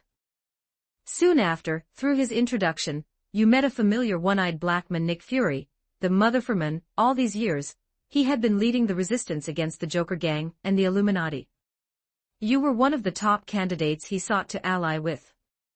Though you didn't particularly like Nick Fury and still felt little attachment to this new world, their presence, especially the Joker Gang, didn't sit well with you.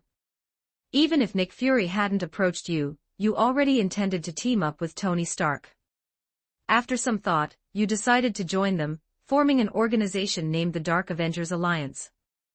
For now, this alliance had only 6 members: you, Tony Stark, Spider-Man Peter Parker, Robert Reynolds nicknamed Sentry, Doctor Strange, and a gorilla named Winston.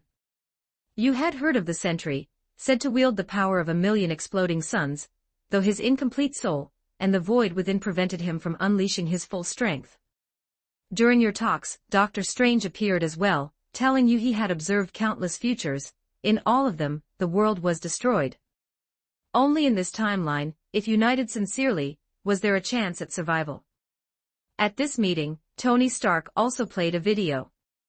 Having hacked into the networks, had captured it. At the start of 2030, the Joker Gang and the Illuminati clashed for the 7th time. With the Hulk and Injustice Superman Steve Rogers as the main forces, they fought a battle near California. The Joker Gang narrowly won, but most notable was their use of a weapon resembling a laser beam, which nearly destroyed half of Los Angeles. Tony Stark called it the Cosmic Cube. After discussion, you agreed on a strategy of technological escalation. Aside from that unknown weapon, the Joker Gang's advantage lay in creating mutants and Lizardman's strength you could match. What you lacked were manpower and equipment. In terms of core combat power, the Joker Gang outclassed you by far. As for the Illuminati, their strength lay in mass-produced supersoldier serum and Iron Man armors, something only technological breakthroughs could overcome. January 25, 2031. Through Tony Stark, you found Spider-Man Peter Parker, now 30 years old. He worked in a survivor group centered on PIM technologies, researching the enhancer path. Skilled in biogenetics, his work contrasted with PIM Tech's focus on mechs, but he had produced several results. As planned, you recruited him into the Caribou Gang with just a few words. That afternoon, you also met Winston for the first time. He was a gentle-looking gorilla, and according to Peter Parker, his IQ reached 170, ranking first in Mensa, and he had made contributions across multiple scientific fields, even serving as a battle hero. For some reason, Winston looked at you with complex eyes. Originally not considered a candidate, he nonetheless accepted your invitation without hesitation. Soon after, Tony Stark also joined your team, bringing with him a trove of trust funds and stocks, proudly declaring that the world's 3 brightest minds were now united. January 25 to July 7, 2031. To your surprise, in this world Tony Stark's specialty wasn't mechanical engineering or energy research but precisely biogenetics. This world's supersoldier serum was his recreation. Winston's scientific prowess was in no way inferior, he was also deeply versed in the serum. With the 4 of you plus your research team, working together for over 6 months, you successfully recreated the 4th-generation serum and improved it. According to Winston's gamma-ray scans, this new serum boosted results by 15% over the one he had once received. You gained an epic item, Tony Stark's Super Soldier Serum 5th Generation. Chapter 290, Chapter 291, Endless War 2-part for 1166 words. Chapter 291, Endless War 2-part for Tony Stark and Winston had already injected the Super Soldier Serum before, but this new serum still worked on them, because it was enhanced with Wakanda's heart-shaped herb and the Serum of the Sentry, Robert Reynolds. If the Wakandan King, Black Panther, hadn't been tricked into joining the Dark Avengers, you would never have imagined such a thing existed. The plant enzymes in the heart-shaped herb happened to neutralize the berserk power of the Sentry Serum, while granting strength, speed, endurance, and reflexes far beyond human limits and even a degree of resistance against magical attacks. Tony Stark was certain, this serum was already the peak of what human ingenuity could achieve. You have gained the achievement, the End of Wisdom. During this time, the other two supervillain organizations did not give up targeting the Caribou Gang. Perhaps villainous thinking is simply that erratic they fought each other while also cooperating. First, Mr. Negative Martin Lee and Shocker Herman Schultz led men to destroy one of the Caribou Gang's settlements. Then, Lizard Shooter Hawkeye attacked your research base. Meanwhile, they waged war in the Salt River area of Arizona, battling over the control of a military factory. July 8, 2031. After injecting the Super Soldier Serum and being subjected to gamma radiation, you felt incredible. Your already above average strength and agility rose to 6.25 times the experimental average. Tony Stark only reached 3. Spider-Man, who also underwent the injection, was 3. And you still had room for growth. Perhaps this is what people mean when they say, with no woman in his heart, a man draws the blade and becomes divine. You wondered what it would be like to fight against Captain America, now called the Injustice Superman. Beyond that, your mental capacity reached a new height. On Mensa tests, you scored a total of 172. Excluding Tony Stark, whose brain contained the Mind Stone, you could now be considered the second smartest person in the world. July 11, 2031. To test your abilities, you fought once again against Shocker Herman Schultz, who came to stir trouble with the Caribou Gang. As a Spider-Man villain, he wielded a pair of high-frequency vibration gauntlets capable of unleashing air explosions that generated devastating shockwaves much like Whitebeard's power. The outcome stunned everyone. You grabbed Schultz's gauntlet with one hand, ripped it off, and sent him flying with a single punch. The two villains accompanying him, Destructor and Bulldozer, were also one-punched into oblivion. Their magic attacks had no effect on you at all. You have gained an epic item, High-Frequency Vibration Gauntlets. July 2031 to September 2031. Though the heart-shaped herb of this world had not been destroyed, it was sacred to Wakanda, and its supply was extremely limited. You had Peter Parker continue leading the original research team to produce and study the new serum. Though a chatterbox as a top graduate of Empire University and an OG rapper, Peter's research skills were formidable enough to shoulder the responsibility. Meanwhile, you, Tony Stark, Winston, and Black Panther's sister Shuri devoted yourselves to studying a new mech, aiming to create one that surpassed the limits of existing human technology. As your technological tree advanced, the Caribou Gang under your leadership also grew stronger. With the Sentry Reynolds, Doctor Strange, Black Panther, and others, you began absorbing medium and small survivor groups around New York. After the nuclear strikes, the world was riddled with irradiated settlements. Although Tony Stark and others had already developed a supercompression method to remove nuclear radiation, most survivor groups fought only for resources. The two supervillain alliances had even developed shoulder-mounted nuclear warheads, deploying them frequently in their wars. As Tony Stark put it, that kind of tactic had no technical merit. As Doctor Strange said, saving the world under such conditions was truly not easy. September 2031 to June 2032. During this time, your research into the new mech gradually took shape. The Mind Stone truly gave Tony Stark limitless potential for invention and innovation, and you learned much from him. Under his lead, you worked on a battle suit that could freely change form, into Hulkbuster armor against the Hulk, into Capbuster armor against Steve Rogers, and into other specialized modes for various opponents. The design left you deeply impressed, though Tony's anti-dash series of armors always felt unreliable. You learned a new skill, precision machinery crafting master level.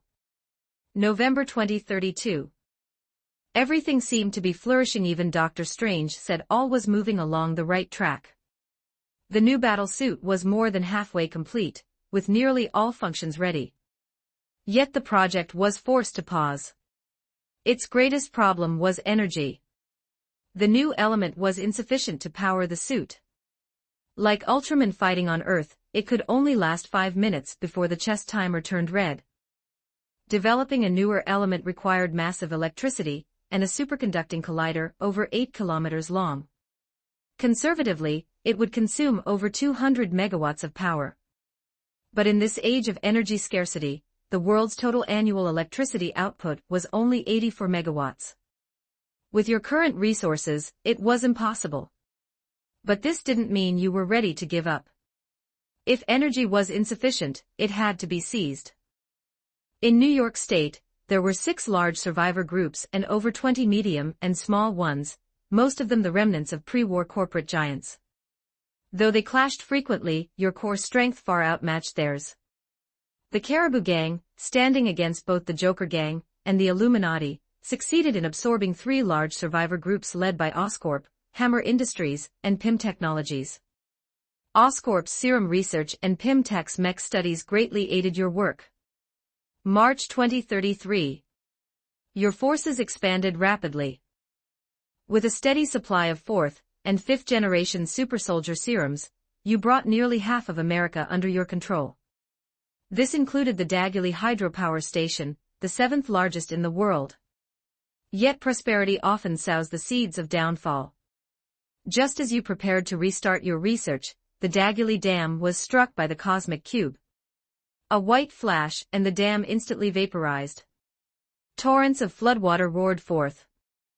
At the same time, all your territories came under joint attack from the Joker Gang and the Illuminati. Waves of mutants and Iron Legion suits drowned your defenders. Even the Hulk and Steve Rogers personally joined the assault. Despite Robert Reynolds giving his all, he was overwhelmed by the mutant army. Under their onslaught, Oscorp and Hammer Industries quickly betrayed you, turning their forces against you. In barely a month, all your efforts were wiped out. At last, before you stood the Hulk, the Injustice Superman Steve Rogers, Venomized Black Widow, Lizardman Hawkeye, and countless other villains. Tony Stark and Spider-Man had already fallen in battle. Earth is finished, you heard Dr. Strange murmur. You gave a faint smile, silver-white armor swiftly covering your body. Summoning the last of your strength, you charged into the sea of enemies. Time froze at that very moment.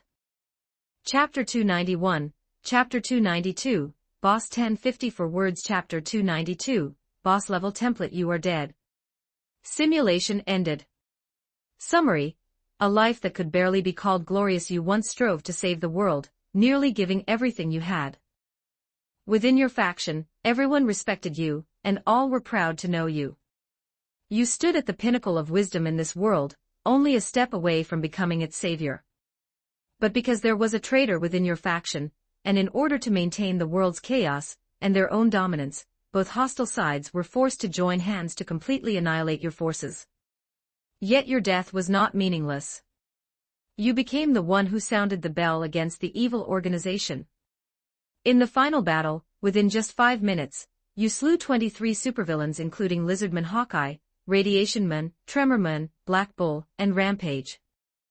Even Injustice Superman Steve Rogers was heavily injured. In this twisted post-apocalyptic wasteland, your influence lived on. Evaluation: D+ World Exploration, 30. Because your exploration surpassed 30%, you earned 15 Traversal coins. Because you left a major impact on world history, you earned 25 Traversal coins.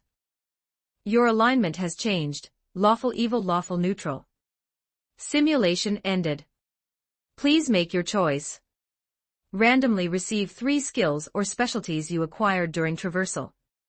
Randomly draw 3 items you acquired during Traversal. Zhou Ning. This seemed to be his first D rating since his very first Traversal. Why did it feel like, though the map was cheap, it was actually hell-level difficulty? In his eyes, the template itself wasn't weak. Despite the D rating, in terms of personality, ability, and charisma, it was top tier. His performance was solid, and he'd essentially drawn out all of his potential. But it was like playing Warcraft. Just as you built your base, the opponent was already at Tier 3 with cavalry and griffin riders. Without cheat codes, all you could do was type GG. He could only admit he lost fairly. As for the reward, although the skills Mutant Formula and Lizardman Formula were quite handy, Option 2 held the one thing he truly coveted, the 5th generation Super Soldier Serum. Since there were only 2 possible items in that pool, it was guaranteed. No doubt it was a single-choice question. Zhou Ning didn't hesitate and chose Option 2. You have chosen Option 2. You obtain the legendary item, Tony Stark's Super Soldier Serum 5th General Tony Stark's Super Soldier Serum 5th Gen Quality, Legendary. A legendary item, a slightly diluted version of the Super Soldier Serum, infused with 29.3% heart-shaped herb essence and 19.3% Berserker Serum. It can be directly injected. Injection enhances metabolic function and all bodily abilities, unlocking human potential, and slightly increases magic resistance. Usage: inject it. Description: the test tube glows with a bright, clear light, carrying a palpable sense of danger. You obtain the epic item, High-Frequency Vibrational Iron Gauntlet. High-Frequency Vibrational Iron Gauntlet Type, Fist Weapon Rank, Epic Level Requirement, 39 Class Restriction, None. Attributes, +8 Strength, +25 Defense Effect. Allows you to make the air before you explode with force, creating shockwaves that deal heavy damage to enemies. Remaining uses, November 11th. That was it. Because only 2 items were awarded, this traversal ended unusually with 1 slot missing. His hopes of getting even a partial prototype of the full variant Warframe were dashed. Apart from the undeniably powerful Super Soldier Serum, the gauntlet was just a low-level toy in his eyes, something only newbies would find useful. Zhou Ning didn't hesitate to put it up in the guild shop, pricing it at a fair 2,000 contribution points. It might prove effective in the upcoming professional league. After obtaining these 2 items, a new section appeared in the Hall of Curiosities, Endless War 2. On its shelves now sat the 2 new items, along with returns of 12 and 30 traversal coins respectively. At the end of the Hall of Curiosities, 3 new synergies appeared. Treasure of Earth 92817 Universe, Tony Stark's Super Serum 5th Gen Plus. Villains Deadly Weapons, High-Frequency Vibrational Iron Gauntlet Plus. This simulation refunded 32 traversal coins. Adding the 45 refunded from traversal, he ended up with a net loss of 43.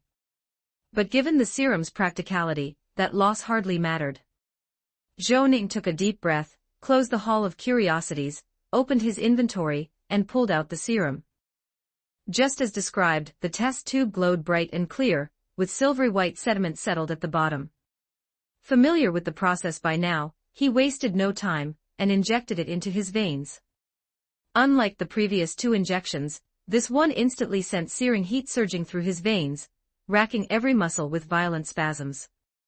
His skin broke out in patches of silvery white goosebumps. It was the heart-shaped herb's medicinal power spreading through his body. The burning sensation lasted about 15 minutes before gradually subsiding. As the serum coursed through every vessel, Zhou Ning could feel his physique ascending once more, this time far more dramatically. His entire body brimmed with raw strength. Opening his game panel, the notifications began flooding in. You used Tony Stark's Super Serum 5th General fusing with existing Super Soldier Serum in your body. Fusion complete. Permanent attribute increases, Strength +3, Agility +5, Stamina +4. You used Tony Stark's Super Serum 5th General fusing with existing Super Soldier Serum in your body. Fusion complete. Permanent attribute increases, strength +3, agility +5, stamina +4. Injection complete.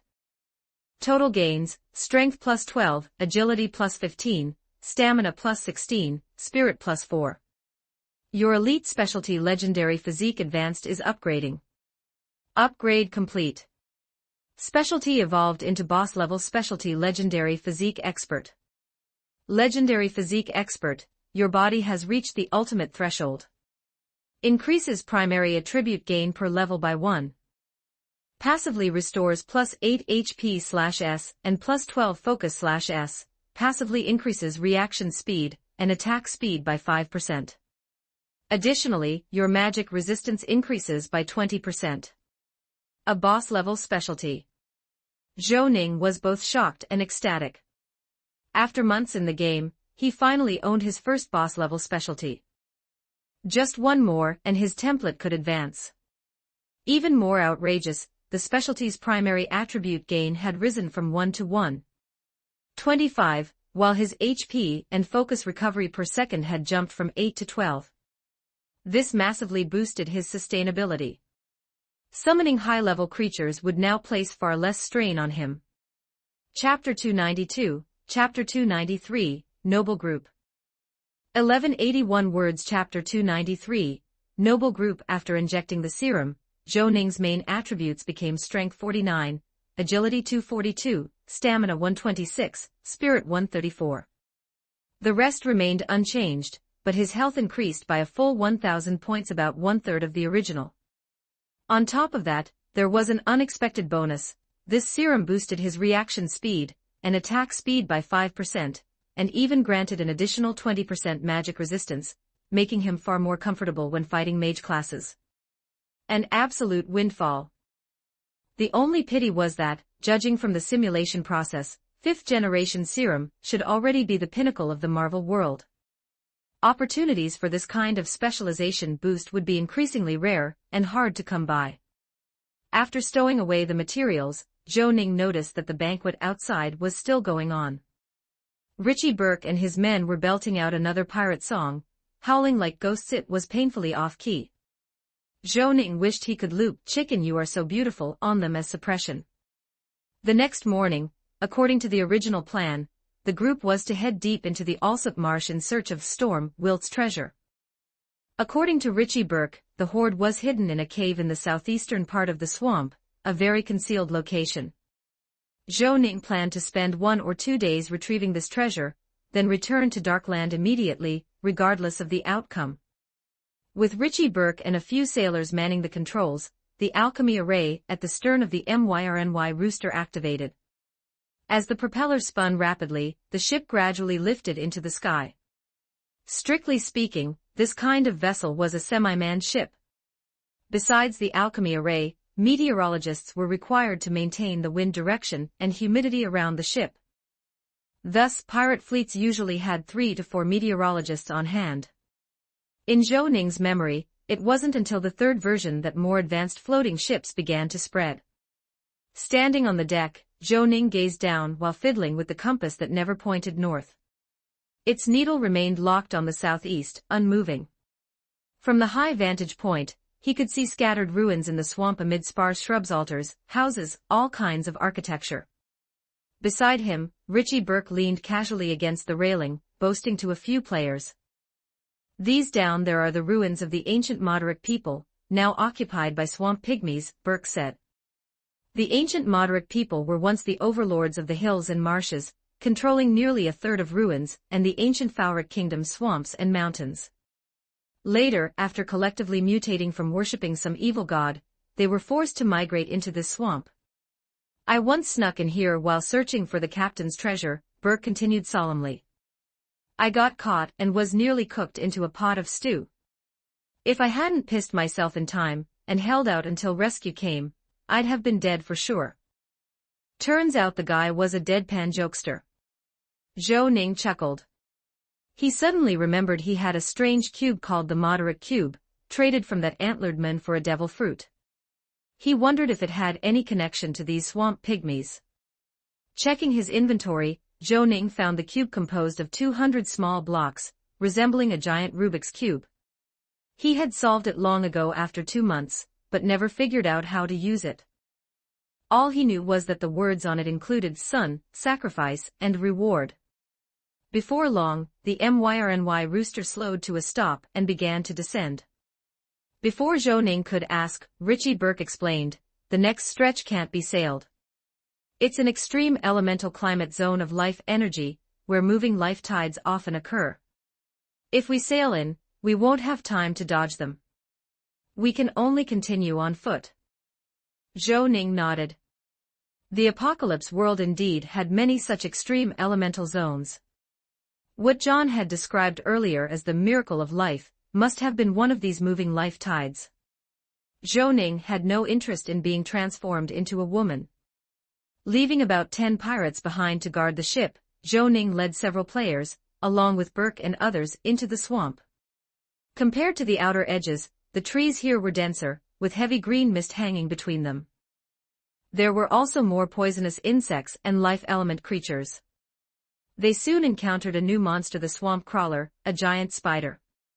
Although only around level 40, for players at this stage, each was a high-level boss monster. With the pirates' numbers, they could still be brought down through sheer manpower. Come to think of it, these monsters also drop life cores. Zhou Ning's eyes flickered with thought. From then on, he refrained from taking part in combat directly. Instead, he issued a task to collect life cores, letting his little Deathwing leech some experience on the side. He only intervened when danger arose. Along the way, he unknowingly leveled up to 19. Even so, the players were thrilled. Not only had they made up the experience they'd previously lost, they gained more besides, roughly the equivalent of grinding 2 full days. Wait, there's fighting ahead.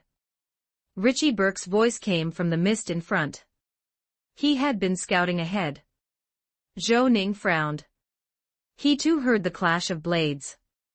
Peering through the fog, he saw figures locked in battle with a group of swamp pygmies not far away. They wore gaudy red and green outfits, familiar faces. Wasn't this the same noble travel party he had encountered a few days earlier at the edge of the Alsop Marsh, the one searching for the so-called miracle of life out of boredom? Sure enough, as they drew closer, Zhou Ning spotted Argus, the mercenary captain he had spoken with before, clad in a black mercenary coat, and wielding a greatsword. He was fighting 7 or 8 swamp pygmies at once. The other mercenaries were also holding off 3 enemies apiece, already bloodied with cuts. While the mercenaries fought desperately, their employers cowered behind them in terror, occasionally tossing out a support spell. Of them all, the foppish Spark Lambert, who once tried to flirt with Zhou Ning, was unexpectedly the bravest. Pride makes people progress, humility makes them pitiful. After reciting the words, Spark Lambert's sword suddenly grew massive. He raised it high and brought it crashing down on a pygmy. The display was full of momentum but lacked lethality. The pygmy was sent flying but quickly scrambled up, snarling curses at him. Zhou Ning was taken aback. Idiotic as he looked, Spark Lambert turned out to be a family creed knight. If memory served, the unlucky Joshua Lambert, closely tied to the ascetics, was from the Lambert family as well. Should we help? Richie Burke whispered, retreating to Zhou Ning's side. Wait a bit, Zhou Ning said in a low voice. Based on his past life's game experience, this kind of situation could trigger a rescue quest, but only if the other party asked for help first. This was also the chance to unlock reputation with a new faction. Chapter 293, Chapter 294, Life Tide. 1110 words. Chapter 294, Life Tide. Although he didn't know why, Richie Burke still followed Zhou Ning's words and didn't make a move.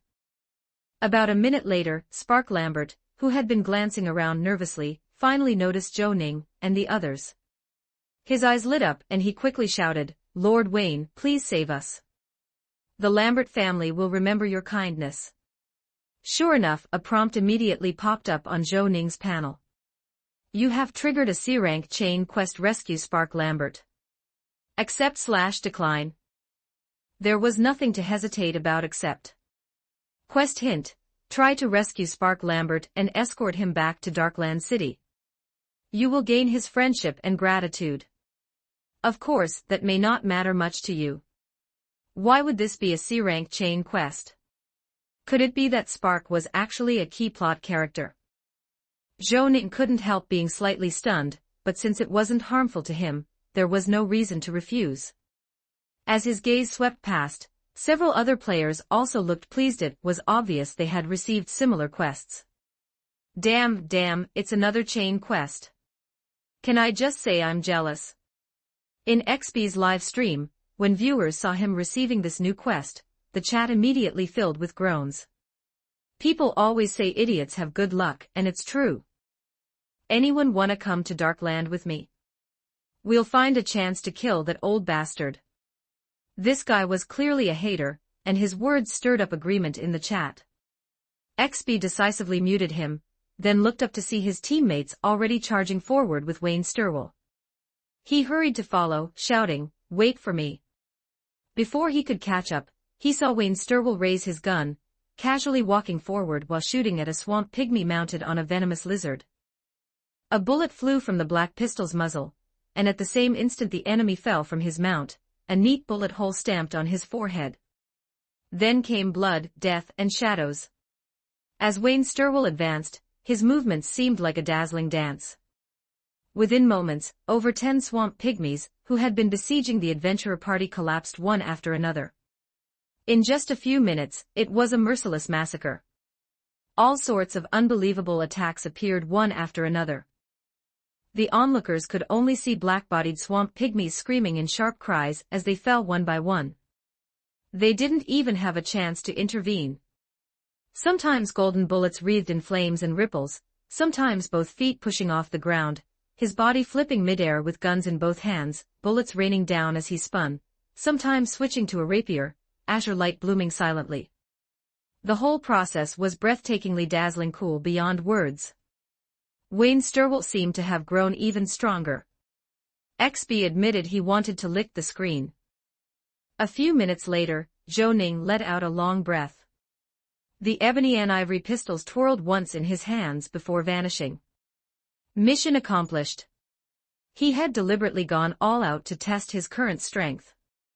After reaching level 65, fighting these sub-level 55 monsters was simply crushing them with overwhelming power. He hardly even broke a sweat. The surroundings fell silent. Everyone stared at him like they had seen a ghost. After a long pause, Spark Lambert finally stepped forward and said, "Thank you for your help. The Lambert family will remember this favor."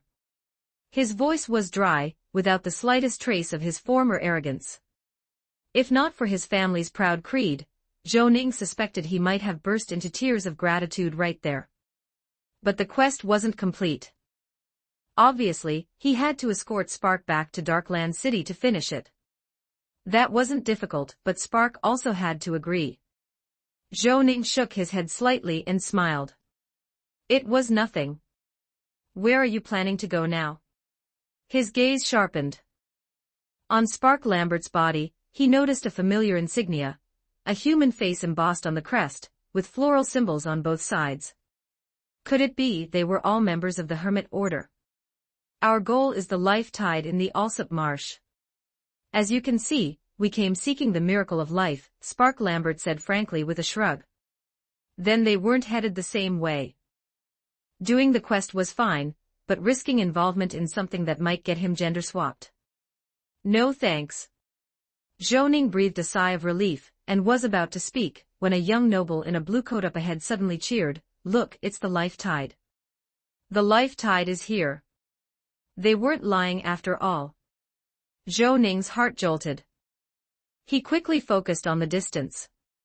From deep within the forest, a thick green mist surged forward.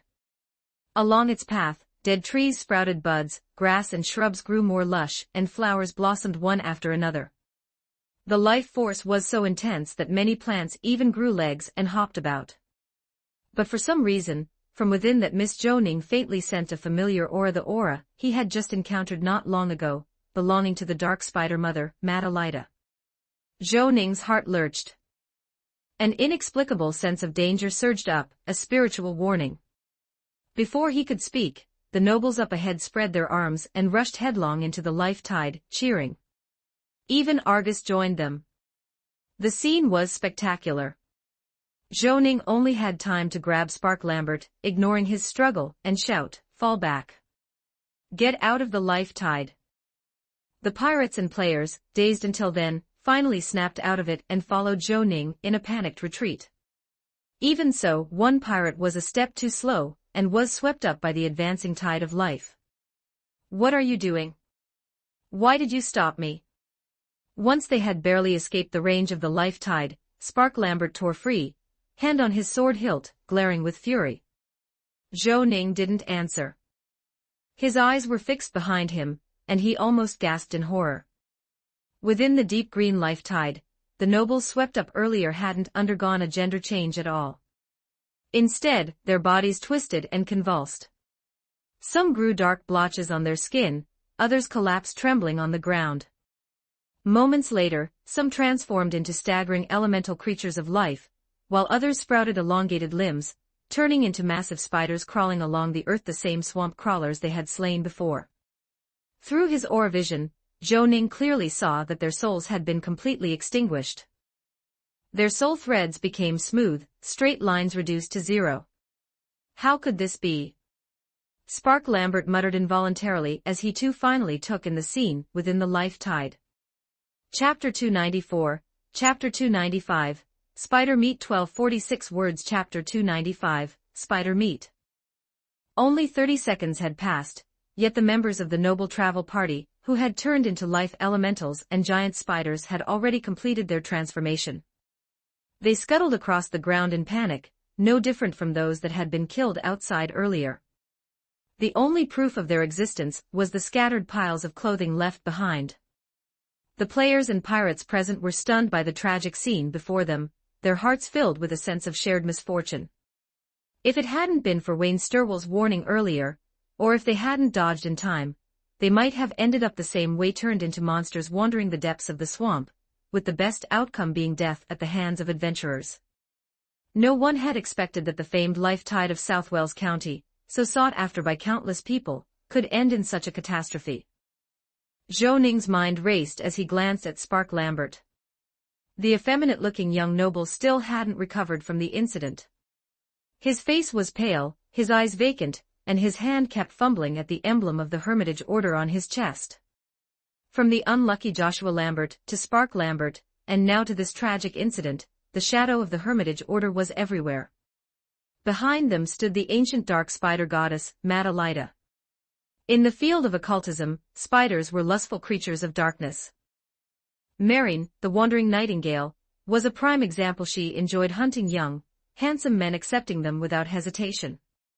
It wasn't unusual for Madalida to gather followers and organize a few cults to provide her with faith. But what was going on with this whole group of noble heirs, all wearing the Order's emblem? Most of these people were from the noble families of Bryston, with long lines of military merit. The Bryston royal family hid transcendent professionals, even demigods, not people to be trifled with. For so many young nobles to vanish all at once, weren't they afraid of stirring up massive trouble?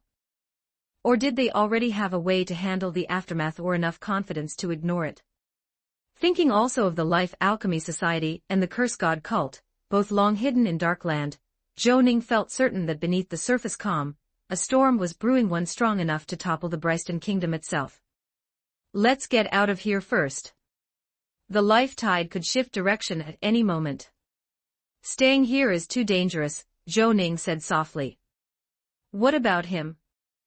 Richie Burke pointed to Spark Lambert, who still stood dazed to one side. Bring him along. Zhou Ning exhaled.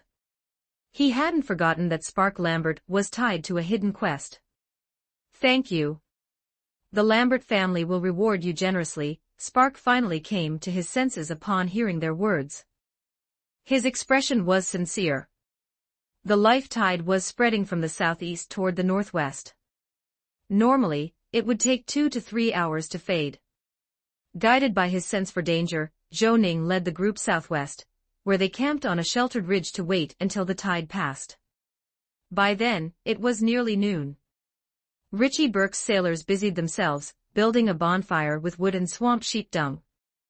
Some tended the fire and cooking, while others sorted through the spoils of battle, mostly materials from the life elementals, and a few spider silk threads and venom sacs from the swamp crawlers. The fire mage Sheldon handled the tally.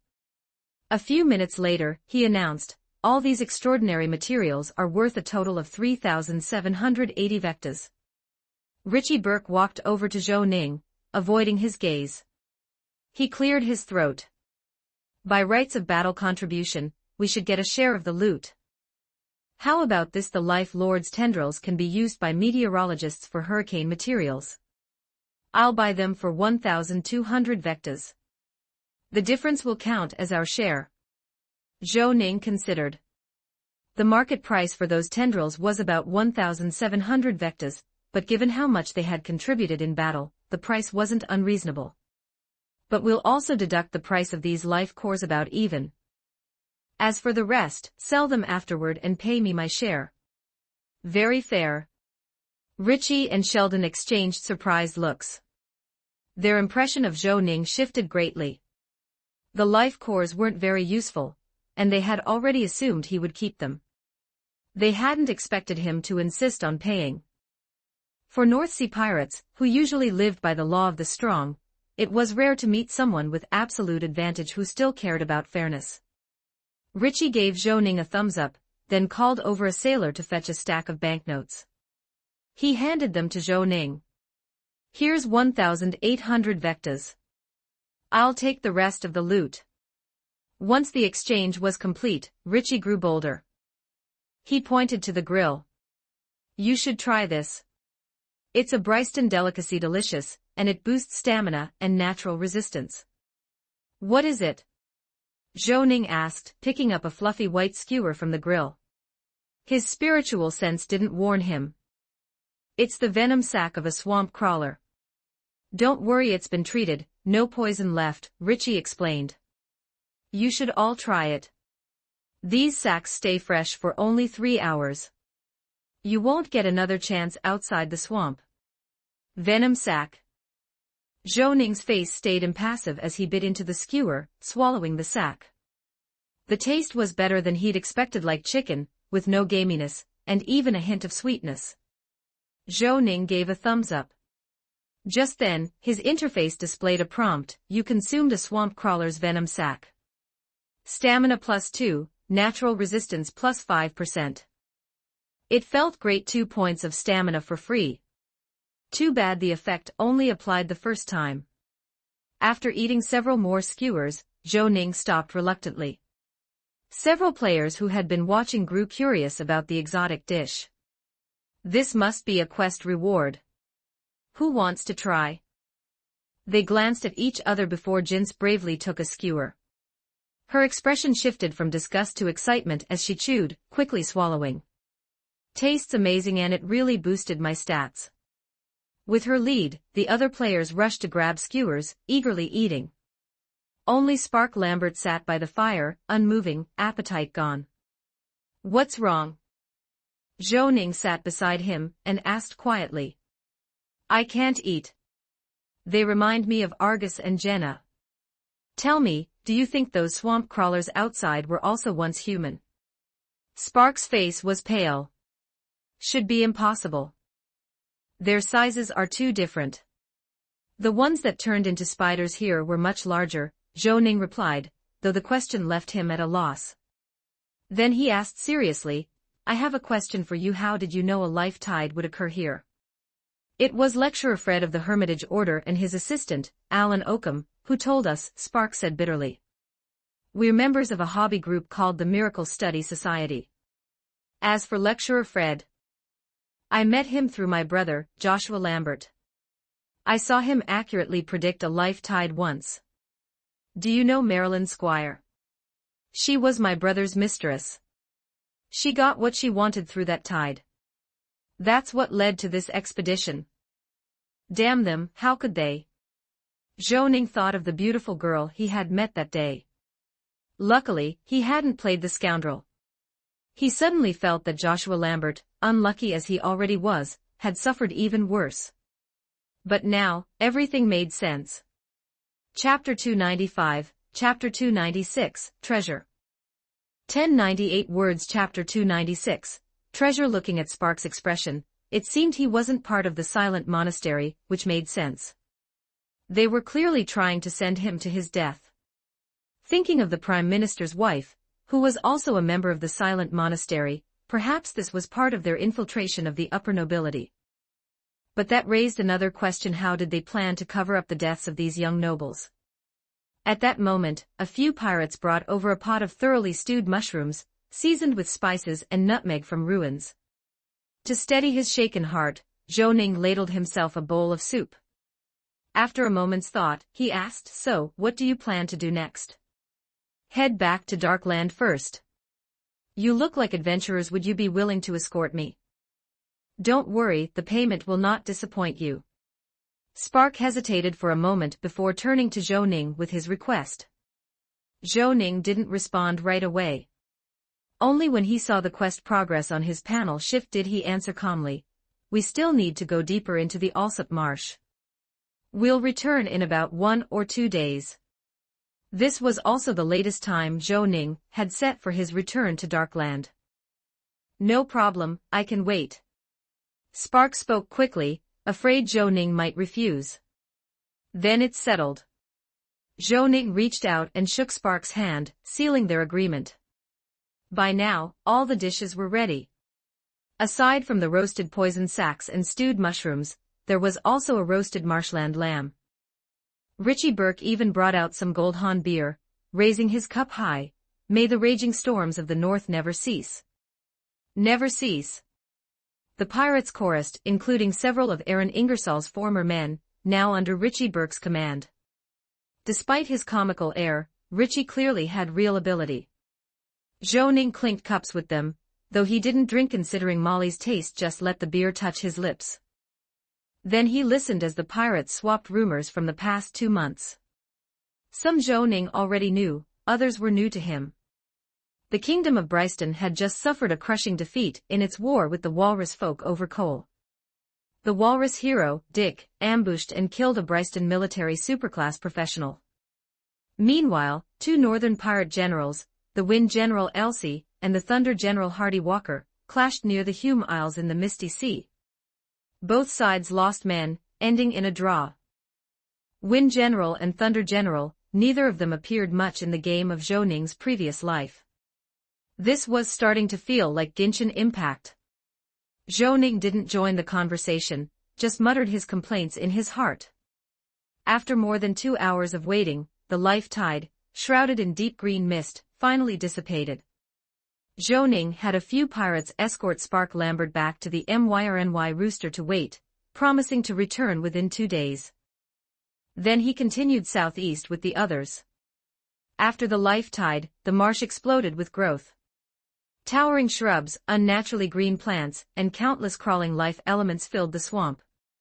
But now, these life elements had become twisted and frenzied, brimming with hostility, attacking any who passed. Among them, Zhou Ning even spotted the nobles who had been transformed into life elements and abyssal crawlers. Their massive size marked them clearly. Facing their maddened onslaught, Zhou Ning showed no hesitation. He pulled the trigger, watching as they collapsed slowly. For them, it was a release. The wave of life elements and abyssal crawlers was only the beginning. Before long, Zhou Ning and his group faced one attack after another, this time from swarms of swamp lizards and venomous insects. But Zhou Ning didn't need to act. Sheldon, the high-level fire mage, and Richie Burke handled everything. Zhou Ning was happy to take it easy, but to snag some experience, he flicked a card from his pocket, preparing to summon it. It was a 5-star skeletal beast card, the Parrot Dragon, a hybrid of dragon and parrot. As Zhou Ning stroked the card, a dragon-like creature with a parrot's beak and a red crest appeared, joining the little Deathwing in clearing enemies. Another dragon? Is the main character raising dragons now? Several players muttered, exchanging looks filled with respect for Zhou Ning. They marched on. About an hour later, the group's meteorologist, Bernie, signaled for them to stop. "We should make camp here. Based on my forecast, there's likely another rainstorm of life elements ahead." Bernie was no novice. His meteorologist level was high enough to count as a senior professional. No one doubted his word. After seeing what happened to the nobles earlier, none of them dared test their luck. They set up tents made of bryce, a fabric known for its toughness, resistant to cold, wind, and corrosion. Most umbrellas in this world were made of it. A few arcane mages layered the tents with deep violet arcane shields to keep the downpour out.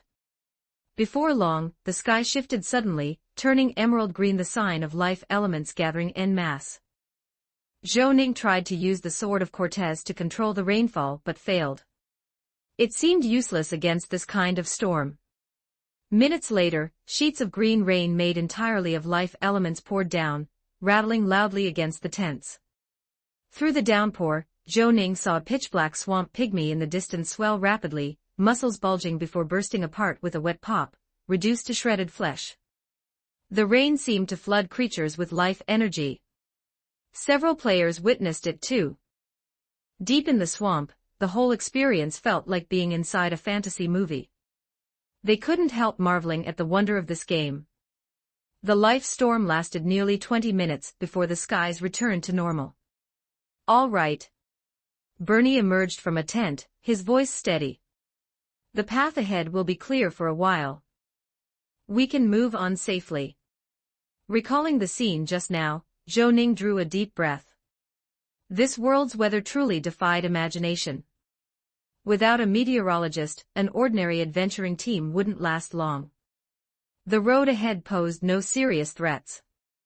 Occasional swarms of insects, lizards, and life elements were easily dispatched by the parrot dragon alongside the pirates. As they walked, the shrubs grew sparser, and in the distance, Zhou Ning spotted clusters of low-thatched huts, the dwellings of swamp pygmies. At that moment, he noticed the compass needle in his hand beginning to sway slowly. That meant they were close to their destination. If he guessed right, the treasure Richie Burke mentioned lay just ahead. Chapter 296, Chapter 297, Phantom Shadow. 1145 words. Chapter 297, Phantom Shadow. This place was already close to the deepest part of the Alsop Marsh. For Storm, Wilt, Barbarian, Wardhouse, and Overalls, Jacqueline to have fought their way here despite their wounds and relentless pursuit, such tenacious vitality was truly awe-inspiring. Yes, it should be just up ahead, Richie Burke said, glancing around. The path ahead is dangerous. I may not be able to protect you. Do you want to continue with me, or wait here? Zhou Ning asked, looking at the players. We're not afraid. Let's go together.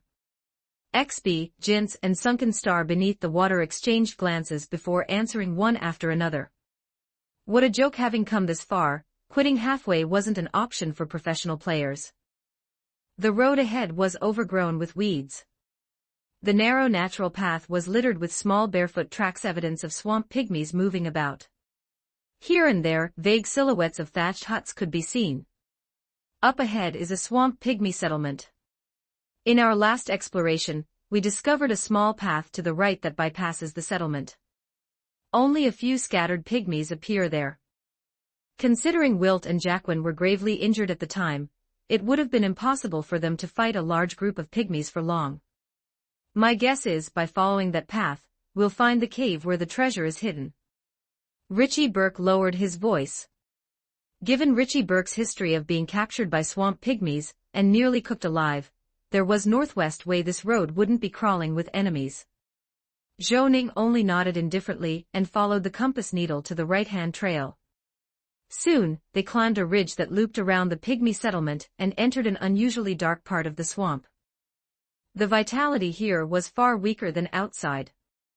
The dim light barely filtered through, and the ground was choked with black weeds taller than a man.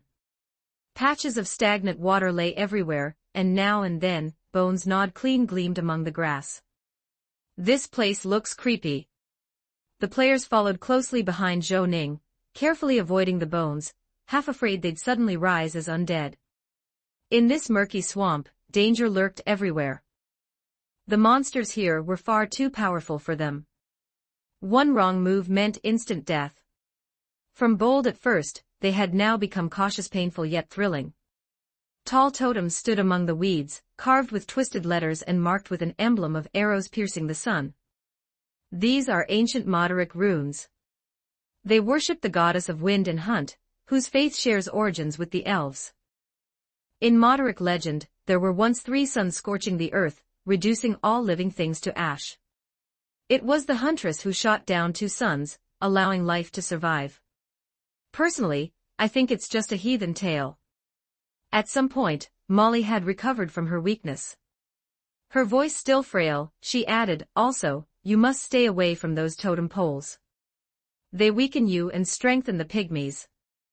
This sounds a lot like Hoey shooting the suns, Zhou Ning thought. His gaze passed over the totems toward the distance. About 400 meters ahead, he sensed movement. He immediately slowed his steps. Careful, someone's ahead, Zhou Ning whispered. No one doubted him now.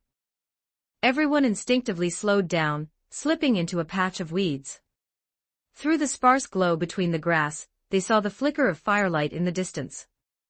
A large group of swamp pygmies, naked and black-skinned, were gathered at an altar by a cliff, banging instruments and dancing wildly, a ritual, no doubt. There were at least 100 of them. Behind them stood a massive totem pole. Most striking was a pygmy wearing a green feathered crown, clearly their chieftain. Before him stood a full-length black mirror. Behind the chieftain, a huge, deep cave yawned open in the cliff. The entrance was pressed down by blackened weeds, with faint traces of white spider webs sealing the way. Is that the cave? Richie Burke asked softly. No, Zhou Ning shook his head. His compass needle still wavered, pointing southeast. What do we do then? Should we circle around? Richie Burke's nerves prickled with unease. Our goal is to find the treasure, not wipe out these pygmies, Zhou Ning decided at once. His intuition told him that cave held a deadly threat, even approaching it spelled danger. Leading them through the grass to the side of the cliff, Zhou Ning quickly steered them away from the ritual site. Luckily, they weren't discovered. But suddenly, Zhou Ning's heartbeat spiked, pounding wildly. A familiar oppressive force bore down, compelling him to lower his head. At the same time, he saw from the cave behind the chieftain's altar a colossal phantom spider crawl out. Its body bristled with countless eyes, black filaments writhing at its sides like tendrils of some incomprehensible creature. It was the dark spider mother Madalida. Don't look back. Zhou Ning's voice was urgent. But one curious pirate disobeyed, glancing behind his eyes instantly bled, and he collapsed trembling, lifeless. Several low-level players, even without looking back, still succumbed to Madalida's aura, dropping dead one by one. The phantom spider didn't look their way. Zhou Ning noticed the grass around it blacken, sizzling, as it skittered on 8 legs toward the mirror, then vanished into it. Richie Burke and the others dared not look back. Resisting the crushing urge to kneel, they followed Zhou Ning, in a desperate run deeper into the swamp. After about 5 minutes, Zhou Ning's instincts told him the danger had passed. He finally stopped, glanced back, exhaled deeply and said, that spider phantom was an old god, you should have heard of it. The dark spider mother, Madalida. Richie Burke gaped, nearly losing his mind. He had actually seen one with his own eyes. Had he known there was an old god here, he'd never have come, not even for his life. Zhou Ning ignored Richie Burke and the stunned players who were running back from their corpses. If they knew he'd once fired a gun at that old god, they'd probably lose their wits completely. From what Richie Burke and Molly had told him before, the ancient Moderic people had fallen into collective mutation from worshipping a certain evil god. That god must have been the dark spider mother. If he guessed correctly, that full-length black mirror was the passage to the lost elven homeland, and very likely, Madalida's true body slumbered in that cave. In the field of occult study, a coincidence could be dismissed as chance. But one coincidence after another. That was no mere accident. Somehow, his fate had become entangled with that old god. By now, the compass needle was trembling violently, signaling they were close to their destination. Turning back was no longer an option. Once the group had calmed down, Zhou Ning pointed toward a narrow trail ahead. Go that way. Chapter 297, Chapter 298, The Adventure Ends. 1300 words. Chapter 298, The Adventure Ends. The little path was somewhat hidden, slanting upward toward a small hillside. A green mist hung in the air, carrying a foul stench, the kind of miasma often found in swamps. Zhou Ning glanced at the meteorologist Bernie, who was still dazed from the shock, and gave up on trying to rouse him. Resting his left hand lightly on the hilt of Cortez's sword, he summoned a sudden small-scale gale that blew away the miasma ahead, revealing the mountain path in full. This path must have been the one the ancient Moderic people used during sacrificial rites. Totem poles of all kinds stood on either side. Once Zhou Ning stepped onto the road, the compass in his hand began spinning wildly. After confirming the direction, he walked forward a while until he reached a cliff wall. There, the compass needle pointed steadily ahead without moving. Vines of bluish-green hung thickly over the cliff wall. The entrance was half blocked by rocks, just enough for one person to squeeze through sideways. Zhou Ning studied the terrain, then reached out and gave a strong push. With the sound of stones collapsing inward, a passage large enough for entry was revealed. Without hesitation, Zhou Ning stepped inside. The interior was a fairly spacious cavern, seemingly an ancient Moderic sacrificial site long abandoned, with cracks and damage everywhere. Directly ahead stood a statue of the elven goddess, similar to the one he had seen before, beautiful-faced, holding a bow, her feet poised on ripples shaped like a breeze. The difference was that this statue had no black tendrils around it. Before the statue stood an ancient altar. Upon it lay long-dried offerings, while its front was covered in dense symbols and strange patterns that carried an indescribable sense of mystery. Zhou Ning pulled a small notebook from his chest and carefully copied every symbol and pattern. They resembled the script on the Moderic cube he had obtained before. Once he returned to Darkland, he would find someone to interpret them. As soon as he finished copying, the panel prompted, "You have obtained epic archaeological information, ancient Moderic sacrificial text. Your archaeology proficiency has increased. You have gained 12,391 experience points." Zhou Ning's attitude toward archaeology was more of a "let it be" approach, never forcing it. Just then, Richie Burke shouted loudly from the other side, "Boss Wayne, over here." Zhou Ning followed the voice and saw in one corner of the sacrificial hall a crude bed with old, worn utensils upon it, surrounded by makeshift tables, chairs, and a stone pot. It was clear that humans had once lived here. This must have been the marriage bed, where Storm, Wilt, and Overalls Jacqueline once lived. The treasure worth 600,000 vectas that Richie Burke mentioned was piled under the bed, stuffed into sacks. A northern pirate dragged one sack out, revealing its contents. "This is a batch of magic satin from the maritime kingdom of Revendus." Richie Burke's voice carried both joy and disappointment. After risking so much to get here, all they found were these. Magic satin was once a valuable material for making mage robes and extraordinary items, but after the steam-powered textile machine became common, its price nearly halved. The other sacks contained nothing but more magic satin. No surprises. "Wait, what's this?" While the pirates busied themselves with the satin, Zhou Ning happened to notice something hidden in a crack of the stone bed. Digging it out, he discovered a nautical logbook authored by Storm, Wilt. Opening it gently, he found pages handwritten in ruined script. April 9th, this was my and Wardhouse's first voyage as pirates. Our opponents were tough. It took us 7 hours to completely crush their fleet. Strangely enough, I felt nothing from killing. Maybe I was born for this line of work. April 10th, robbery. April 11th, robbery. April 15th, got robbed by fellow pirates. Not angry. The pirate world is survival of the fittest. June 8th, today by chance, I obtained a so-called coin of fate from the ancient Moderic kingdom. It is said to be a tool for honoring the dead, with 5 tosses in total. Each toss brings either reward or punishment. I was confident in my luck, and indeed, my first throw gave me the Moderic legacy shaman priest. Now I can resonate with the elements and books. Nautical logs play out before me like paintings. I can clearly see how they navigated, or what they went through. June 11th, after the success of the first throw, I quickly tried again. But this time, the result was walking with death, symbolizing failure and misfortune. June 12th, the curse of the coin came true. Today in the Misty Sea, we encountered Pirate King Edward Queller's flagship, the Bessemer. The moment he looked at me, everything went black. When I woke, I was clutching debris from the deck, drifting on the sea. Lucky to be alive. September 13th, for 3 whole months since then, we had little good fortune. Only now did I have the courage for a third toss. The result was rainbow and coral reef, symbolizing luck and misfortune intertwined. Today, we pulled off an unbelievable raid on a large merchant fleet from Revendus. When they turned, they struck a reef. Inside was nearly 600,000 vectas worth of goods.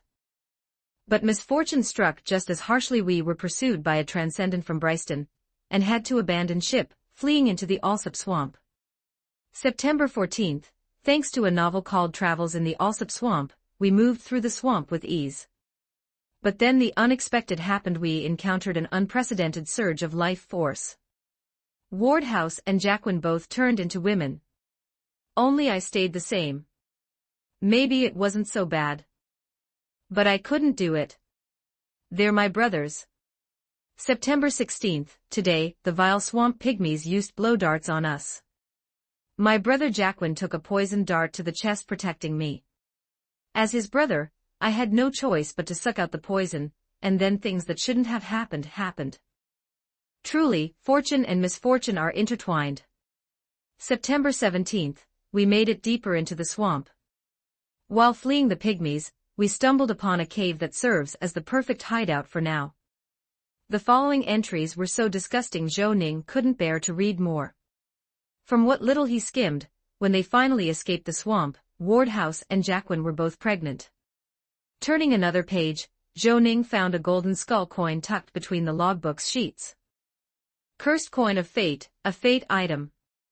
Required level, 1 remaining uses, 2 It resembled the lucky clover but with limited uses. It could grant hidden classes, skills, even mysterious items. Zhou Ning had seen it in his previous life's game. As its name implied, fate could never be predicted, nor could cheating ever increase one's odds. After some thought, Zhou Ning put the skull coin away, deciding to take a smaller share of the loot to compensate, not out of honesty, but because in such a mysterious and chaotic world, holding to one's principles was crucial. Small guilty acts could accumulate into disaster, pushing a sane person into madness. To Zhou Ning's surprise, Richie Burke and his men also had some kind of mysterious spatial item. They stuffed all the satin into a white pouch and said to Zhou Ning, "We'll keep the goods with me first. Once we're back in Wills County, we'll divide the spoils." "No problem," Zhou Ning agreed readily with a nod. On the other side of the hill was a shortcut leading down, making departure much quicker than their arrival. The group traveled north, and after about 3 hours, by evening, Zhou Ning and the others were back aboard the MYRNY Rooster. Chapter 298, Chapter 299, Drama Series 1278 words Chapter 299, Drama Series.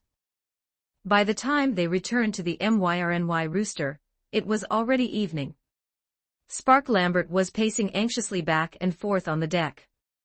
When he saw Zhou Ning and the others come back, Spark Lambert's face lit up with joy.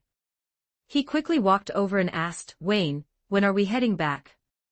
Zhou Ning removed his black top hat and said with a smile, "We'll return to South Wells County now, rest for the night, and then take the steam train back to Darkland tomorrow." "Any problem with that?" "No problem. I'll go back with you." "I don't know why, but I have a really uneasy feeling," Spark Lambert said with some worry. "An uneasy feeling?" Zhou Ning paused slightly, connecting it with the thought that an old god might be behind all this. That unease was most likely some kind of omen. But he didn't want to scare the other men, so after a few words of reassurance, he went back to his cabin to rest. Since the MYRNY Rooster was a pirate ship without a port pass to enter the Bryston Kingdom, when they neared the southeastern gate of South Wells County, Zhou Ning left a few pirates to guard the ship, while he and the others returned along the forest trail. The gatekeeper was the same one they had seen before. Zhou Ning gave him a friendly smile, then stepped into South Wales County once more. "Where are you staying?" Zhou Ning asked Richie Burke and the others. "Near the tavern where we met you that day," Richie Burke replied. "That's not far," Zhou Ning nodded, then followed them as they each took a hired carriage and sat down. Before long, the carriage reached the center of South Wales County. After agreeing to meet that evening at Zhou Ning's inn, they each returned to their lodgings. Back in his room at the inn, Zhou Ning lit the fireplace, stretched out comfortably, and let out a long sigh. After such busy days, he could finally relax a little. He drank a cup of black tea, and ordered a misty sea crab meat salad from the dining area, one of South Wales County's specialties. It had a hint of fishiness, but the taste was delicious. After the first bite, Zhou Ning couldn't stop eating. Just as he was finishing, there came a light knock on the door. "Richie Burke." Zhou Ning set aside his napkin after wiping his hands, then got up to open the door. Sure enough, Richie Burke stood there uneasily. After inviting him in, Richie Burke pulled out a white pouch from his belt, placed it on the table, and said in a low voice, "We just finished counting. This batch of magic silk is worth 240,000 vectas. Based on our earlier agreement, we get 48,000 vectas. The exact money will be split after we sell it. We don't have that much right now. You can check if you want." Zhou Ning waved his hand and took out the skull coin he had obtained earlier, placing it on the table. "This is a Mordoric curse coin I found in the treasure site. Tossing it gives a random curse or reward. It has one use left. I'll pay 3,000 vectas for it. You can try bargaining. It's yours." Honestly, that was more than a fair price. Richie Burke didn't hesitate to agree. "Next, I'll go back to Darkland with you. I have the channels to sell this batch of magic silk. As for the MYRNY rooster, by Northern Custom, whoever contributed the most owns it. This ship is yours. What do you plan to do with it?" Richie Burke asked. "Keeping it is of little use to me. I have a suggestion. Interested?" Zhou Ning smiled faintly. "What suggestion?" Richie Burke asked. "You and your men work for me for 3 years. After 3 years, the ship will be yours.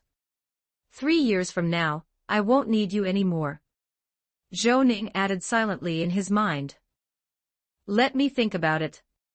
Richie Burke hesitated, closing his eyes in thought. The MYRNY rooster was old, but a floating ship like this was still worth at least 60 to 70,000 vectas. Not to mention it had Captain Sidney's modified cannons. With it, sailing would be much easier. And 3 years wasn't long. He was 38 now, he'd only be 41 then. "Aren't you worried we'll just run off once we get the ship?" Richie Burke suddenly asked. "I'm not worried unless you don't mind turning into wanted men." Zhou Ning smiled as a compass appeared in his hand. "Richie Burke. I'll do it. But you can't force us into anything too dangerous." After a pause, Richie Burke finally nodded. "A wise choice." Zhou Ning smiled and extended his hand. He never made a losing deal. Recruiting Richie Burke was something he had planned for a while. Guild levels seemed meaningless at first, but once they reached level 5, they could apply for a guild base from the Adventurers Guild. At level 7, they could even apply for official expedition missions issued by the Bryston government. These not only brought massive contribution points, but also offered the chance at noble titles in Bryston Kingdom. Not something Zhou Ning could think about just yet, but soon. With Richie Burke and his men joining the guild, players would be able to learn from them by completing work quests, and switch into professions like meteorologist, thief, alchemist, fire mage, and more. Once he had a guild base, he could slowly grow it into a player stronghold with NPCs, of course. After sending Richie Burke off, Zhou Ning opened the guild interface thoughtfully. Currently, the Starry Sky Guild was at its 65-member capacity, so there was no way to add Richie Burke's men for now. But after all the grinding players had done recently for contribution points, they were close to hitting level 2. Even if they didn't, once Zhou Ning returned to Darkland and handed in his quest, they'd level up right away. To motivate players to grind harder, Zhou Ning uploaded some new items to the guild shop after a short hesitation. 2 dungeon summoning stones, battle at the Forbidden Peak, and the destruction of Austin Manor, along with a skill book for armament hockey. Battle at the Forbidden Peak was defined by the system as an if-type script, essentially a fantasy scenario. In his past life, there was an alternate script where the original protagonist, Leandro, became one of the 4 heroes. The level requirement was 34 to 45. With Jin's team already at level 28, they were close. Zhou Ning priced both Battle at the Forbidden Peak and the destruction of Austin Manor at 300 contribution points, just 150 vecta per run, an absolute bargain. As for the armament hockey skill book, he set the price at 600 contribution points, 50,000 experience, and gave it an epic rarity rating. With the Pro League about to begin, it was time to release some powerful skills. Armament hockey also linked into several advanced composite skills, which would be major sources of income in both money and experience. Since the fortunes of the wandering gunslinger players were tied to his own, the stronger they became, the stronger he would be. The champion of the first Pro League had to be the wandering gunslinger. After setting the prices, Zhou Ning stretched, ready to finish his daily reading task before bed. Suddenly, the system notification chimed. Important notice: Episode 11 of the Apocalypse drama series has been simultaneously released on the forum and all platforms. This series is auto-generated by the Light Brain. Players interested in the game's lore may watch it there. Chapter 299, Chapter 300, The Drama Part 2, 1278 words. Chapter 300, The Drama Part 2. On the other side, Jins was staring wide-eyed at several new items that had just appeared in the guild store. 2 new instances and, unbelievably, even an epic quality skill book, Armament Hockey, and there was only 1 copy available. Armament Hockey, a skill that increases one's attack and defense power. It can be applied to the user's body or infused into objects. This must be a buff-type skill. The protagonist's most famous ability is Conqueror's Hockey, so Armament Hockey shouldn't be inferior. The price was on the high side, 600 contribution points. Experience wasn't an issue, but Jins only had 200 contribution points at the moment. Just as she was about to find someone to chip in and sponsor her so she could act quickly, the book was instantly bought out. Jins was so angry she ground her teeth and wanted to claw at the wall, then immediately logged off. At that exact moment, the 11th episode of the drama series had just been updated on the forums. As a die-hard fan of Wayne Sturwell, Jin's irritation instantly vanished. She eagerly clicked open the pinned video thread. Not long ago, episodes 9 and 10 had come out. Because Wayne Sturwell hadn't appeared, they had received unprecedented negative reviews. Both episodes had been educational in nature, focusing on lifestyle skills like engineering and forging, along with their representative figures. Episode 9 had depicted the city of engineering, Langervale, capital of the Byron Republic, and told the story of Byron's chief master engineer, Master Black, along with his successor, Emlyn the Spear of Judgment. Although Emlyn was fairly handsome and very strong, when compared to the thrilling Wayne Sturwell vs. Archibald battle from before, the contrast was stark, and so the reviews had been overwhelmingly bad. Episode 10 was even more ridiculous, covering the Walrus Master craftsman Priestley and his successor, the Walrus Dick. While their story was nothing short of epic, Jin's take on such odd-looking non-human heroes was better not to watch at all. Once was enough, twice was tolerable, but 3 times. Hopefully, episode 11 would finally feature the Great Wayne. The video began to play. The scene shifted to Darkland. A leaf drifted down. Inside a dim alchemy workshop, an old man with graying hair sat in a wheelchair, his life flashing through his mind. Voiceover: My name is Dalian Turing. I was born in 1352 in Brazanner, a small city on the southwestern border of the Bryston Kingdom. From childhood, I was fascinated by alchemy, convinced it was an art that brought mankind closer to the gods. You cannot imagine how, with just a beaker and a crucible, one thing could be transformed into another. Gifted as I was, I quickly became Brazanner's most outstanding alchemist and chose to pursue advanced studies at Vic University. My choice proved right. There I not only perfected my craft but also met the love of my life, Larila. Witnessed by the sun goddess, we married in 1373. In 1374 and 1375, we welcomed one son and two daughters. I loved them more than anything. The scene shifted to a young Dalian touring with Larila touring. Dalian looked ordinary but carried a scholarly air, while Larila was graceful and gentle. Jins was already faintly excited. She recognized them. They had lived right next to Wayne's alchemy lab before. As expected, anyone associated with Wayne was a big shot. Jins could already sense the scent of a hidden quest. In 1376, I joined the Bryston Royal Alchemy Society, and in 1379 became an army alchemist in the Bryston Army, fighting against the Northlanders. For 15 years I served with dedication, never fearful, never retreating. My only concern was Larila, who cared for my parents and children back home. In her letters, she told me that separation was the God's test. I kept her words always in my heart. 15 years passed in a blink. I became history's fourth master-level alchemist, and in 1384 was promoted to Major General, stationed at Watchhold. Larila at last brought our son and eldest daughter to join me. The screen flashed again. Dalian was now in his prime, wearing a long alchemist's robe, brimming with energy. In 1386, the Northlanders invaded the Arida Plateau again.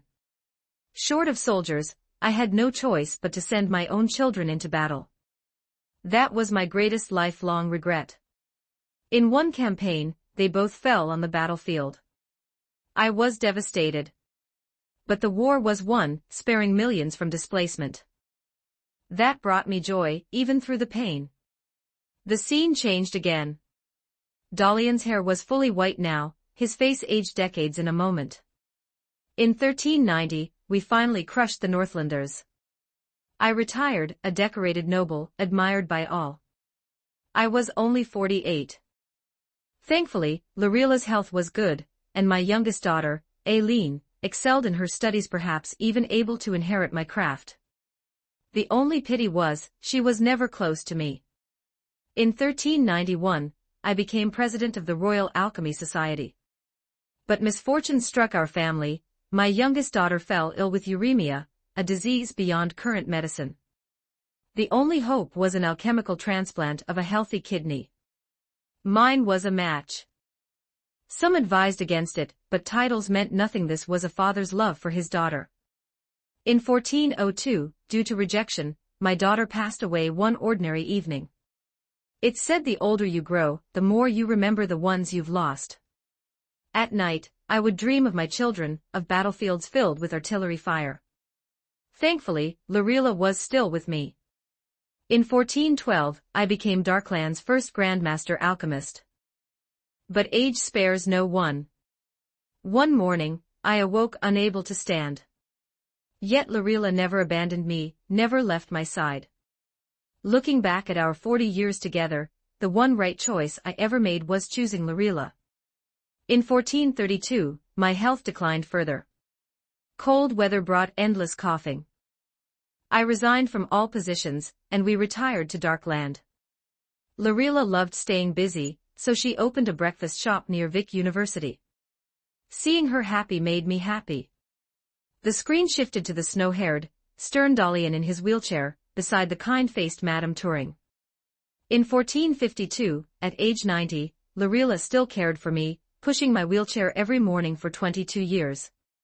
Perhaps this is love. But as years pass, mortality approaches.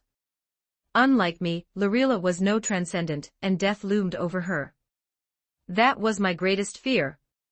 If I could obtain enough necrocores and life cores, I could extend her lifespan. When I had no one left to turn to, Wayne Sturwell helped me.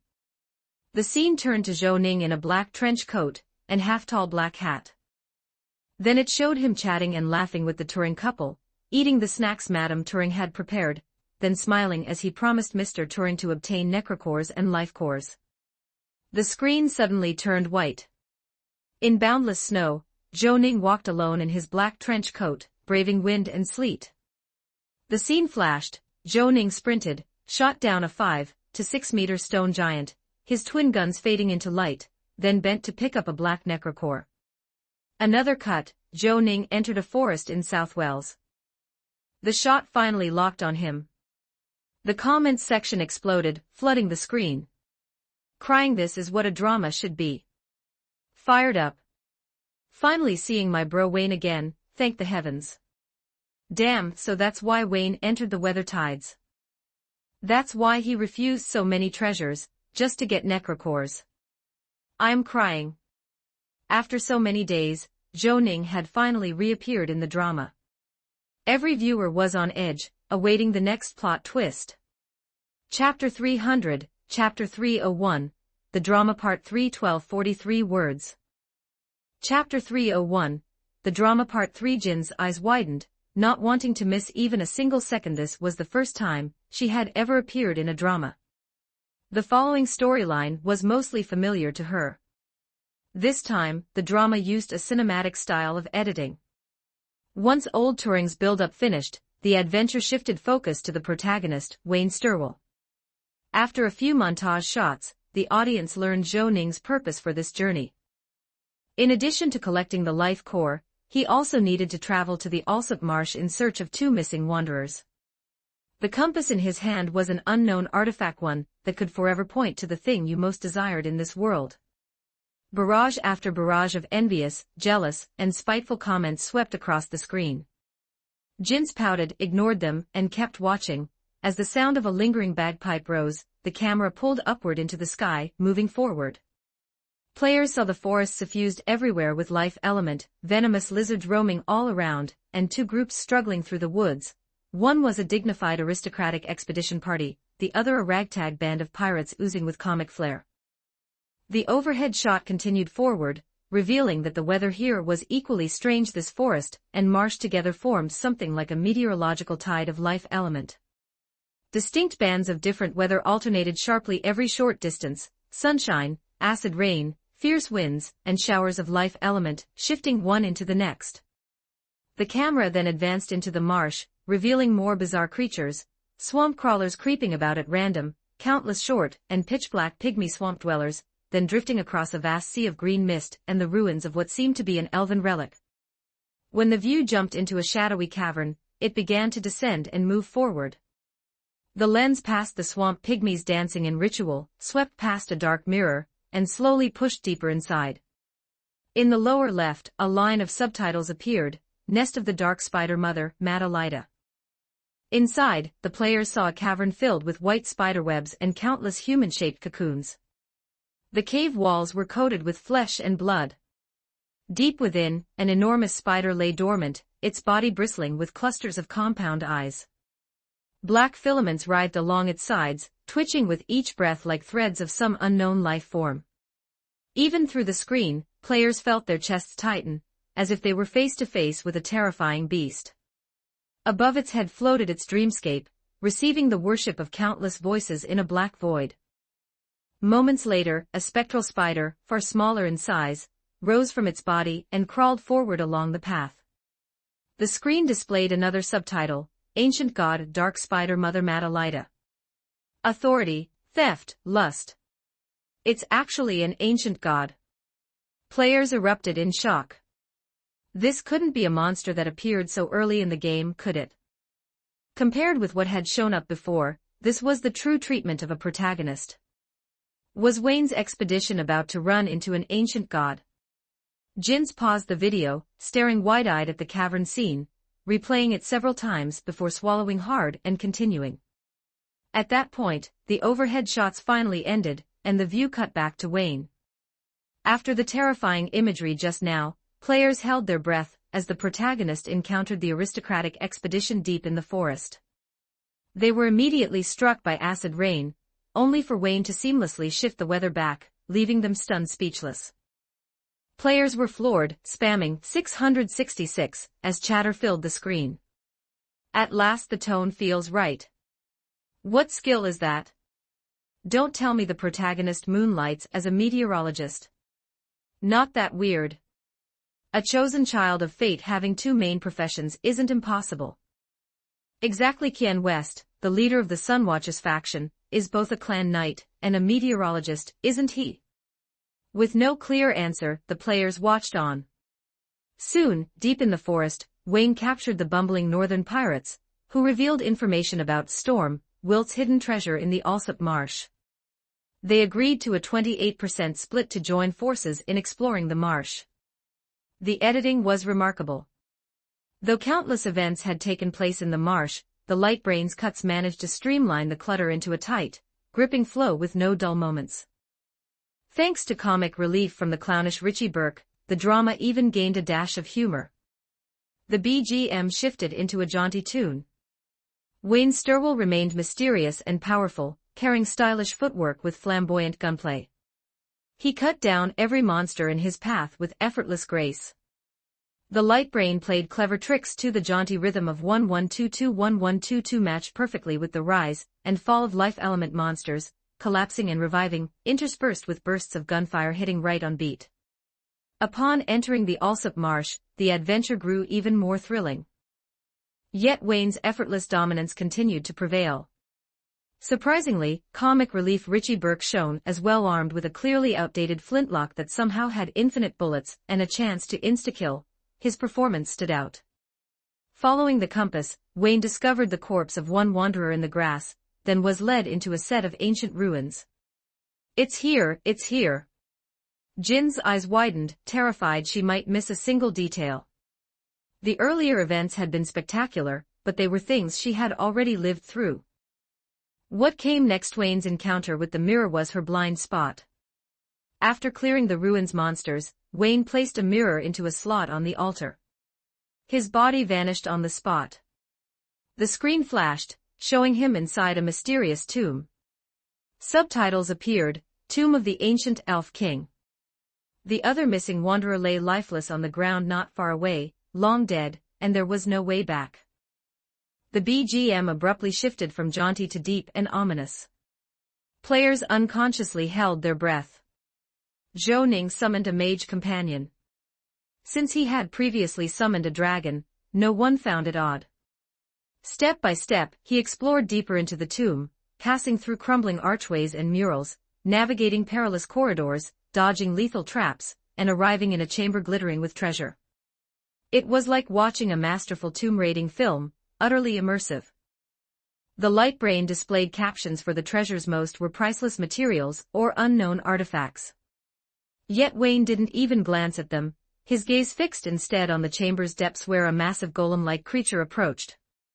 To make its power clear, the system unusually labeled its name and level, Ancient Mithril Golem, Level 67 Boss, Golem-type monster. Through the wide-angle lens, players who expected a fierce battle gaped as Wayne drew a pair of pistols, one white, one black, and fired without hesitation. He drew its attention. Across the way, his mage companion hurled a spell to further taunt it. For the next 2 minutes, the Mithril Golem ran uselessly back and forth, never once landing a blow before being killed on the spot. After the kill, Wayne pushed open the stone door to the left. With seemingly precognitive ease, he sidestepped the arrows that shot out and came face to face with 3 more Mithril Golems identical to the first, now encircling him. Holy shit, 3 bosses nearly level 70. Skip ahead, this is the big moment. As tension gripped the viewers, Zhou Ning remained calm. With a slide and a flicker of afterimages, his figure blurred past, firing as his coat tails flared, causing the 3 Mithril Golems to crash solidly into each other. Don't forget to like and subscribe to Novels Wonderland.